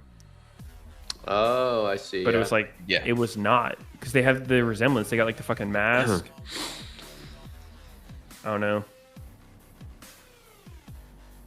Savika was super cool in TFT. Explain Urgot. I'm guessing Urgot's not that popular either. Let's see. It's also a top laner though. Top lane is like the fucking... Oh, he's decently popular. 2.8%. Like, that's not crazy popular, but it's fine. There's probably some Tyler 1 influence there too. I don't know if he still does it, but he spams a lot of Urgot. Dude, did you see Tyler 3 came out? Yeah, I did. Yeah, has his new baby's name been announced? I don't think so. Could be wrong. Is it Super Sailor? Holy. I felt like in game 3, but we're keeping at it. How about we do this? Super Sailor. That's it. That's it? Wait for them to start it. That's no fun. I like that planning. Good strats. Yeah, good strats. I think the big thing for me is, so you kind of talked about it with the objective steals. Tyler 3, baby. Jungle for both teams has been super, super impactful. Watching River this entire series has been fantastic. He's building a roster, true. Also, Blabber's been a lot more involved with his lanes. He's so close. Just 3 more and he can coach his own league team. Yeah, for me, I kind of wanted to focus a little bit from the River side, because River, the one thing we always talk about is his creativity. As a Oh, he just named his kid Tyler, but with a 3 instead of the E. That's kind of cool. Are you allowed to put numbers in kids' names? Yep, the triple teleport game. I don't know. Ask Elon Musk. Yep, and we saw I think so. TP from him in the start of game 4, right, to get down to bot lane. So I thought. Wait, you guys have the same thought as me, Jesus. He is such a here's a replay of that. Yeah. Something that you always have to be able to watch out for if you're going up against River is that he's like just going to catch you off guard. At this point, it's either going to be a bait from Doublelift. Oh shit, he's going for 10 so he can coach the in-houses? That's going to be a crazy stream. 50-year-old Tyler 1 streaming in-houses. Family only. Just flaming the shit out of the guy who's feeding. Yeah, I gotta say, Kobe, what happened at the top River? We were all worried. We see Blabber looking at That would be really fucking interesting to see Tyler interact with his kid playing League. He seems like someone who'd be like really gentle with his kids normally, but then he's the farthest thing from gentle with anyone he plays League with. I think it should be child abuse to introduce your kids to League. I wouldn't want my kid to play League. I'd want him to play like more non-toxic games, like real sports. No, dude, it's literally solo queue is the problem. Like League's actually, if you play like ranked 5s and like ARAMs and shit with full groups of people you know, it's actually like such a fucking fun game. Really? Because I remember playing ranked 5s with you guys in high, and it was not chill. What they cooked up for what 100 Thieves had cooked up for them. Dude, how come I'm looking at my match history in League and I have a game where I have a rapid fire Yone in a normal game? Maybe he bought at the end. Was it you? Yeah, it's me. I might have been obliviated this game. The point about the Renata was very true. I thought that we're going to see different angles from Aatrox, Kai'Sa, making the job harder. Hell Is that good on Yone? Makes his Q3 go farther, I guess. Would you rather your kid play Roblox, the dating platform, or League? I think I'd rather Roblox. I don't think that's what Roblox is. Oh, you have not been keeping up with the news? No. The CEO of Roblox wanted it to be a dating platform. I mean, at this point, you hear about that?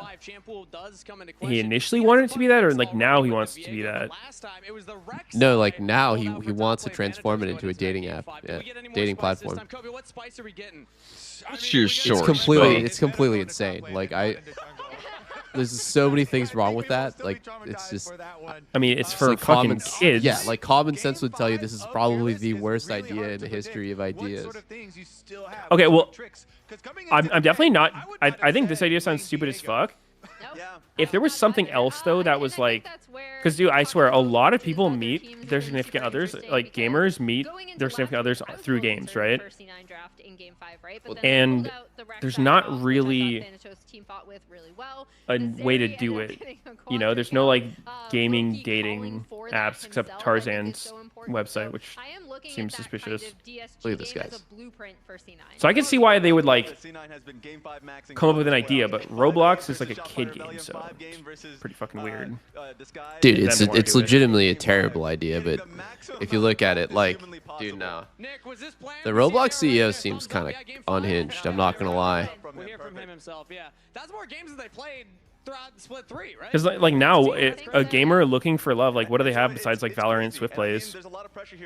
I guess ARAMs. If we're really desperate, we can go ARAMs or like Ashley Bennett or whatever that website's called. Dude, it's a fucked up world for gamers looking for love. Oh my god. You know, maybe I should launch maybe we should launch a dating platform on our streams so for people to connect. Because like, what better common interest is there than watching LTA with the boys? We are the glue that holds the fabric of society together. We need to see that from them consistently. And we see this replay here so sick. Last year when 100 Thieves were able to deny Okay, guys, type 1 in chat if you're a girl. 1 if you're a woman. A hot girl. You don't even have to be a hot girl. That's it's for everybody. Okay, no, dude. No, I need hot girl. There's so many women on. Okay, now how are we gonna do this? Drowning in pussy. Okay, 2 if you're a guy. Now everyone pick a 2. Okay, boom. We've just mass marriaged everybody. We're like that fucking Korean cult with the gigantic mass wedding ceremony. And for the non-binaries, you've only gone through 2 genders. There's a lot more numbers to go. Let's keep it going. Oh shit! I didn't think I'd make it this far. All right, I'm canceled. It's over. Fuck. Sorry, guys. I'll be right back. But no, it's crazy to be in this position. People, myself, counting out 100 Thieves. This was my last stream right here. I am so sorry, guys. I've made a great mistake. Oh, I mean, it was fun. It was fun while it lasted, but I'm gonna need to take the next few months to reflect on my mistakes and actions and become more educated on this matter. Yep. GG, man. You can still flip-flop. Yeah, do it, Raz. Doing it. No. I have to keep firm on this one on Cloud 9. All right, well, that's Raz staying firm for one. Dude, one time I was on r/Los Angeles and I saw that there was like an monthly Redditor meetup, r/Los Angeles like Redditor meetup, and I posed the question to Lena like, what if we showed up? You know, what if we just went and hung out? And I just thought about it, I'm like, wait, like, there might not be a worse group of people to hang out with than self-proclaimed Redditors.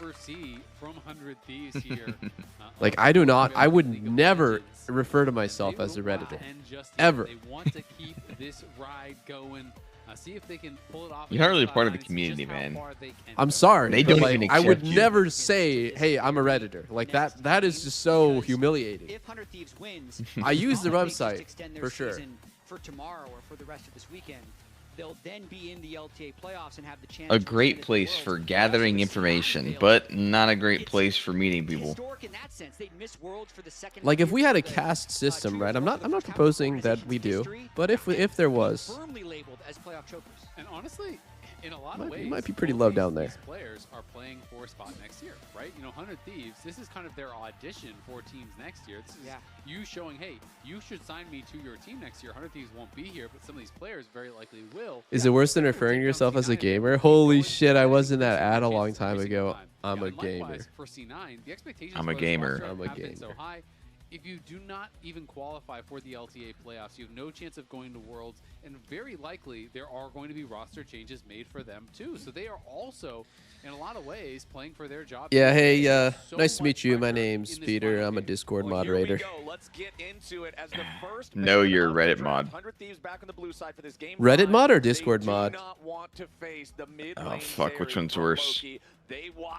In this caste system, like, what are we thinking here? C9 focusing on more standard mid laners to target against 100 Thieves with Azir and Annie. Pantheon is still up, so will we see if that's going to I know what's up there, though. It's Twitch mod. So are still those people are absolutely based.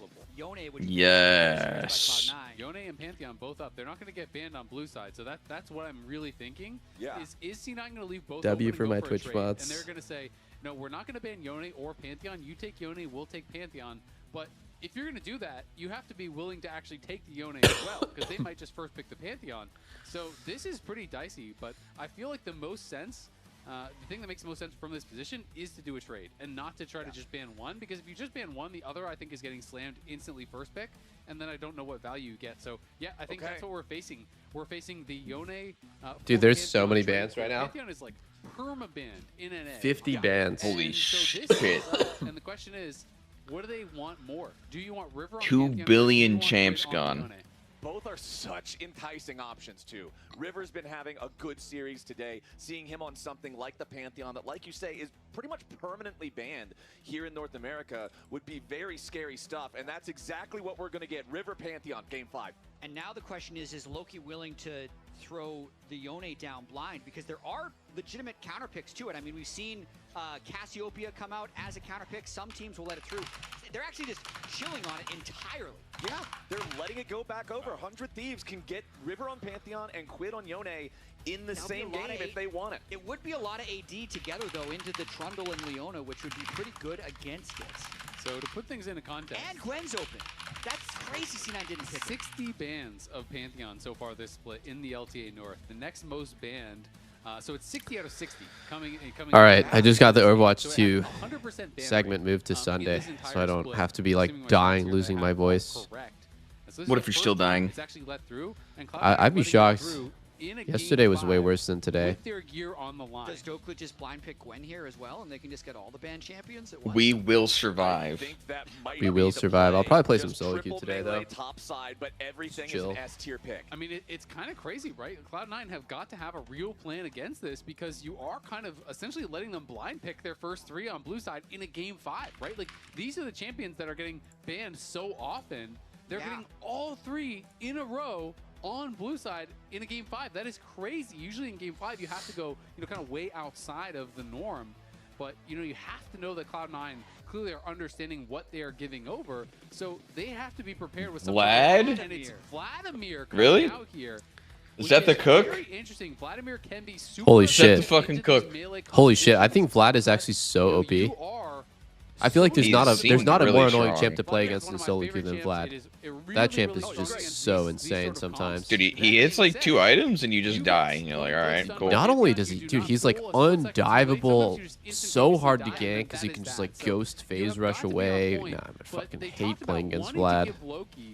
The ability to play these picks. This also could be going to Thanos, to be fair. But giving them agency in draft, and maybe they're just saying, hey, give me X matchup, I'll slam it. This is still Super scalar of Doom. To me is a game 5 elimination game draft.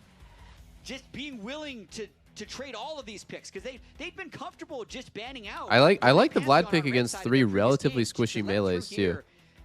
They must have some insane confidence with this Vladimir. Holy Vladimir pick. I'm like, wouldn't you rather Yep. have It's a great pick this game. He can W the pants stun. early as well. He can react to a bunch of stuff and just. They could have had Yone Gwen themselves if they wanted. We need crazy reactions to W Pants done. To me, Trundle is very strong, and there's a lot less AD junglers Does he? left, so maybe they were thinking, you know, I don't think so. Depends on his distance. It's denying something like What, Pants coming to gank you? I think you're going to be able to react. Answers that well, but obviously, you know, that's not available. It's already gone, so like, I don't know. I'm not really sure exactly on the thought process. Okay, dude. On zero ping? Yeah, we've got Shen. Dude, that's actually... Is that not insane? Fucking Game 5 Pantheon's going through? So that does say that I feel like if you're going to let him go through, it would be Game 5. Yeah. I don't know. Cannot pick that one. Yeah, but this also just proves like Game 5 Fearless is the They look at these bans from 100 Thieves, Zeri, Maokai, Zyra. They know. There's no professional game. Oh god, Senna. Oh, please not worrisome MF. Pick. I haven't seen MF be useful in God knows how long. Yeah, Smolder. That's Smolder. Good. That's good. I mean, worked out for Loki on the Zeri mid. Obviously, it wasn't the first. I fuck with Smolder. But, you know, was a departure from the norm. FBI considering Smolder here, looking scaling for scaling. This is a pretty common going band for band. You know, when you are playing Senna, I think Jinx is also pretty strong. I'm gonna scale 2. You're gonna get a stack. I'm gonna get 2. So you outrange Vlad the entire game, which feels really good. Pick here is for one of the solo lanes. So I think stuff to consider is like AD carries that can hit Vlad without getting hit back. I value that pretty highly. Smolder's not one of them, but Tarek! Holy fuck. Oh, Twitch God, Tarek. no. Twitch Tarek, but elimination match Twitch Tarek. Holy fuck. I've seen this before. No, use Tarek ult offensively. It's actually TF support. Because you're guaranteeing value. No, it's done. It's Leona support, you dummy. TF mid. It's TF support. Oh my god. But now he's immune, and now he has a literal coming off him as well, right? Okay, so on C9's side, I think that C9 I think that C9 actually went way hard into Thanatos 1v9 because Senna TF is very low damage. They have a lot of their cards stacked into Thanatos being the hard carry because usually you don't want to play TF with a utility ADC like Senna or Ashe. You want to play TF with something like a super hard carry like a, you know, Jinx, Twitch, Tristana. You're drafting TF that can get up there and really get you in a good position. Dude, I feel like would Vlad mid not have been good here? Yeah, I mean, dude, that's what I thought. I think it if the was. other team's showing this top side, you have so many options for like some champ that like people don't want to fucking dive into. Like they had a lot of options. Like even Vex or something would be kind of fucking nasty here. I'm also thinking of TF, I don't like that at all.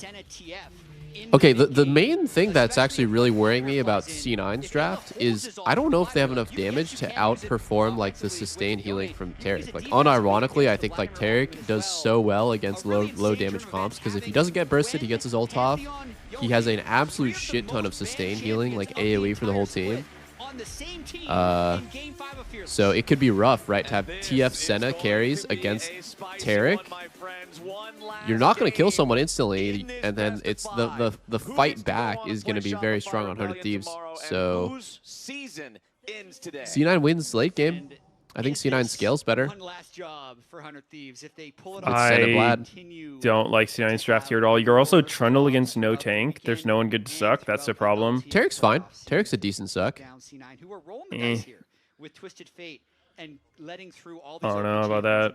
I mean, I'm just gonna say it like this is gonna be, if they lose, this is gonna be like the most criticized draft of the year for you know, from the C9 side. People are gonna be mad that they let through all these powerful champions. If they win. Oh man, I'm fucking worried about this one. They let through all these powerful champions. I don't see a single high priority champion on 100 Thieves side except for Yone. I don't think Gwen has been high pro in NA. I don't think. How about the jungler? Really, I don't think Panth jungle has been played in so long, ever since the nerfs. It's literally permanent. It is banned 100% of games. Really? Okay, I actually didn't know that. That's weird. He's first banned red side every game. Yeah. He's like the only permit champion since people started letting Varus through. When they made it to international, so he's just even after the nerfs, I guess he's just nasty like that. Then it's his first clear is a lot worse, but after that he's like the same champ, and his ult pressure so if he has the right just crazy. going in this game, there's 4 melee champions. and a Smolder. So Thanatos playing the I early do think very Vladimir well. fucks Gwen pretty hard though. Like I think this matchup's terrible for Gwen. It's looking really bad for Dokla. Is someone that people look at as the I'm kind of surprised that Thanatos went the competitively minded TP. I think when you play Vlad, it can be good to just go all in on the ghost. We didn't have that great performance last week. The phase, not the phase rush, Nimbus Cloak Ghost is just so strong. TP Conk actually is going to be hard to team fight. I mean, I guess everyone's running into you, so you don't need to be that fast. No, I think even against a bunch of melees, phase rush is so good. Spacing him out, taking 0 damage between CDs. I trust Thanatos though. Yeah, Thanatos is good. It's just funny because the Vlads that are scary are the phase rush ghost Vlads to me.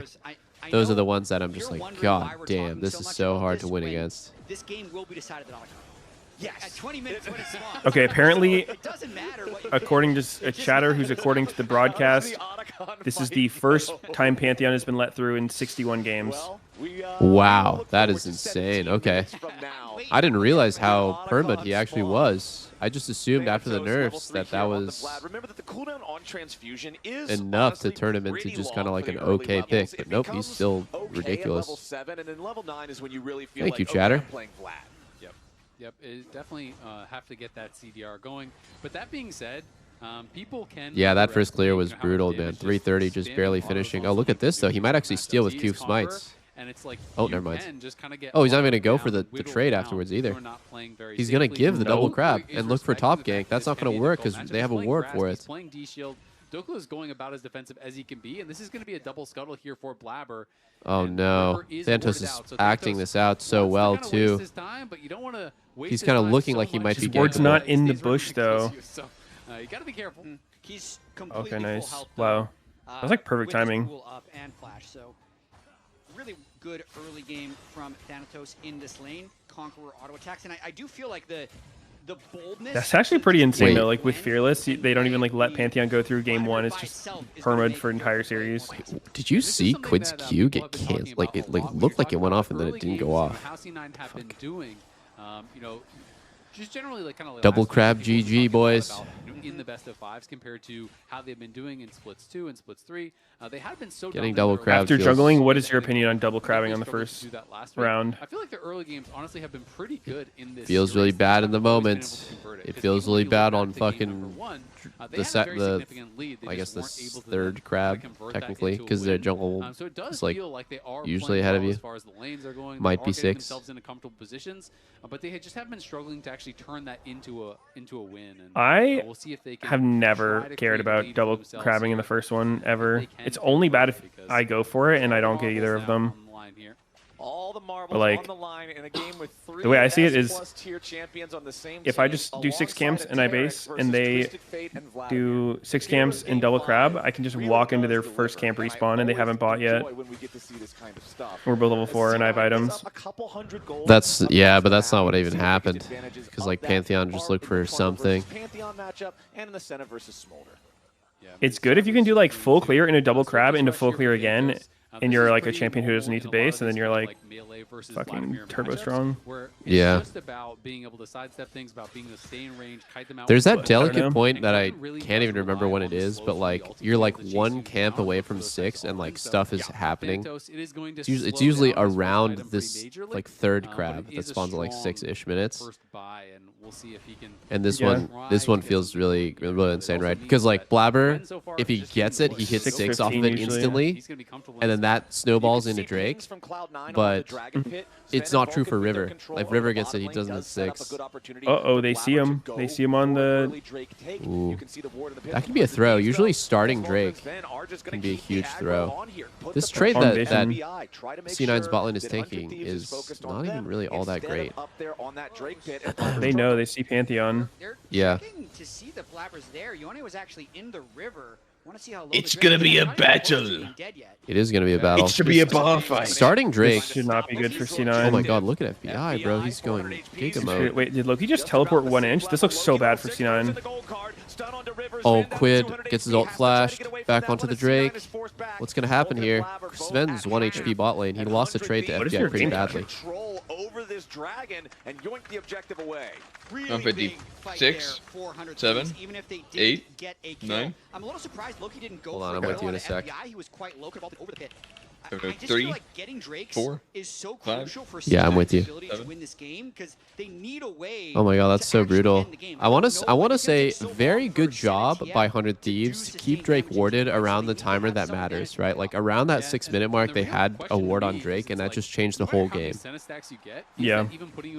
A lot of times the jungler can just kind of like, especially in solo queue, you can just kind of like be confident that if you're up on tempo on the enemy jungler, you can just kind of like fucking start it and flip it. But in pro play, if you have it warded, then you're just leashing it, and the enemy jungler is just going to walk over when it's half. FBI is scrapping right back with them. You know, he's already Yeah. 30 stacks. I could tell Blabber's thought process. He was like, "Oh, I'm 1 camp from 6. I know I'm up in XP, and oh, there's a camp here. This dragon. I'll get 6 off of it." But yeah, you don't really have strong lanes, and their jungler's gonna be there, so didn't work out. Holy fuck! Quid just took 500 damage to cancel that recall. We'll see if that's worth it for him. Wait, Merc Tread Rush Yone? I was told what the fuck? you are not allowed to buy anything other than Berserker Reeves on the Win Bros. I like it. I love it this game. I think it makes so much sense. If he does not get CC locked and burst it down, I think that his team is going to come in and do a lot of work and win the long fight. And it looks like this is Double AP solo lanes, Leona as well. Senna doing very, very low damage early. Nobody from C9 is even in the neighborhood for this one. So 100 Thieves, 3 grubs for them, plus they stole away that first Drake. This is actually looking like a full-on Merc treads on every single champ for 100 Thieves. In a few different roles. The big True. problem though is I would even consider doing it on Smolder if not for Cleanse, but he has Cleanse, so don't do it. 100 Thieves started getting into best of 5s, playing, in my opinion, Jesus, Blabber went top to freeze 3 minions and they didn't even freeze. That's a difficult mountain for C9 to get past. Grubs and Dragon already for 100 Thieves. Yeah, and yeah. I mean, Need one more for the feats thing. Draft and you have the Yone, I would be talking a lot about, and you still have to talk about the fact that there is a lot of. I hate the TF pick so much, dude. I don't get it at all here. If I'm Yone and I see them lock in TF as a response, I'm fucking laughing my ass off. Totally agree. I mean, especially off the back of last game where Loki got so much damage off every fight with Silas. Quad kill first team fight, like every single fight just playing super well. TF is so limited in what he can do. He's all set up and no damage. Just doesn't feel like they were paying attention to how like Loki was playing. The last 2 series, Loki's hard carry. Bash and Dazzle combo is so strong. Like one good Bash and Dazzle off of a Q3. Yeah, I mean, it was last pick too, so you see the side lane matchups. Yeah. Not particularly volatile. As Dokla fires off the needlework, River arrives with Yeah, the grand I would have so much Starball. rather seen Loki play something more dangerous for himself, like a Syndra, or playing a melee himself. I don't know what that melee would be, though. There's not really many left anymore. Smolder and Tarek, who can't do much aggressively towards him. Loki, I think, is struggling in this Yone lane, but you're trying to play off side lanes and play off Vladimir. I'm just thinking, Heike, dude, I don't think she's a good champ, but Vex into this draft, like, that is a bad lane for Yone. It is a really hard to play lane. This weekend is, if you are to win the LTA North, 3 best of 5s Yeah. Knight would have done it. such a start to the story. Dude, I feel like just in Vlad mid, though. I don't know. Yeah, I think Vlad mid would have been the Vlad best. mid, Giga. Can start to come online and become more of an issue, but Oh, if we're man. talking about who's online, who's a problem, it is Dokla looks pretty dead here. Even with Flash, I don't think he can live this. Oh my word. Give it to them throws. Honestly, really surprised that Blabber took Actually, that. you know, I feel Eternal like Game is fine. it has to be a Thanatos game, and it Eternal seemed can like Dokla was snowball. dead to rights there. Blabber still had his pillar even. Like, I don't think there was any way out for Dokla. Either way, still a good play. They do get that kill. But despite the fact that they have this Vladimir, side lanes aren't going to be easy for Cloud9 because 100 Thieves can still so easily go into a 1-3-1, right? You know, you could have, even if you get Vlad into a good spot. Who's clapping? What's TF going to do against a Gwen or a Yone late game? Probably 100 Thieves With the fans because potential of Blabber Gengar took that coming kill. in to answer, that is going to be a problem. So I do think it's so I think it's important. Get fine. as much gold as you possibly can to Thanatos. You Yeah, really it's chill. need that He's point of carried power games on Central the map. before. So It's barely better on the Vlad, actually. Like, it's a difference of like 100-something gold, but I understand why he just wanted to make sure the kill happens. Maybe he wanted to make sure he had his Trinity Force power spike with this dragon coming up here in 10 seconds. If C9 wants to try to contest for that, they are Bork, Yone? All right, how about Kraken, Yone? Bro, that could be insane. That could be insane. Now we're talking. Jungle, since those were the two involved in the kill. Despite the fact that we've been talking about how good Yone. In the mid lane, The chef, the cook. I'll stand by Yuntao lethal tempo Yone. I want to see it. I don't care how bad the laning phase is. It spikes so goddamn hard. There for Loki, but now Thanatos versus Dokla up here. I'll stand by rapid fire. It's good build. The river on the other side of the map. It'll be a really difficult approach for C9. No ultimate on Trundle. That's a Medius build right there. The turret, hoping to get CS. No chance they can test this one. No. And the more Drakes that the Terran Holy. team, FBI is being so punishing right now.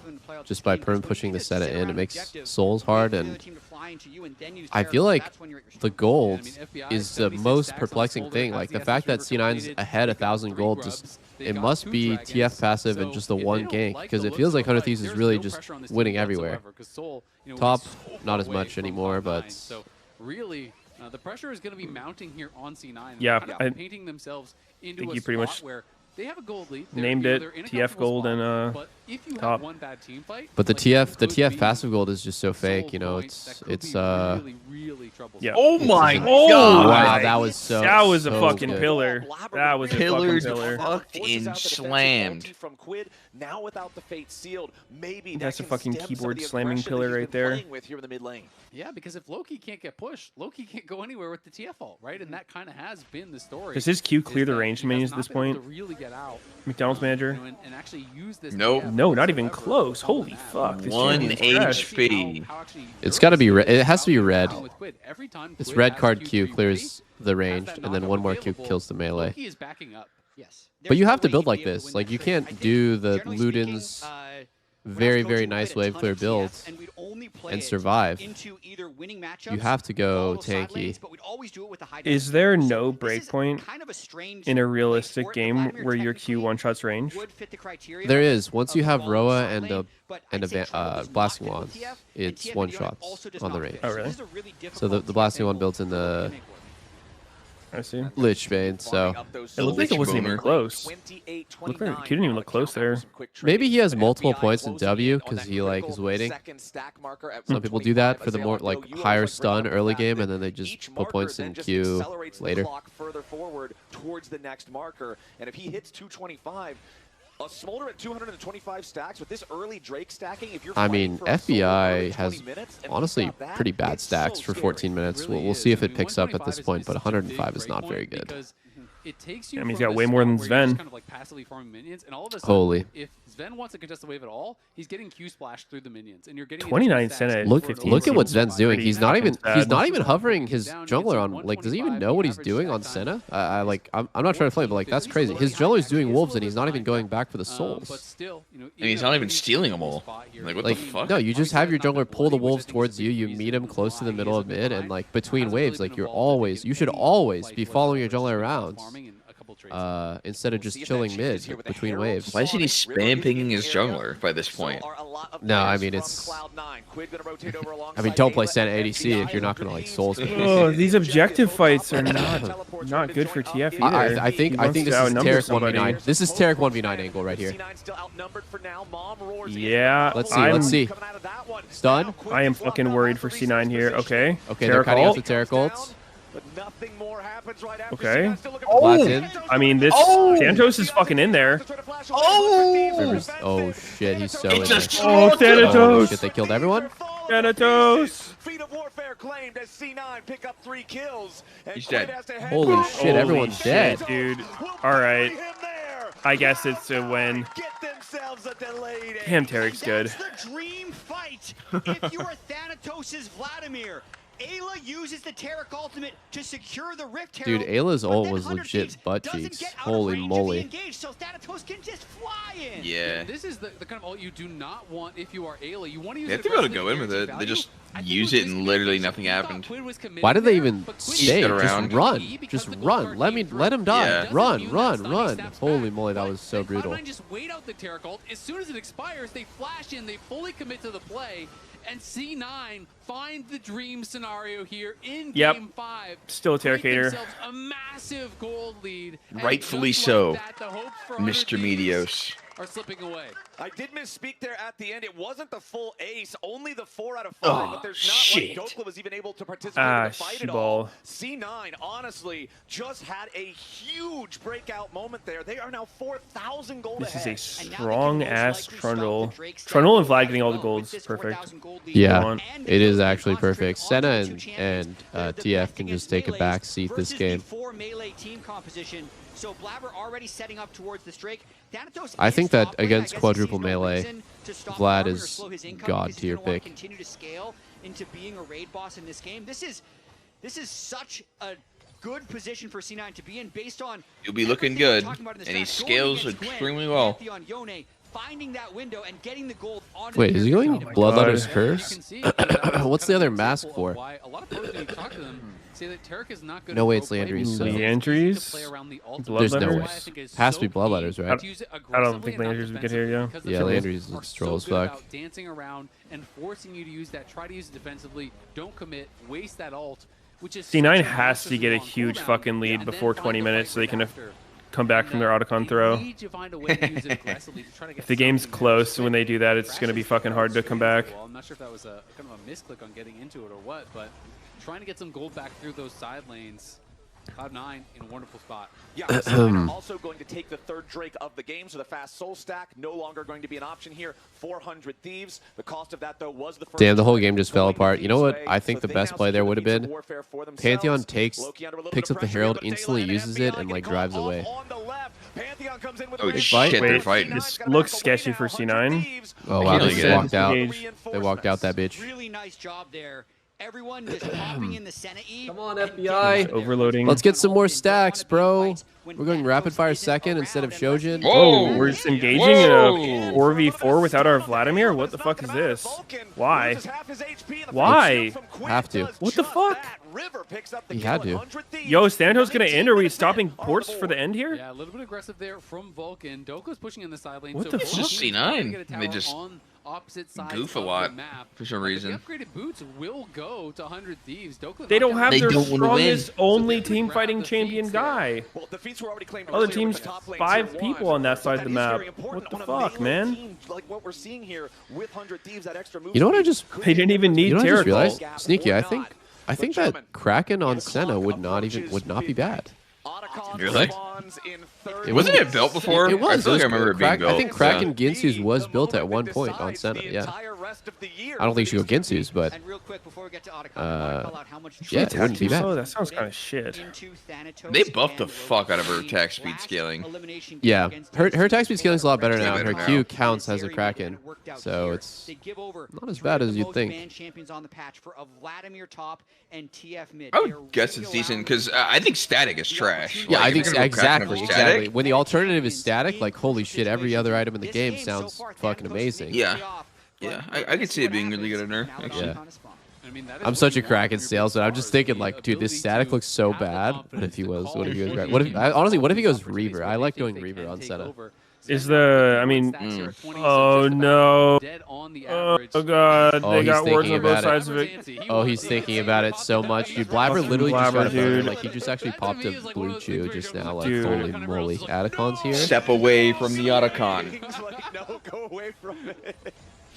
I hope the comms are Blabber's like, yo, they're not here. I'm gonna hit it. And then the team's just like, no, stop. Dude, Blabber, your impression no. of Blabber is making him sound like he's fucking like not okay mentally. I'm gonna do it. I'm gonna fucking do it. I'm gonna fucking hit it. Dude, Oh, they're not hitting dude, it, so I Atacon's should only hit it. 15k HP. Let's start. Just gonna poke him again. Yeah, I do feel like Thanatos hit a pretty big power spike as well, having his Q and E max. Dude, okay, Thanatos actually went Leandry's. That item is legit butt cheeks on Vlad. Like, actually horrible. always off cooldown. Why? As well as having a low cooldown on Because Q, so, Vlad needs as he haste. checking his runes, He has literally Transcendence as well needs to lower the the most haste Does have possible. Transcendence, but it's playing Scorch, So which I is think a little bit, going less difficult. Cosmic Usually Drive will just go towards Gathering Storm if they are or for that literally second, any obviously other going items. Like he can also stack a shit ton of against AP Doublelift. So a bit of a trade-off, to but get still, HP obviously, scaling, with the Conqueror, gonna have a lot which has of always been scaling like a huge power thing for there. him. And Thanatos, especially as you do close in on level I'm actually 16, worried. I think Thanatos' build is it actually going to becomes betray him very this game. problematic here. The damage amp, on that It Vladimir seems a little weird. They don't is really so have a tank or powerful, anything. And the amount of upfront damage you can Yeah. put out. I don't think it's the best item he could build, but that empowered Q and you get a good I don't think it's gonna. I'm the resident Vlad expert, Brief him. guys. We should be listening to Okay. me. I have an extremely good win rate on that champ. Forward, Ayla might be the target here. Quid provides point. enough covering fire to guarantee the safety of his support. It's 60 Yo, seconds on Adacon's the clock free? now Question until that mark? next dragon spawns. It's interesting. C9 Like have the control over the bot Vlad side. builds are River, usually either like a Water, bunch of moving like very health quickly and here. haste, Van or Trundle just the fucking like the one tricks when they go like ignite into just absolute one shot build like death cap. Yeah, like Storm Surge Death Cap type of stuff. Yeah. Because like the two things that Vlad does really well is he gets a shit ton of healing and CDs off with haste, or he gets a fuck ton of raw stats from stacking AP. Yeah, I mean it's just playing for the literal one shot with your like E flash RQ combo. But if you can get that perfect combo of Ayla's ultimate going in right as Quid and River and Dokla fly in, and everyone takes that Taric ult and is in on the backline while they are. I'm actually very worried for C9 right now. The gold showing that they're 3K gold ahead for me doesn't really say the whole picture. FBI on this Drake, he doesn't have stacks, so I think they have to give. I'd be surprised if Hunter Thieves fights this. 23 minutes, no stacks. That seems kind of slow. I think FBI is playing honestly pretty bad. Like he's quietly having a very bad game. He should have already hit his stacks by this point. The lane was so free. Double exhaust right now. Exactly. Both of the spell books are turned to the page. Got a lot of exhaust CS, here but for C9. Yeah, he's just not stack maxing. You know, he probably didn't play that many scrims on it. Okay, smart decision by FBI Hunter was the Thieves. very first Smolder pentakill in the LCS. Yeah, that was super skilled, I think. Very deserved. It was. I think there was only, oh fuck. Oh fuck. Shit, guys. No, it's that time again. No. It's that fucking time again. Yo, let me ask you a really important question here. Why can't they just play for bot tier 1 instead of Adacon? It's easier to do, and it gives your team gold. Why can't we put a ward in the fucking tri-bush? There is no way they're doing this again. Here we are, baby.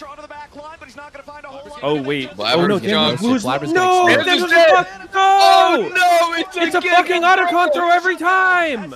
Wait. God damn it. Hold. Wait, Blabber's no flash. He has to Blabber's a walk in. flash. Hold. Okay, Come on. he's walked Hold. in. He's here. Give one back. Give one back. Give one back. Yeah! Let's fucking go. Oh. It was our turn. It was our fucking turn. God Oh my damn, dude. fucking God, bruh. Nah. Otacon makes people do some crazy shit. By the skin of their teeth. Yo, this shit is like a bull. You know, it's like a bull seeing the matador with the red fucking cape. Like, people just do not use their brains in League anymore. It's up, man. Otacon is alive. We should probably just hit it here. Holy fuck, dude. Blood in their eyes. How is Thanatos the first guy in when his whole team should just be setting him up? Oh my god. Imagine if Adacon doesn't reset there. Go back down. Goes to 7k HP. Yeah, it was If it didn't cooked. reset, then Hunter Thieves just gets that instantly. He's kind of risking the whole game moving in for this smite. If he doesn't get it, he probably dies afterwards on the engage. Double smite from double smite from C9. They have Spellbook smite on Leo, and they smited it from 2k. Nice. And it could be crucial.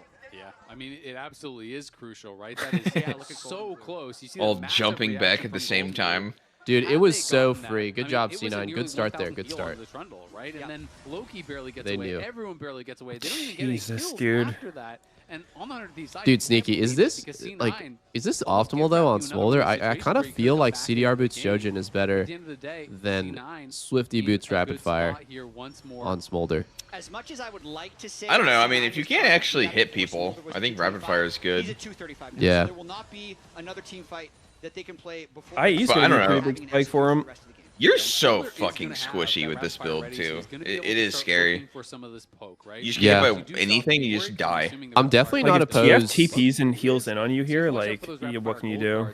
You can start to really poke and prod. There is I'm not opposed to going rapid fire on Smolder. I just think it's better if you do it later than just second. Yeah, I think so. Second item early. Almost has his death cap, which is going to be an enormous spike. Shojin just gives you hella value. Like, that is terrifying for Vladimir.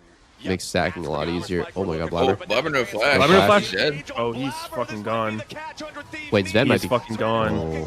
Is that Baron? That might just be Baron. I mean, it's hard for like it to be Baron. I shouldn't be that easy. Their for Baron him. damage is pretty. Oh wow, it's going. It's dying fast. What the fuck? It's actually dying. Thanatos is gonna suicide. Thanatos is dead for sure. Oh my god. Oh my god. What? Why? It's a slaughter. Okay, I think 100 Thieves should just reset and do it again. I think 100 Thieves should can reset. just heal up with Tarek, no? Oh, Tarek can heal this much? Yeah, you're right. Dude, it's fucking Jover. It's Holy gone. shit, Tarek. Yeah, they can't do shit. Tarek's looking like the worst champ in the game right now. What's going on? Yeah, it's about an even fight when it's 5v4 because Tarek has value. God damn, bro. You're such a Tarek hater. You're such a Tarek hater. Starts a chain of events that lead to them getting the gold lead in this decisive Cinema. Whoa. Blabber, FBI went BT third. Buttery tea. Cook. Mike. I really want Thanatos to stop trying to... 2 fights in a row now, he's tried to assassinate FBI, going in first and just getting killed. Just group with the team. Dude, if there was ever a game to do the CDR into Zonya's build where you try to get like 3 pulls and 1 Zonya's off in a team fight, it was this game, right? Because like he just needs to go in and create space and wait out the Tarek ult. He cannot play to one shot. He has to live. I don't think they win if he goes first. The fight they won was they blew the Tarek ult before Vlad was there. Like he's their cleanup. He's all their damage. True. You can't just like go in and let Tarek ult all your shit.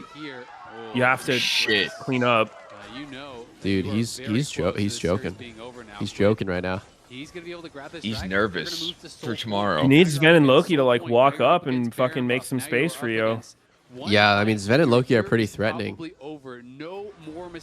Maybe 20 seconds in a room with a DC team, like they could do some damage. Throw some gold cards at him, man. Dude, it's this game. Come on, do something. I mean, I don't think it's over. I think he's getting a big gold advantage here, but Shank is still win. Hold on, River might be throwing. No, never mind. I mean, Vlad is literally so fucking strong. He's just literally what you said. He can't go in first. To be honest, I don't see Vlad killing anyone now. He needs at least death cap and like Void or Zonius. Okay. Oh, yo, Quid's griefing. Quid's griefing. Is he? Wait, look at that shield. That was a lot of fucking hell. Holy shit. And Loki's dead.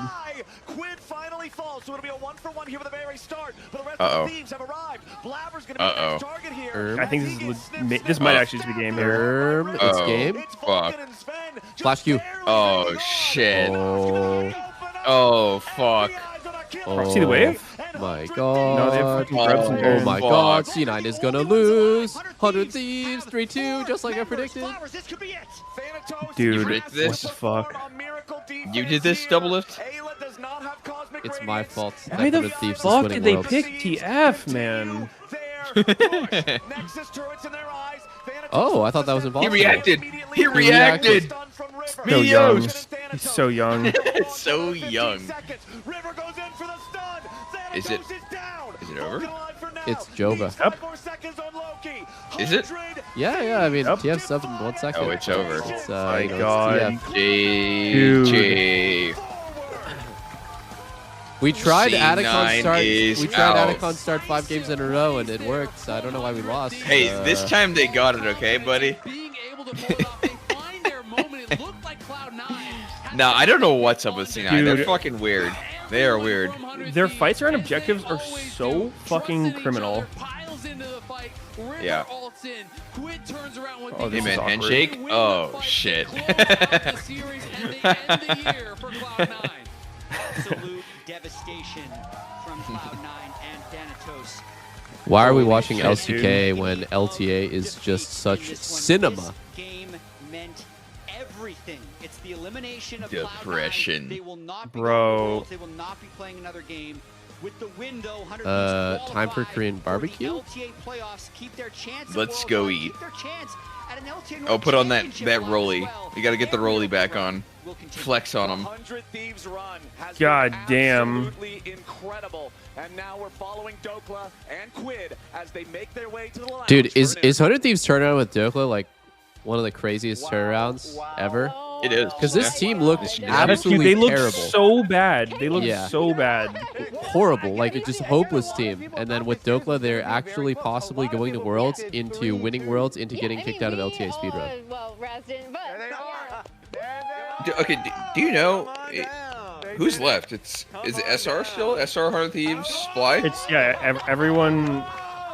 Those three teams are left, and they all go to the. Okay, so this qualifies them to the South thing. Excellent. Yeah. Okay. That's why this was like the most important match of the weekend because Yeah.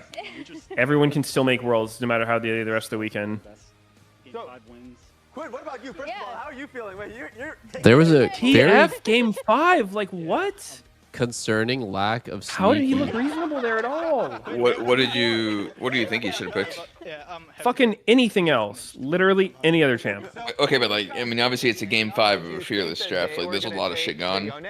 Was there something that was actually like super good, Nick? Afterwards also? I think we're just playing. Because yeah, I mean, I agree. TF is just ass, butt cheeks, bunghole. And let's go through the mid lane champion list. I think we better. I mentioned Vex, Kennen, fucking. Oh my god, that's where Cho'Gath, Cho'Gath, Gragas, Zach. Was Annie open? Huh. I'm taking TF. Dude, like over anything. those, dude. I'm TF taking is so TF. bad. I mean, I had Gwen. He does I think no like damage. maybe like Syndra or Ari could be good. Oh, no, Annie If we're was talking banned. Wait, about, why like, did we legitimate we picks. permitted Zir the whole series from ourselves? I have to go Mercs because they just have so much CCs. Yeah. I'm just biding my time and looking for the team fight. I mean, yeah, we just team fought really well. I think everyone. I think just keep the Vlad mid. Yeah. Talk about that moment. The Pantheon ulti that catches Blabber, the Baron Dude, play, TF is when the game Garbo. basically switched. Dude, fucking, I'm queuing up, dude. Who wants to what was the duo, moment by the like? way? Who wants to We looked duo? for a bot play onto TF. He ulted out, and then Blabber took our word, and then he went back in, but he didn't No know if duos? he was Okay. rewarded. And Press. he knew he didn't have Thanks, flash, guys. So I put a pink back, and I'm like, wait, Dude, can we just we're go on this guy? coping And the over river's here, like, Doublelift. let's send it. You guys are coping that Pretty much, C9 yeah, loss let's because send of it. draft And then we Pantheon instead ulted, of and 100 then, Thieves immaculate play. After that, the Baron sequence was a little tense. C9 griefed in all aspects. A little bit earlier, it got a little close. Stay salty, Fucking guys. every 100 Thieves is Otacon. winning Worlds, baby. Super close game. Every goddamn Otacon. Because you in Dude, I think I'm gonna play a few solo queue games and then I'm gonna rest my voice for And tomorrow. obviously, you're not going to say Ole. like we're going to lose or anything like that, but like in your mind, going Sounds into cozy. C9 Yep. for this series, how confident were you? Because no one expected them. They were seed 1 GG's, to be guys. in this position to begin with. What did you see in Cloud9 that GG. felt See you like guys could tomorrow. take them down? I saw Yep. Quid and River. I want to thank the Republic of Korea I'll be for, back. I'm in queue. for I'm gonna giving go, them to us. Tron You know, Lazy I think our MP. Koreans are just really good. Yeah, it's just we have a good team too. I think we did start off this split rough, but we leveled up, and I think everyone can see that now. Quid, what do you think of that? What? It's Well, all first you. of all, he thanked yeah, you. Yeah, he said it's you. I thank the You, people of River, Korea. Yeah. I mean, yeah, I really like playing with Labor because, yeah, he always likes to do something funny in game, and I like doing that shit as well. He's a funny guy. Sometimes it doesn't go well, and enemy mid gets some free kills sometimes. Sometimes but 08 happens. yeah, whatever. I know he's gonna get me back in the game again, so yeah, Nice. I'm really happy with playing with this team. That being said, I think Kangas does have Blabber for an interview. Let's take a look at it. Thank you very much, and thank you, Blabber, for coming on. I know it can be tough to do interviews right after such a close series, and I want to start off just getting your initial reaction after such a close Game 5 and such a close best of 5. I mean, definitely could have won. I think our drops today were not the reason we lost. I think, yeah, I don't know. I just got caught in Game 5 and we lost, and keeps happening. So yeah, it just sucks. It can be tough when that is a big moment in the game, and I want to give you a chance to reflect on your Is that really why they journey lost? as a player so far, especially this year. I mean, C9 has been in that conversation. FlyQuest, C9 have kind of been the argument. So how do you feel about your journey so far and how you've played throughout the year as a whole? I mean, I felt like we were improving a lot as a team throughout the split. I think we were getting to a place where we were pretty good. I would say that I felt like we were the best team at some point. Even now, I feel He got like we could caught beat any of before the teams, Baron? but I feel like just careless mistakes just happened on stage, especially by me, and it cost us a lot of games. I also think we weren't like playing a lot of situations super well as a team in general. Nah, bro, I think the feel like NFS we build play a was lot kind better of in scrims ass. than on stage, and I'm not sure why, but I do think that we did improve a lot throughout the year, but yeah, didn't work out. Yeah, well, there's one thing that you mentioned there, and that's that you feel like you're as good as many of the other teams. You could be the best, but there's a lot of teams in that conversation now, which I think is a bit of a surprise. So I want to get your thoughts on overall strength of the region, because it's no longer just the C9 Fly, Shopify, 100 Thieves putting their names in that conversation. So what do you think about LTA North and the strength of the region right now? I think that the teams are all pretty strong in LTA North. I do think Fly is the best. So I think that, yeah, all of them will do well. Okay, all right. Well, happy to hear that. Thank you for sharing your thoughts. Any final message for any of the C9 fans out there, as this is the last time that they'll be cheering you on this year? No, just sorry to them. It's not really acceptable to miss Worlds twice, 2 years in a row. So, yeah, apologies. All right, well, thank you, Blabber, for coming on and chatting with us. Back to the lounge. That was a sad interview, bro. I want to get your guys' analysis of Cloud9 here real quick as they are exiting, because for most of the split, they were top Big 2 teams. Sag. Yeah, they're definitely a strong opponent. I think, they have really strong players, but it just didn't come together in the team fights, I think, for them, because they just look like one person wants to go in while the other people are not, like, falling up on them. The Alistar game might have been the clearest example, where it's like... Bad form to interview losing team? No, it's pretty normal. Went off script for them. You can always say no. Look coordinated or as coordinated as like a top team that you would expect to be. So you literally can always say no, unless they've changed that rule.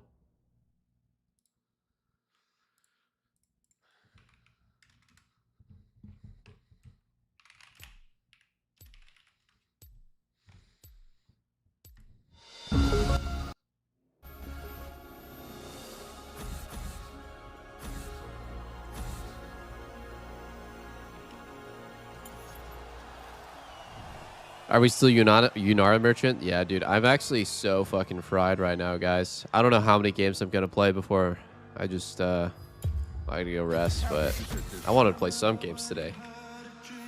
I didn't stream it all yesterday.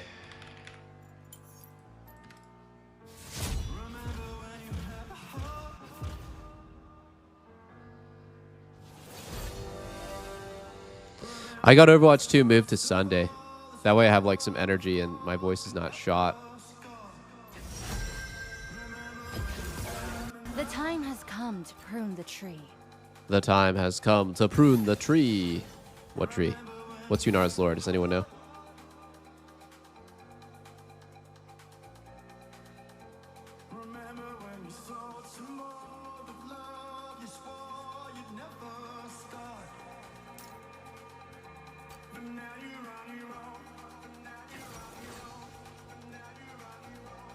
Holy shit. Assassins up the wazoo. We got Talon, Akali, Zed, and Pyke. Oh, change the title. You're right.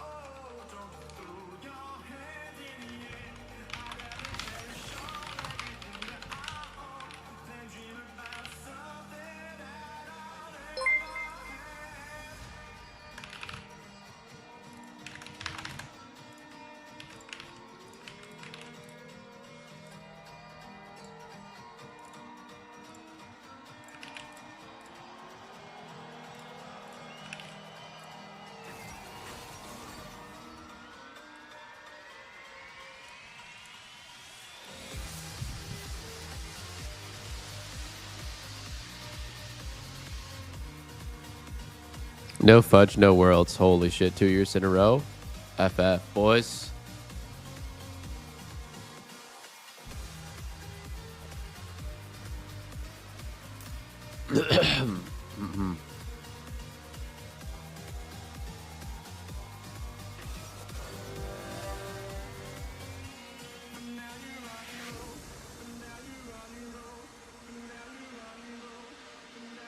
Is Yunara good after the nerfs? I think she'll still be good, yeah. She's going to go from being pretty OP to still pretty solid, but not OP probably anymore.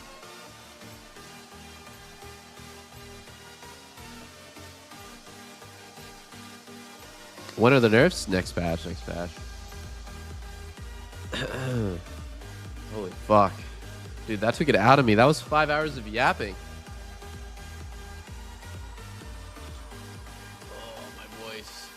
Voice. It's fine, it's fine. I think I have enough juice to play at least a few games.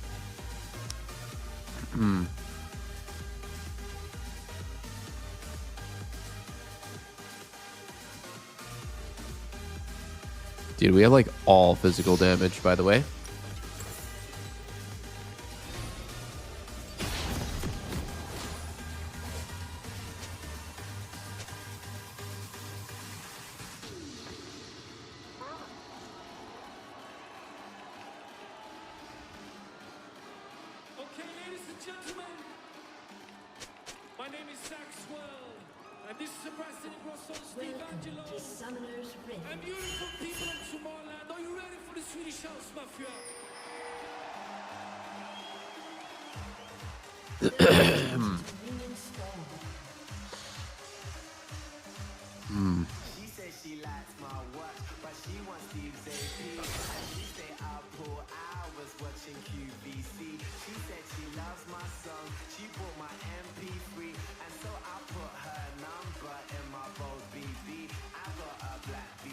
Shot Mr. B 69420. Legend.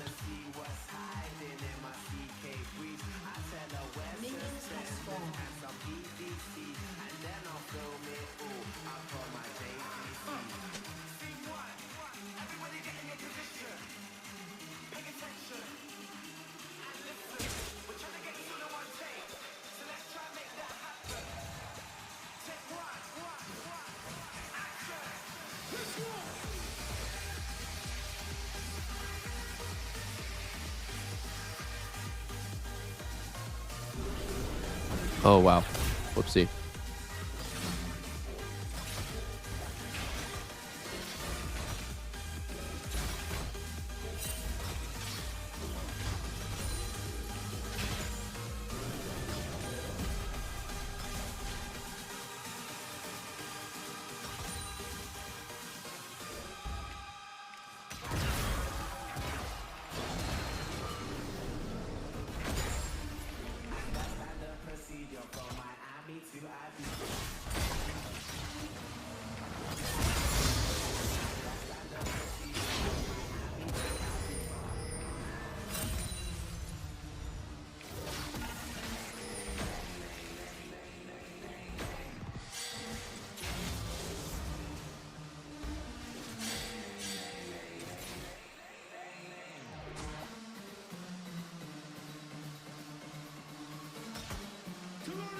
I don't think there's anything we can do. 2v2 is hard to win against TP.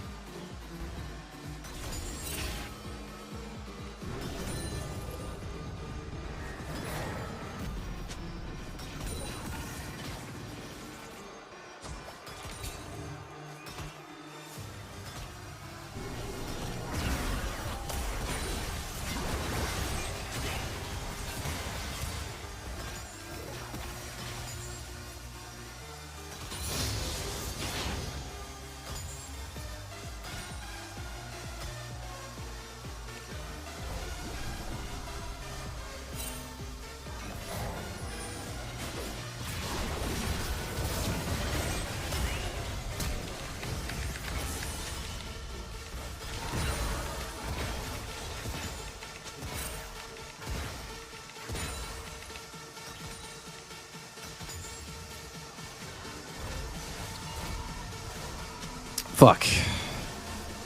Bad flash.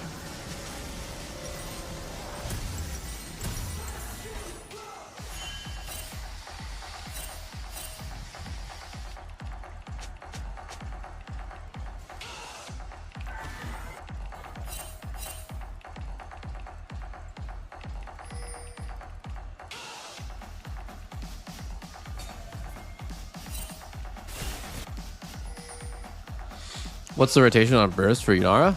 She doesn't really burst that hard early. After 6, you want to EWR, EW.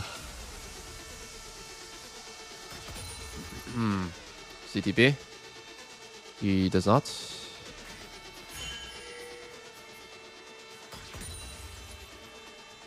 Holy. Big ass fight mid.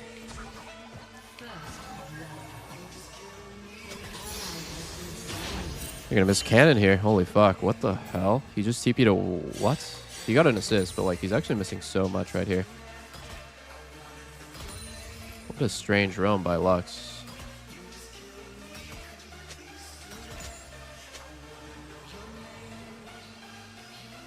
Not convinced that that's worth it if you're gonna lose this much.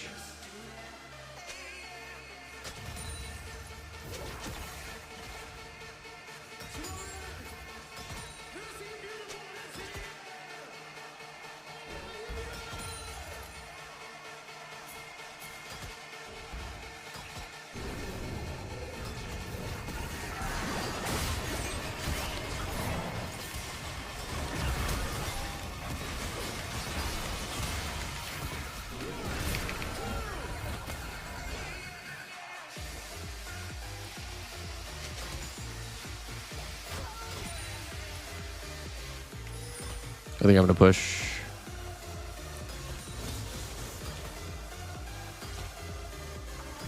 Lucky bastard.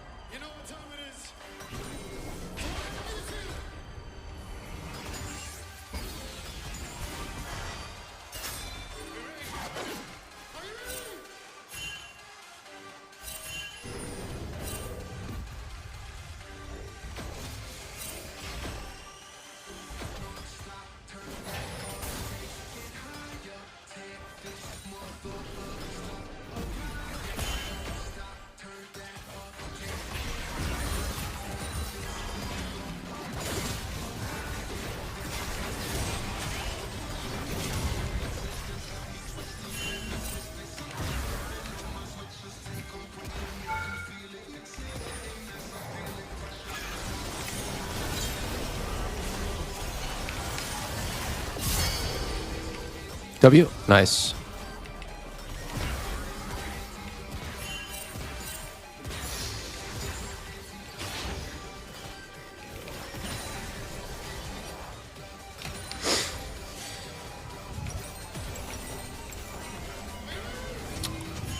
Huge. Absolutely huge.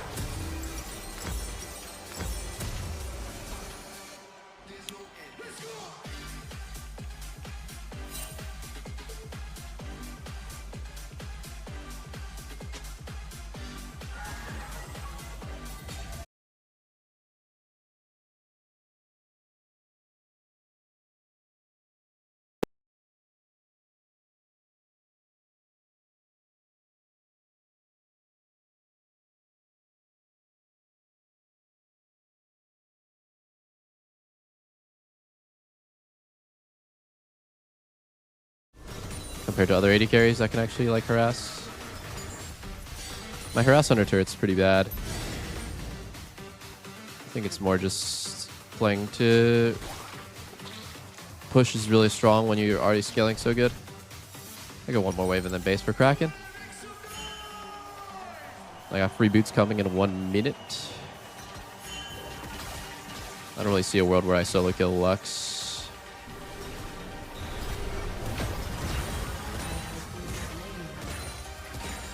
It's just not that interactive to play versus Lux, so...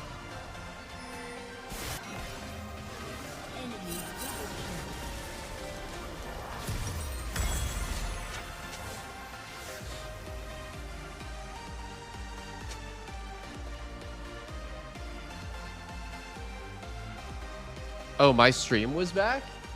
Or my stream was off? Stream crashed for 1 minute? What? Bro. Seriously? Oh my god. Are you kidding me, guys? Why does that keep happening?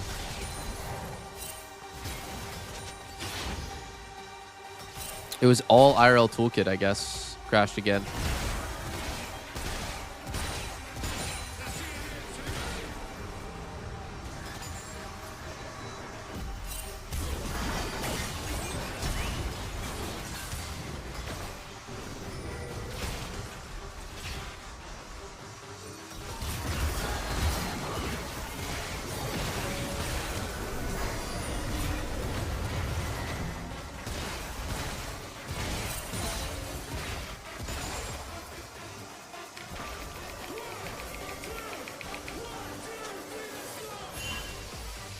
Dude, our dive was sick too. Oh, but you guys saw it? Nice.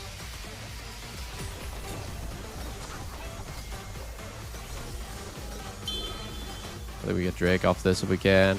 Good base. Oh, I'm out. I'm out.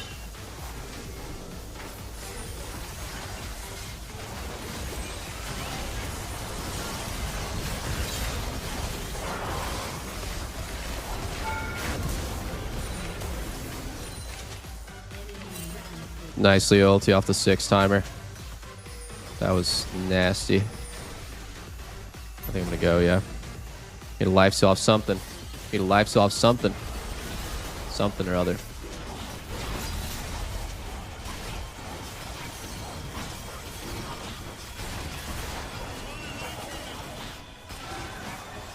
I'm gonna one-shot this wave in base. He might have TP. He does have TP. I might get fucked here.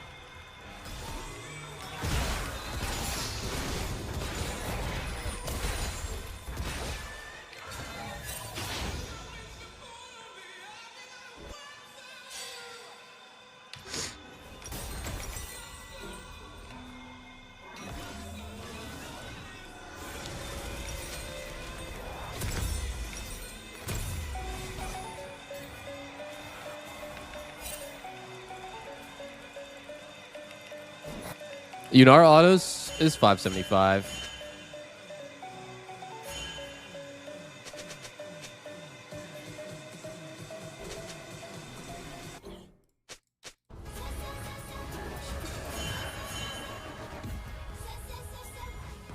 Dude, this guy is getting all his shit dodged.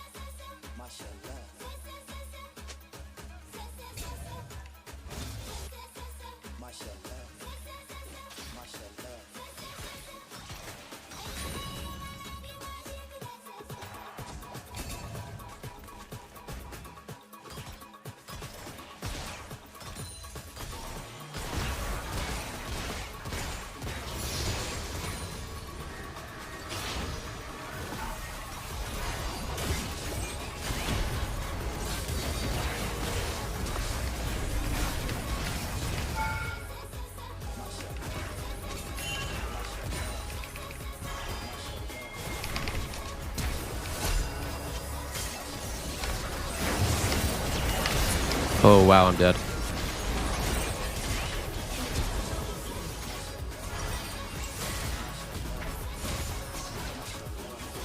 Oh my, okay, we get one trade. Holy. Holy.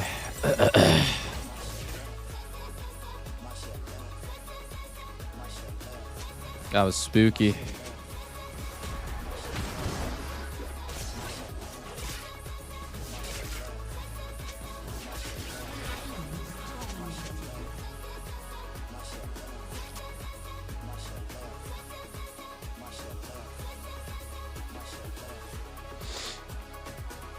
Well, I hope I'll be able to do something to risk this show. I'm coming. I don't have ult though, so I don't think we can kill.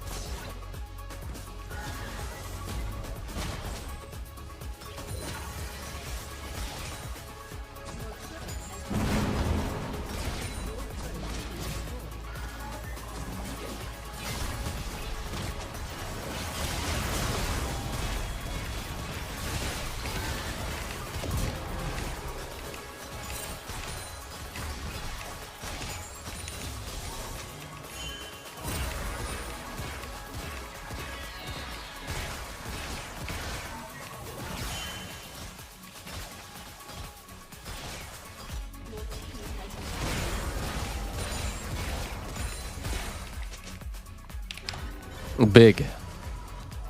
That was big.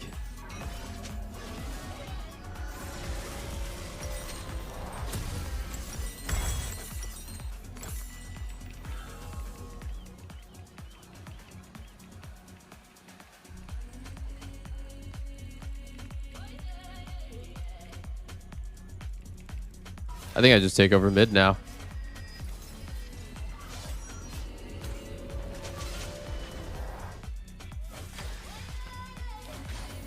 Runon's, yeah, I think it's so overrated. I'm a PD truther.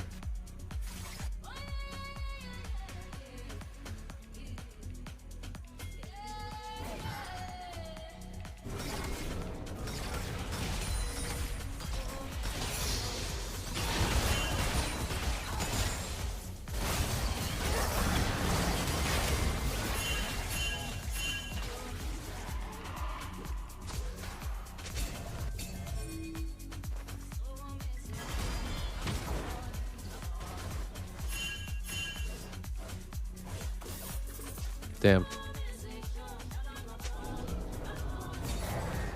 Just give.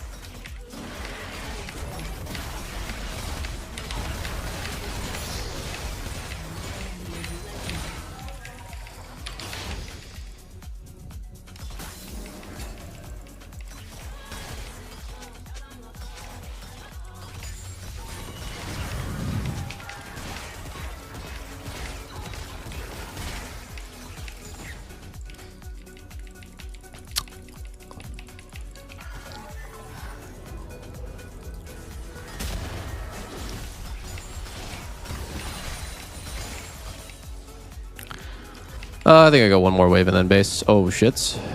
Lux is still here.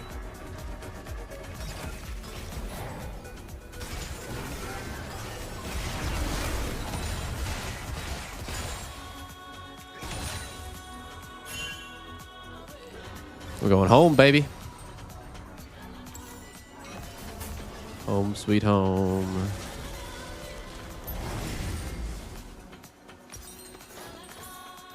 I think I'm going BT, boys. Where's their comp? It makes a lot of sense.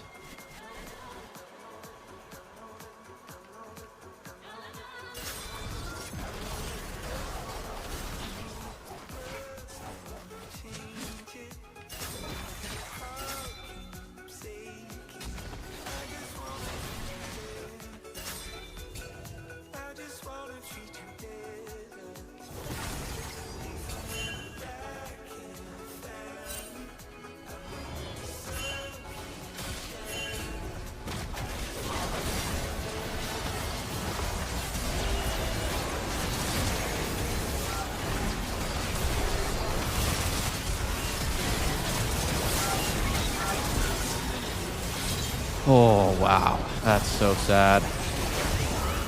I got rel flashed. And exploded.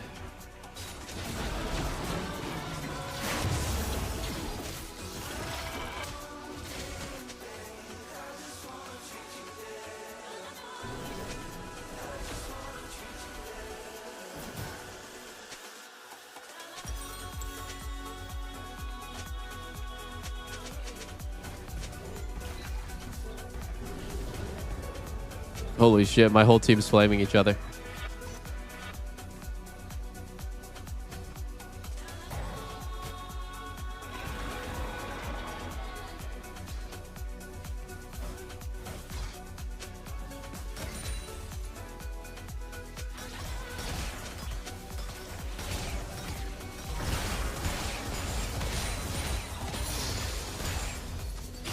Oh, classic solo queue.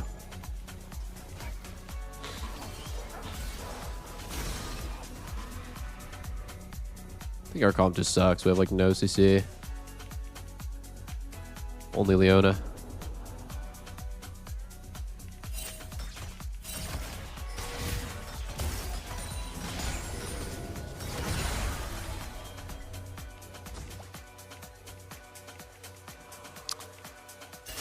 It doesn't feel good to lose games against AFK Lux, but that's where we're at right now.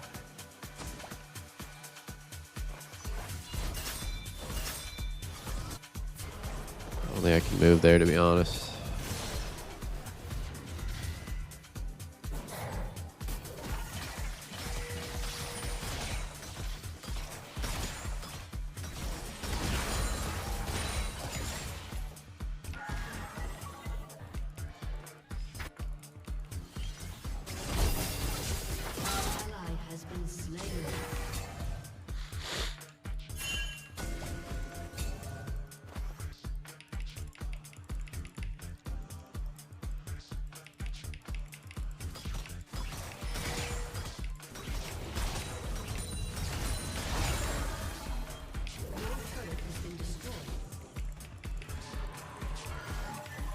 I'm gonna go in and try to take their top jungle.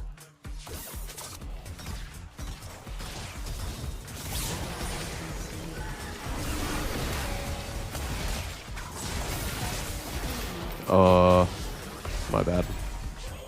I didn't know Kali slutty. Fuck.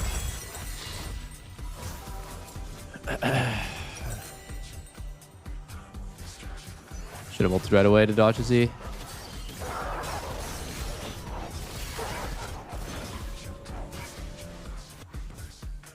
This game's looking kind of cooked. Kind of forced to make low percentage plays like that.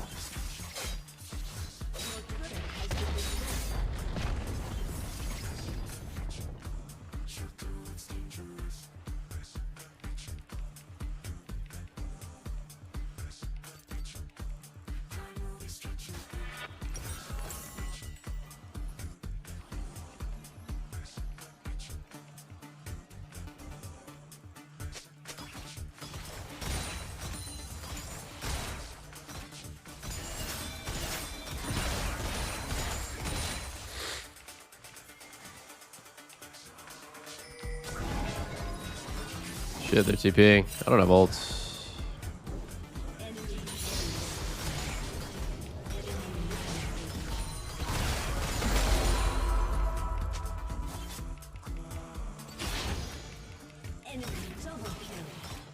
Dude, my team's just getting steamed. Holy.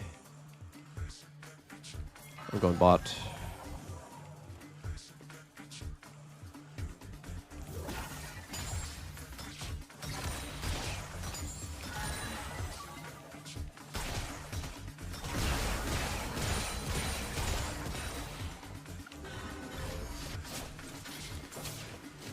All right, let's try to catch their throw. Best thing we can do right now.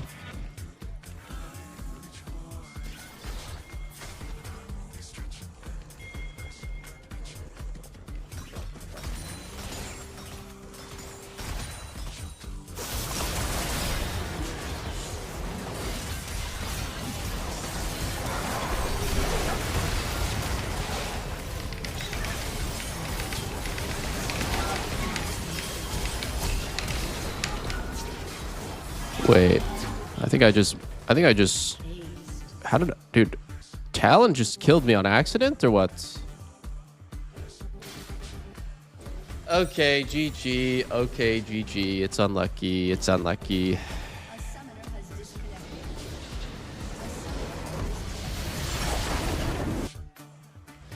Oh my god, man. Oh my god, man.